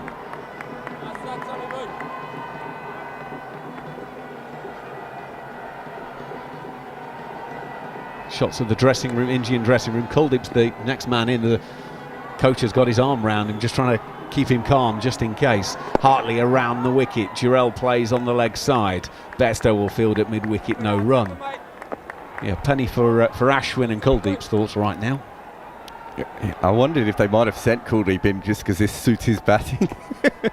And Ashwin's just like, no, I still want to go in. Hartley round the wicket. It's leg side-ish. Jurel turns it through square leg. Bairstow will go after it. They turn after taking 1, come back for the second, and India win the 4th Test match of the series by 5 wickets. They go 3-1 up to take the series with 1 to spare. It was a hugely valiant effort by England. 192 was not an easy target on this particular pitch or any pitch in India in the 4th innings. But India got off to a solid start with 55 from Rohit and 37 from Jaiswal. That enabled them to have that little wobble in the middle order as Patidar and Sarfraz made ducks and Jadeja only 4. But they've been seen home by Jurel, by Shubman Gill, and it's India that are victorious by 5 wickets in the end. Alex Tudor. Yeah, congrats to Rohit Sharma and his team. They've been quite brilliant. They needed a fight back, and they got one with their world-class bowler in Ashwin, who brought them back into this game. And in the end, they won the series. Shubman Gill and Jurel, who's been so impressive with the bat and what we've seen. Just to calm the nerves when England were jubilant, thinking that they had a sniff of victory. They just settled everything down and batted quite beautifully. And just at the end, with about 20 to win, they just stepped on the gas, couple of blows, took them over the line. And well-deserved 3-1 series win. The Inquest will start the way England went about their second innings for me. If they could have just hung around a little bit longer, and just a few shot selections for me weren't quite right. Give India a sniff and a chance, and they took it. And when you've got world-class players at your disposal, Rohit Sharma, the young man, Jaiswal, who's going to be an absolute superstar in this game in all formats for me. And Ravi Ashwin, you don't get 500 test wickets and not know what you're doing. He's a world-class performer. He's a street fighter, and his team needed it. And he stuck his hand up. And basically for me, that spell has won them the game. Well, on yesterday evening's Following On podcast, we brought you the interview with Ashwin, and the Indian interviewers, Ravi Shastri and Sunil Gavaskar, were basically taking it as read that India were going to win this. And we said, hang on a minute, whoa. There's still plenty of cricket left in this one. England have given it a fight. They've given it a real fight. And that's all we can ask of them. You can come up short, that's fine. You know, every team gets beaten. You know, it's what happens in life. It's the way you go about your business. It's the way you go about it. England gave this a right old go. That's all we could ask of them. 100%. You can't fault them for effort. Effort was top draw. And you're asking two young bowlers, two young spinners who've not played a lot of red ball cricket to go out and win you a game. And they tried. Bashir 5 in the first innings, 3 in the second, 8 in the match. Hartley got better, especially today. Wasn't great last night. Bowling with that new ball, bowled a lot of full tosses that got dispatched by Rohit Sharma and Jaiswal, but he was better today. The grouping was better. They had a little bit of a sniff. But as you said, their heads never went down, and it won't under Ben Stokes. As captain, he won't allow it. And they believed. As you said, you had two young guys in Shubman Gill and Jurel, who's been very impressive. Just the way he goes about it, quite calm, assured, balanced at the crease, got a lot of shots. He looks like an absolute find for me in the future, as they always do. The conveyor belt of Indian batters keep coming. And to be fair, a deserved win. They're world-class player. He stood up when was needed and won in the game. And that's Ravi Ashwin. Yeah, absolutely. I don't know who's going to get player of the match, but I'm pretty sure Ashwin has got to be top of the list of contenders. It was a pretty even contest, if we're honest, through the first innings. England batting first, making 3-5-3. Joe Root's fantastic 122 not out, of course. India replying with 307. Bashir taking 5 for 119. But Ashwin's 5 for 51 in that England second innings to make it 145 all out in just under 54 overs. That's basically been the determining factor in this game. So I would imagine Ashwin will get player of the match. Maybe, maybe not. Who knows? Steve Harmison's joined. Who do you reckon? If you were picking, Jurel for me. I think when you look at Ashwin, to be fair, Ashwin's 5 was the one that got India in a position that they think they can still win the game. But Jurel's 90 in that first innings, you know, really came in when they were under a little bit of pressure. What did he come in at? 160 for 5. Jaiswal had just getting out, so Jaiswal 73 when the top order didn't really fire. Jurel held it together with Kuldeep, got them in a position when, you know, 307. They were 120 behind, 140 behind at one point. So for me, Jurel got them into that position, and then when he walks out to bat tonight, you know, 120 for 5. England's game, it's on. England, we're dreaming, and he gets a nice little 39 not out along with Shubman Gill. So for me, I think Ashwin was the changer to get them in a position to win the game, but I actually think Jurel's both impacts with the bat, I think has just tipped the balance for me to why he's player of the match. Well, a lot of the fans are leaving the stadium. They're not going to stay for the presentation ceremonies. The stadium is a little bit out of town, so they'll start the journey back home or maybe back to work if they were hoping to get a half day. We'll bring you all of the reaction to the end of this game in the podcast, and that's next here on talkSPORT 2. On DAB+, online, via the talkSPORT app and on your smart speaker. Exclusive ball-by-ball commentary of the 4th Test match, live from Ranchi. Fielded, there's going to be a run out! Only on talkSPORT 2. Well, this is the Following On Daily podcast. I'm Andrew McKenna. I'm alongside the former England bowlers Steve Harmison and Alex Tudor as we look back on the fourth test between India and England, the hosts surviving a few scares to seal the series with a 5-wicket victory in Ranchi. We'll be reflecting on a missed opportunity for England and look at where they need to improve as they go another series without a victory. We'll also focus on the positive performances of India's Gill and Jurel and the England spinner Shoaib Bashir. We'll be getting reaction from both camps as well. So plenty to come over the next half an hour or so. This is Following On. So, it is all done and dusted. India win the fourth test match by 5 wickets. They reached the 192 that they needed for victory in 61 overs. They did it, as I say, with 5 wickets to spare. They go 3-1 up and take the series. It was an interesting one because Rohit Sharma and Jaiswal once again got them off to a solid start, with Rohit getting a half century, 55, Jaiswal getting 37, Shubman Gill was 52 not out, but Patidara duck, Jadeja 4, Sarfraz a first ball duck gave England real hopes, but Gill and Jurel saw them home.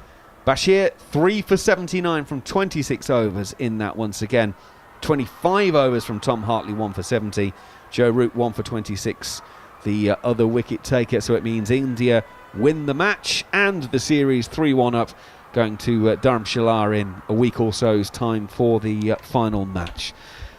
Steve Harmison, first of all, India take the series. England winning, of course, in Hyderabad, but India hit back with the next 3. Yeah, no great surprise that India have won the series. I think before the series started, I think everybody were expecting, with the England unit that was going out to India, the inexperience of the spin bowlers, that India would beat England, even though at the time you're not looking into the injuries that India would have. But I think England, as much as they have lost the series, I'm actually quite proud of the way England have performed. There's a couple of moments where, if we all live in the perfect world, which a lot of people do when they're not playing, you can criticise and have a go and say this is where it was lost, and if you did this, and did that, then I think that's short-sighted. I really do. I think this England team have performed very, very well with everything that they've had and the inexperience they've got going out there. If I was Ben Stokes, I'd be proud of my unit. I really would. I've given it a right hot go. A lot of people are thinking, right, India are going to win this and win it comfortably. India haven't won this comfortably. They really haven't. They might have had a couple of big margins of victory, but England have been in the game in all 4 of these test matches, and I think because of that, that's why I'm proud. We've unearthed a couple of talented cricketers in Bashir and the all-round qualities of Tom Hartley. There's still a few question marks on 1 or 2, and I think there's some old skeletons come out, especially in the Ollie Robinson department. But I think all in all, I'd be proud of what my team have delivered for me if I was Ben Stokes. India was supposed to win this test series, but I don't think India have won this test series as easily as what a lot of people would think they have done. England have fought and made it hard for India. And again today, Bashir was excellent today. You could say if we had 250, if we hadn't batted 20 overs for 25 runs, if somebody had bowled differently, if we had bowled differently last night, these are all ifs, buts and maybes for a young, inexperienced bowling attack, and a little bit of wet behind the ears team. But for me, as much as it's a crush, it's a hard defeat to take, because I think England were ahead of the game quite a few times in this. I actually think I'd be proud of my team at this moment in time if I was Ben Stokes. If. It's 2 letters, but it's one of the biggest words in the English language.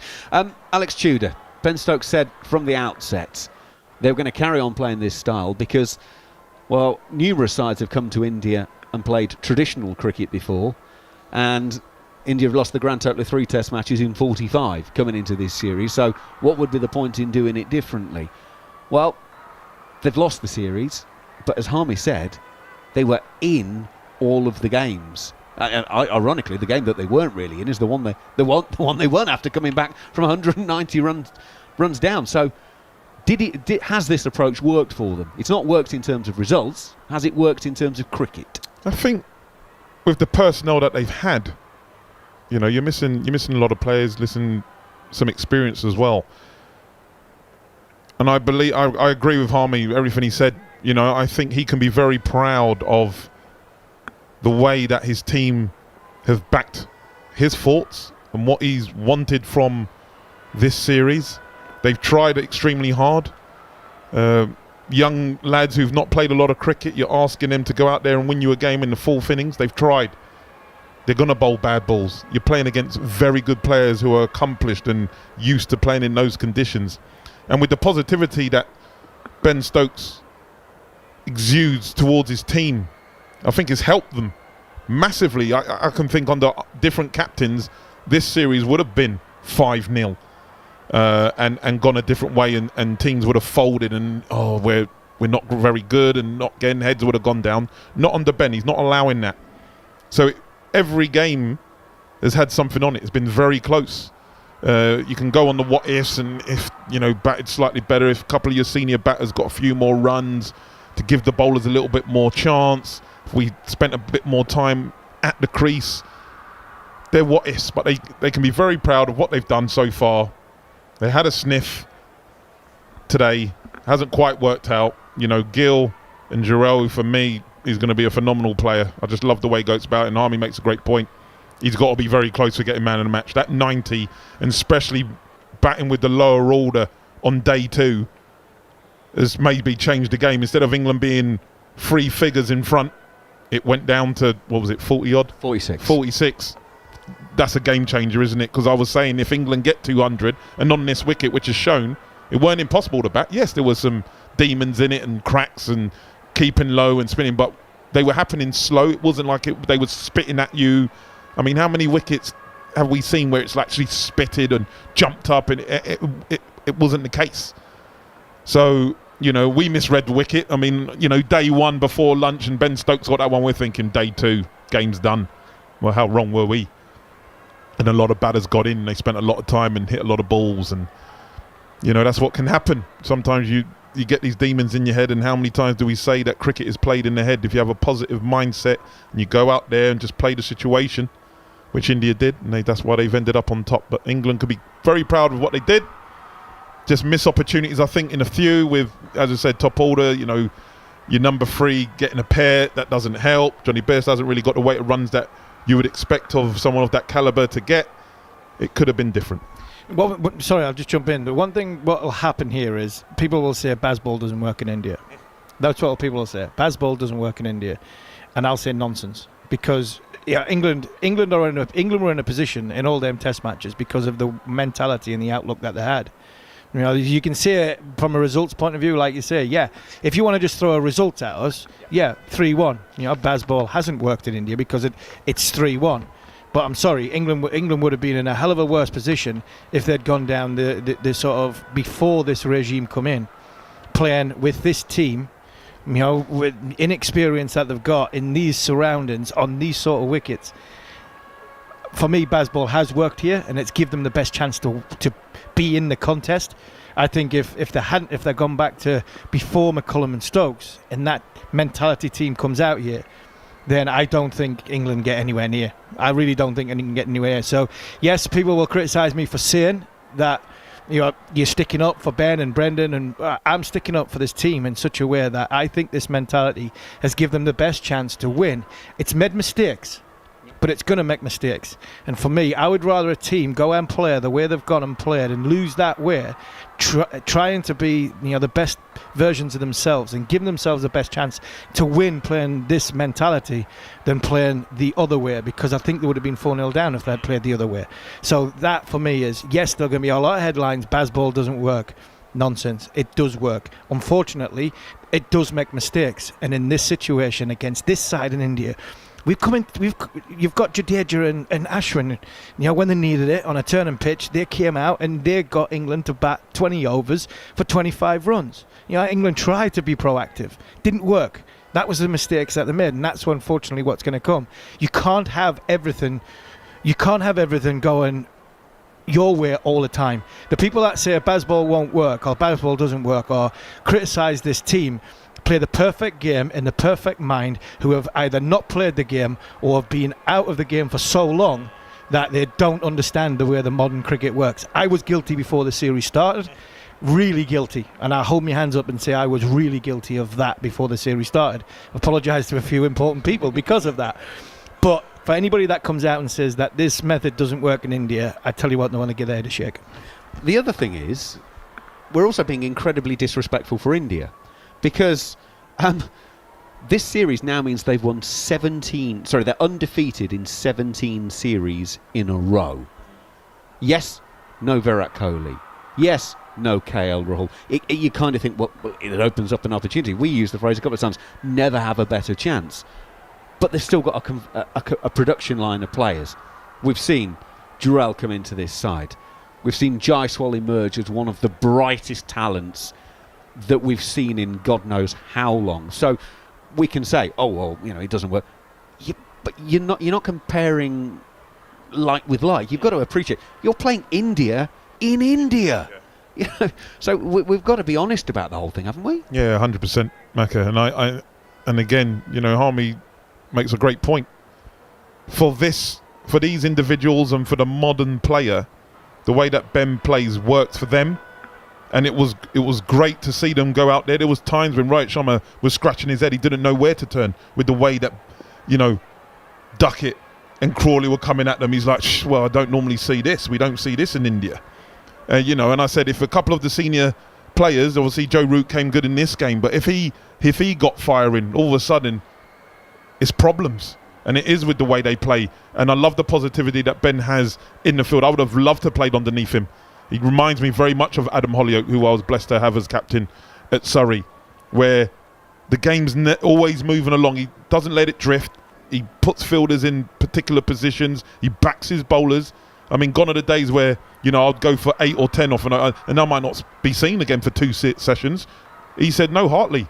In that first game, we can go back. That first game, he said, no, I believe in you. You're my bowler. Keep bowling. Keep bowling. That would have done that young man the world of good.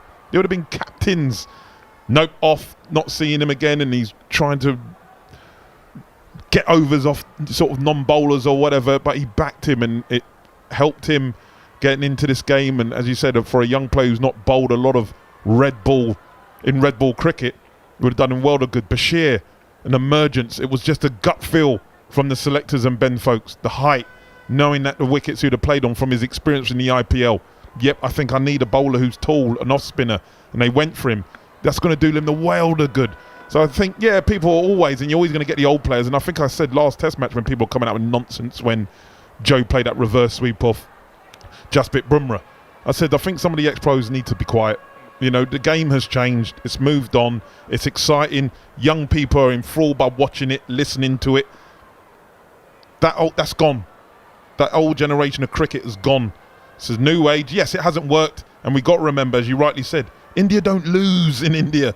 It was always going to be difficult. Harmy said at the beginning, 5-0, when we heard about preparation and all these type of things. And he's, and that's what I love about Harmy. As a grown-up, you sort of think, yeah, I got it wrong. I'll hold my hands up. Some people don't. Harmy did.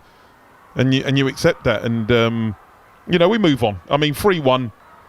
You go into that last game, you give it a good go. 3-2 coming back from India with this young team, with the inexperience of spinners that you have. Listen, they move on. Just to finish up on that, they had you said rightly so, they had players missing. And people might just think it's a flipping comment because you've got Jack Leach missing. It's one of the only ones missing for England. Jack Leach is your main spin bowler in India. It's like having Jimmy Anderson missing not Jimmy Anderson, that's a poor example, but you're having a type of English seaman missing for an English summer, in a wet English summer.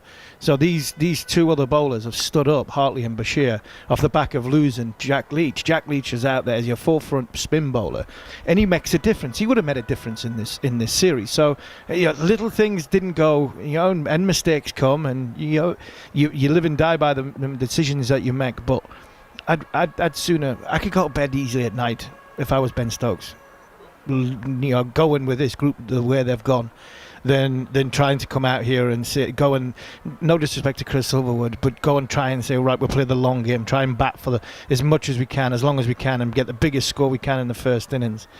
I think that was 1 from 17, and that's nothing against Joe or Chris Silverwood's team. This mentality is the right way going forward. Yeah, it'll win more games than it'll lose.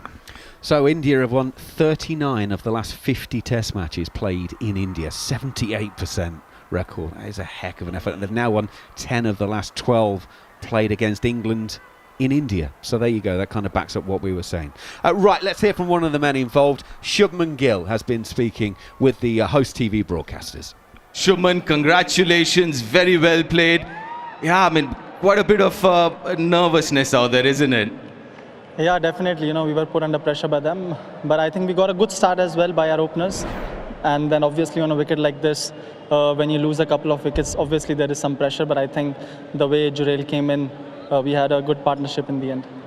119 deliveries without a boundary. How difficult was that mentally, and how strong, and how did you kind of control your instincts?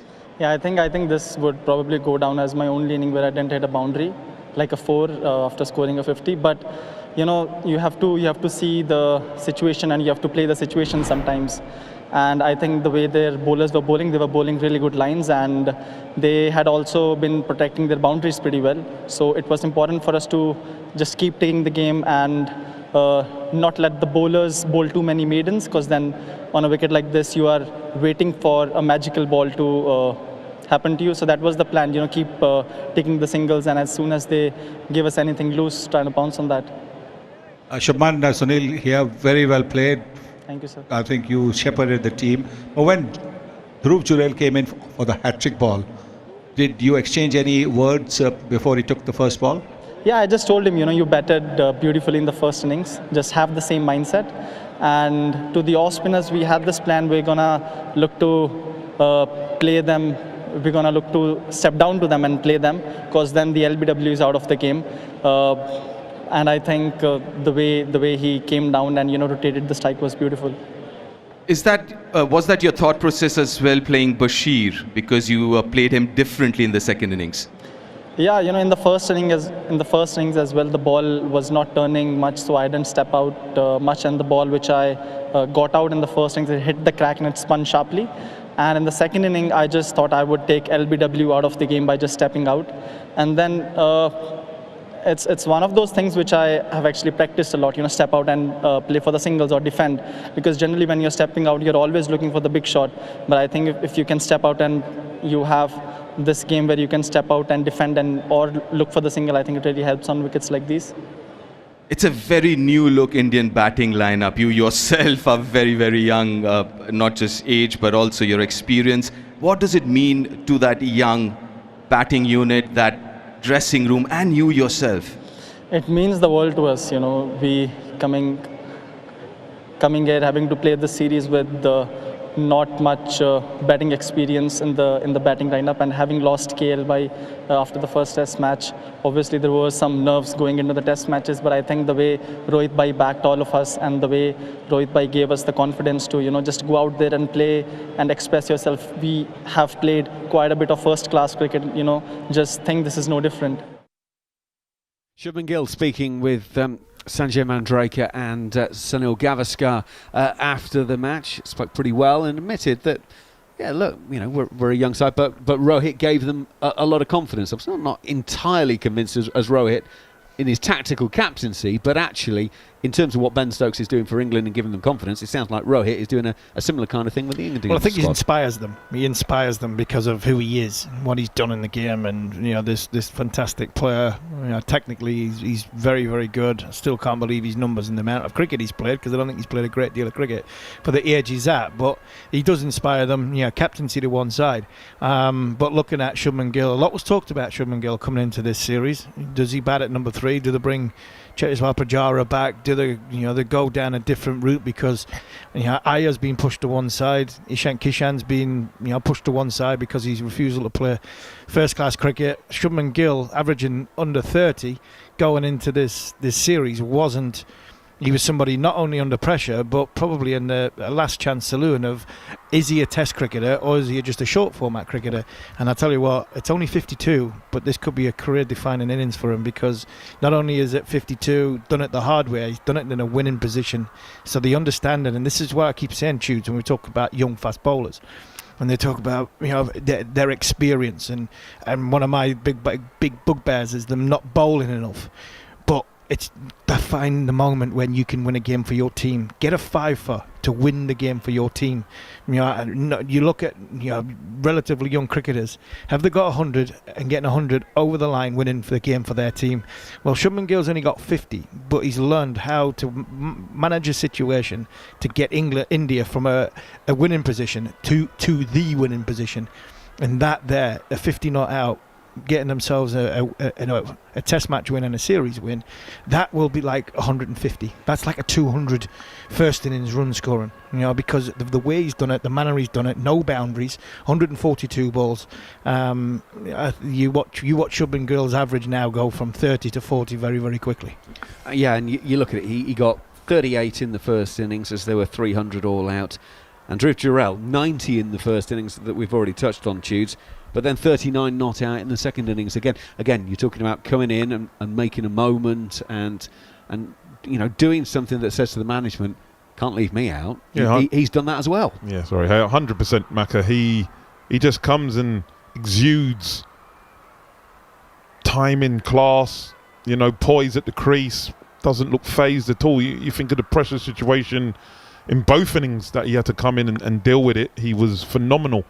Does it in a class way, as most Indian batters do, and he creates a headache now, a good headache for the selectors, and that's what you want. You want when people come in, they don't know whether they have to perform. It's not like, oh yeah, you're going to get 4 or 5 games. You have to perform, because if you don't, there's someone waiting to come back, and you're talking about world-class players that are coming back from injury.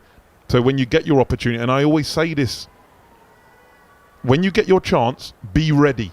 Have you done your skills? As Harmy says, have you bowled enough balls? Have you hit enough times? Have you scored under pressure situations? It's all right going out there and getting runs when it's flat and it's bowling through a pipe and it's not doing anything. You can just stand and, step and fetch, as we call it. But is it under when the ball's turning, it's seaming, a bowler's in a spell, can you see him off and then you pick off the other bowlers? It's those situations for me, and that's why I don't throw the world-class or class player around a lot. But when I do see it, I will call it. And with Jaiswal at the top of the innings, he's going to be an absolute world beater in all formats of the game. And this Jurel, I tell you, if there's any problems with, say, Kohli, KRL through injury and stuff, they've got a lad here who's going to be absolutely class. Indian TV aren't exactly the great rushers of the world. They've finally got the presentation ceremony underway, and we can join Sanjay Mandraker, who is speaking with the England captain Ben Stokes. Ben, that applause is for you. Honestly, because very rarely you've seen a foreign team come and play in these conditions and get under the skin of India. You've done that a couple of times, if not more. So well done on that to begin with. Your thoughts? Yeah, look, I think it was a great test match. If you look at the scoreboard, India win by 5 wickets. I don't think it really gives enough credit to sort of the game as a whole. The amount of ebbs and flows, every single day that happened. And I've got to give so much credit to our spinners, Tom Hartley, Jarrod, Bashir, to come out and put in that performance throughout the whole test match, but in particular today. Being exposed in situations like that at such a early start of their career, I mean, incredible. I couldn't be more proud of those two in particular, but obviously very proud of the team throughout this whole week and what they've thrown at India. You knew when you came here that you didn't have an experienced spin bowling attack. So I guess somewhere as captain, you conditioned yourself to be patient and be positive, because I saw many occasions loose ball or 6 being hit, but you're always trying to egg them on. Yeah, I mean, look, that's the way I am as a person. That's the way I am as a captain. It's allowing these young guys to come into a sort of pretty intimidating situation at Test cricket against India, who are an incredibly hard team to come out here and play against, and just allowing them the freedom to run up and treat every ball as an occasion, rather than thinking about something that's already happened and can't be changed. And I think so far this series, not only has it brought out a lot of talent, not only for us but also for India.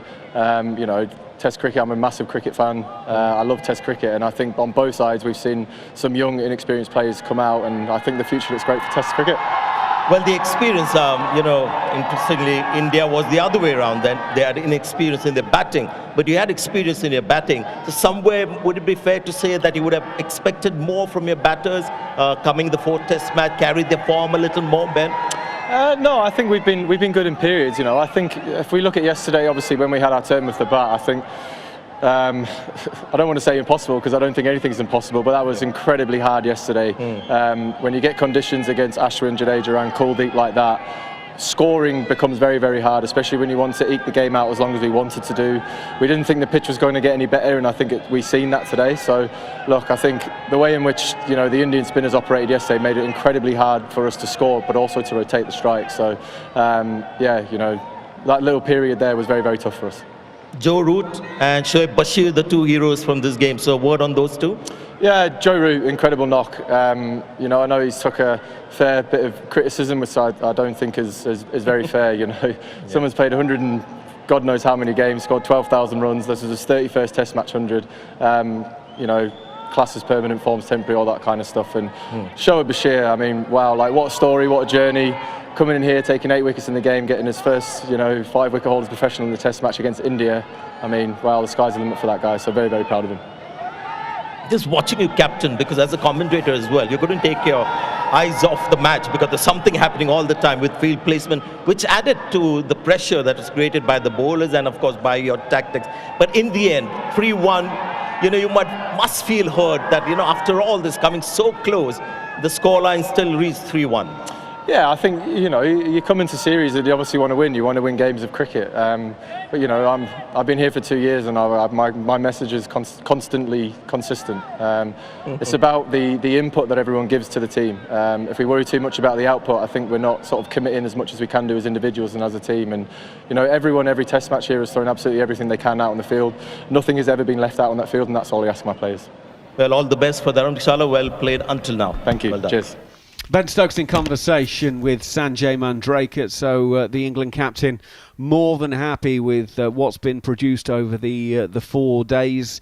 Alex Tudor's still alongside me on that, and it's really interesting. He's talking with Sanjay Mandraker there, saying, "Look, my message is consistent in the fact that we just want to be consistent in the messaging. He doesn't get too high, doesn't get too low." And he knew that Joe Root's a class player, and he knew that 100 was around the corner. And at the same time, he took a punt on Shoaib Bashir, and it worked out. Yeah, of course. I mean, the noise that was coming out that last Test match on that one shot that Joe Root played, and everyone just, I don't know why. He's the best player of our generation that England ever had, and people are kicking up a fuss. Utter nonsense. I mean, I don't take to social media too often to have a go, but I was like, listen, I think it's time people start to stop the noise. It was far too much noise going on. He's a world-class player. He's in that bracket of 5, if you think of Kohli and Kane Williamson and Steve Smith. He's in there. He's definitely in there, belongs in there. It was only a matter of time before Joe Root goes out there and scores 100. It wasn't like he was looking horrible at the crease, because he doesn't. He's a very elegant player, and it was... he was getting out, and that can happen. But he was always going to come good, and he did. And he scored it in a way where I suppose everyone was happy, because he didn't play any reverse sweeps, only one against a spinner quite late on. But he batted quite beautifully and gave England a chance, to be fair. Gave England a chance, batted beautifully with Ben Folkes first, and then with Ollie Robinson to get England to a good total. But it just wasn't enough. Bashir, outstanding. I mean, to... have a gut feeling to pull a young lad out who you saw on YouTube. You saw the height. You think, you've got experience of India because he's played in the IPL, Ben, and he knows. He was like, yeah, I think I'm going to go with this lad. Has a little word with Rob Key. Yep, let's just get this guy. And I just love the way that they back him, the way that he goes out there, the enthusiasm, the positivity. No, I'm not doing draws. We win or lose, but we're going to play in this way. A little bit like a Premier League manager, say Pep Guardiola or Klopp. We're playing this way. We're still going to pass it from the back, and we're going to be flamboyant. We'll go out there, entertain. That's what we're here to do, to entertain. And on the back of that, I've got young kids at school always asking questions. They're watching Test cricket, not just the white ball. They're talking about Test cricket, and that is purely because of the way that Ben and under Ben, Brendan McCullum, they've come with this positivity. It's exciting. They want to watch it. When England are batting, you want to be watching it or listening to it live on talkSPORT too, because something is going to happen. Well, we've heard from one captain. Shall we complete the set? Rohit Sharma is now speaking with Sanjay Mandraker. Won't ask you anything. Just react after the result of this match, series win. No, see, it's been a very hard-fought series, without a doubt. And to come on the right side of it at the end of 4 Test matches feels really, really good. Really proud of everyone in the dressing room. There were a lot of challenges thrown at us, but I thought we responded pretty well to different challenges in different Test matches. I thought we were quite composed in what we wanted to achieve and what we wanted to do on the field. And very happy. Rohit, I played in the 80s and 90s when Test was the main format. That is what we played for. But these guys are different. These are young 20-year-olds who play all the other formats. They are good at that as well. But their desire to make a difference in Test cricket. Dhruv Jurel, 3 hours, 40 minutes at the crease. Yeah. Kuldeep Yadav as well. I mean, how do you read that? Clearly tells me that they want to be here. All the hard work that they've done in the past, growing up years, coming through, the whole circuit of playing domestic cricket, playing the local club cricket and performing there, and then coming here. Obviously, it's a big challenge to play Test match cricket. We all know that. But these guys, when I look at them, when I talk to them, the responses that I get from them is quite encouraging. So, my job and Rahul Bhai's job is to make sure that we give them the environment that they want to be in, and they don't feel too much about going out there and getting the job done. They want to get the job done, but it is no point keeping or keep talking to them about it or reminding them about it, because when they come here, they are very clear in what they want to do. Jurel, especially playing his second game, showed solid composure, calmness as well, and got the shots as well. The guys played all round the wicket. The first inning 90 of his was very, very crucial for us to get close to that target, close to that first inning runs that England got. And then obviously again in the second inning showed a lot of maturity, a lot of composure as well, along with Gill. So when you look at the slip corner now, Rohit, you see all these new boys, and suddenly you're looking at a new Indian team. Now add Virat Kohli and Rishabh Pant to your batting lineup, because people were worried about the kind of batting lineup that you had, inexperienced. Virat Kohli, Rishabh Pant, part of this batting lineup. Now suddenly you're looking at a very, very solid Test batting lineup, Rohit. Yeah, absolutely. I think it's always not pleasing when you miss your key players. But again, there's nothing we can do as a group.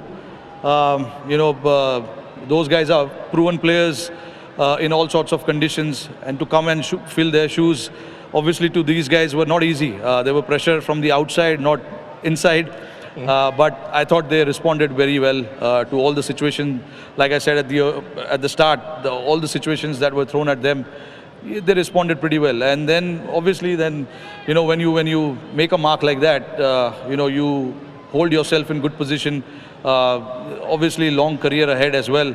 But again, the performances like this obviously will motivate them and make sure that whenever the opportunity comes, these guys are ready for it.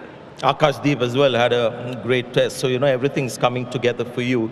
Rohit, so now what is the ambition with this Test batting lineup going to Dharamshala?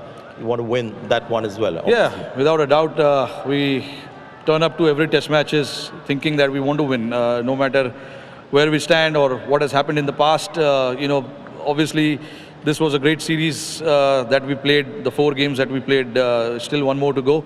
But we want to make sure that we turn up well in that game as well and try and put our best foot forward. Obviously, playing a 5 Test match series for some of these guys, they were not used to it. But guys have shown a lot of calmness and a lot of composure around it. So pretty confident that we put up the same kind of show what we did in this last 3 Test matches. Even Hyderabad, I think we played well, fell a little short there, but yeah, for us nothing changes. We will still go with that same ambition of making sure that we do all things right and make sure we take it from there. Rohit Sharma speaking with Sanjay Mandrake. So India have won the Anthony de Mello Trophy, the trophy that India and England play for in these series. They have gone 3-1 up after a 5-wicket victory. Now, of course, it's still one to go in Dharamshala. England's plan and I don't know if, I'm presuming this hasn't changed yet, was to go and have a few days in Goa in between the 4th and the 5th Test match. So it'll be relaxing, and they don't actually have that many bodies left, because the only players who weren't playing in this game were Gus Atkinson and Dan Lawrence. So it's not a case. In previous years, you might have thought, well, actually, it might be wholesale changes, freshen things up. There's not actually that much scope to do a great deal, Alex Tudor. No, there's not. And as you say, they'll stick to their guns. They will most probably go and have a break. Most probably won't have any cricket boots or anything like that, or any cricket bats, nothing. And they will go and chill. I think young Bashir will enjoy. He's most probably going to get a lot of rub downs, ice baths, hardly the same. Joe, they're not getting any younger, so he'll need that also. And then they go again, and they'll try and win the last game 3-2. Do India bring back Bumrah even though they've won the series, or do they say no, you take more time out? They've won the series. Do they need to bring him back? I mean, it'd be great for the crowds and for the listeners to have someone of that class, world-class performer, back. Do England make any changes? I mean, there's not many. As you say, Dan Lawrence possibly could come in. It'd be good maybe to see Gus Atkinson, as you said, a little bit of extra pace, and see what he can do. We have to see what the wicket does in that next Test match. And Mark Wood, of course, as well. Obviously, Mark Wood, yeah, of course. So, yeah, there might be a couple of changes if, obviously, at the moment, James Anderson's leg's feeling a little bit heavy, but he's got 10 days into the next Test. He'll be fine. And then they go again, and they'll entertain the crowd. They'll play with that positivity. I think the only thing is we say is, with that positivity, just sometimes the situation of the match. That's all. We're all for the positivity, but there's sometimes in the gameplay and the wicket and what people were talking about with Joe Root, that, he didn't do this, didn't do that. No, the wicket in the first innings made him play that way. He did not need to play all the audacious shots, because with it going up and down and with the cracks, you just got to play the ball, and that's what he did, and he did that beautifully. And I think reading the situation was the right thing to do, and that's sometimes the only thing I would ask about under this regime, is just read the situation. You can't always go hammers and tongs at everything. Just read the situation. If a bowler's in a good spell, or if the situation is that someone's maybe off the field, make the bowlers bowl another spell, get them tired, and then punish them. But they'll keep going, they'll keep entertaining, they'll keep us watching and listening, and as you say, putting bums on seats, and that's what they're going to do. So fair enough. Cheers, thank you very much for being part of the commentary team this Test match. Thank you very much to all of the crew who have been on duty for this one. As I say, about 10 days or so break now till we get back going again in Dharamshala. The 7th of March is the date you need to have in your diary, and we're going to be back with you on the talkSPORT Cricket YouTube channel and on talkSPORT 2 to bring you exclusive coverage of that one. We'll be back with you on the morning of the 7th of March, just before 3:30 a.m. Don't miss it, because if it's anything like this one, it's going to be another belter. For anybody that's waking up this morning thinking, all right, this is just a foregone conclusion, if England can get 2 early wickets, there's a vulnerability in this middle order, and for me, England are still massively in the game. Jimmy Anderson, and Rohit's gone high and long and wide over deep mid-wicket, and he's smashed him for 6. England needed an early breakthrough this morning. They're 34 minutes in, have not been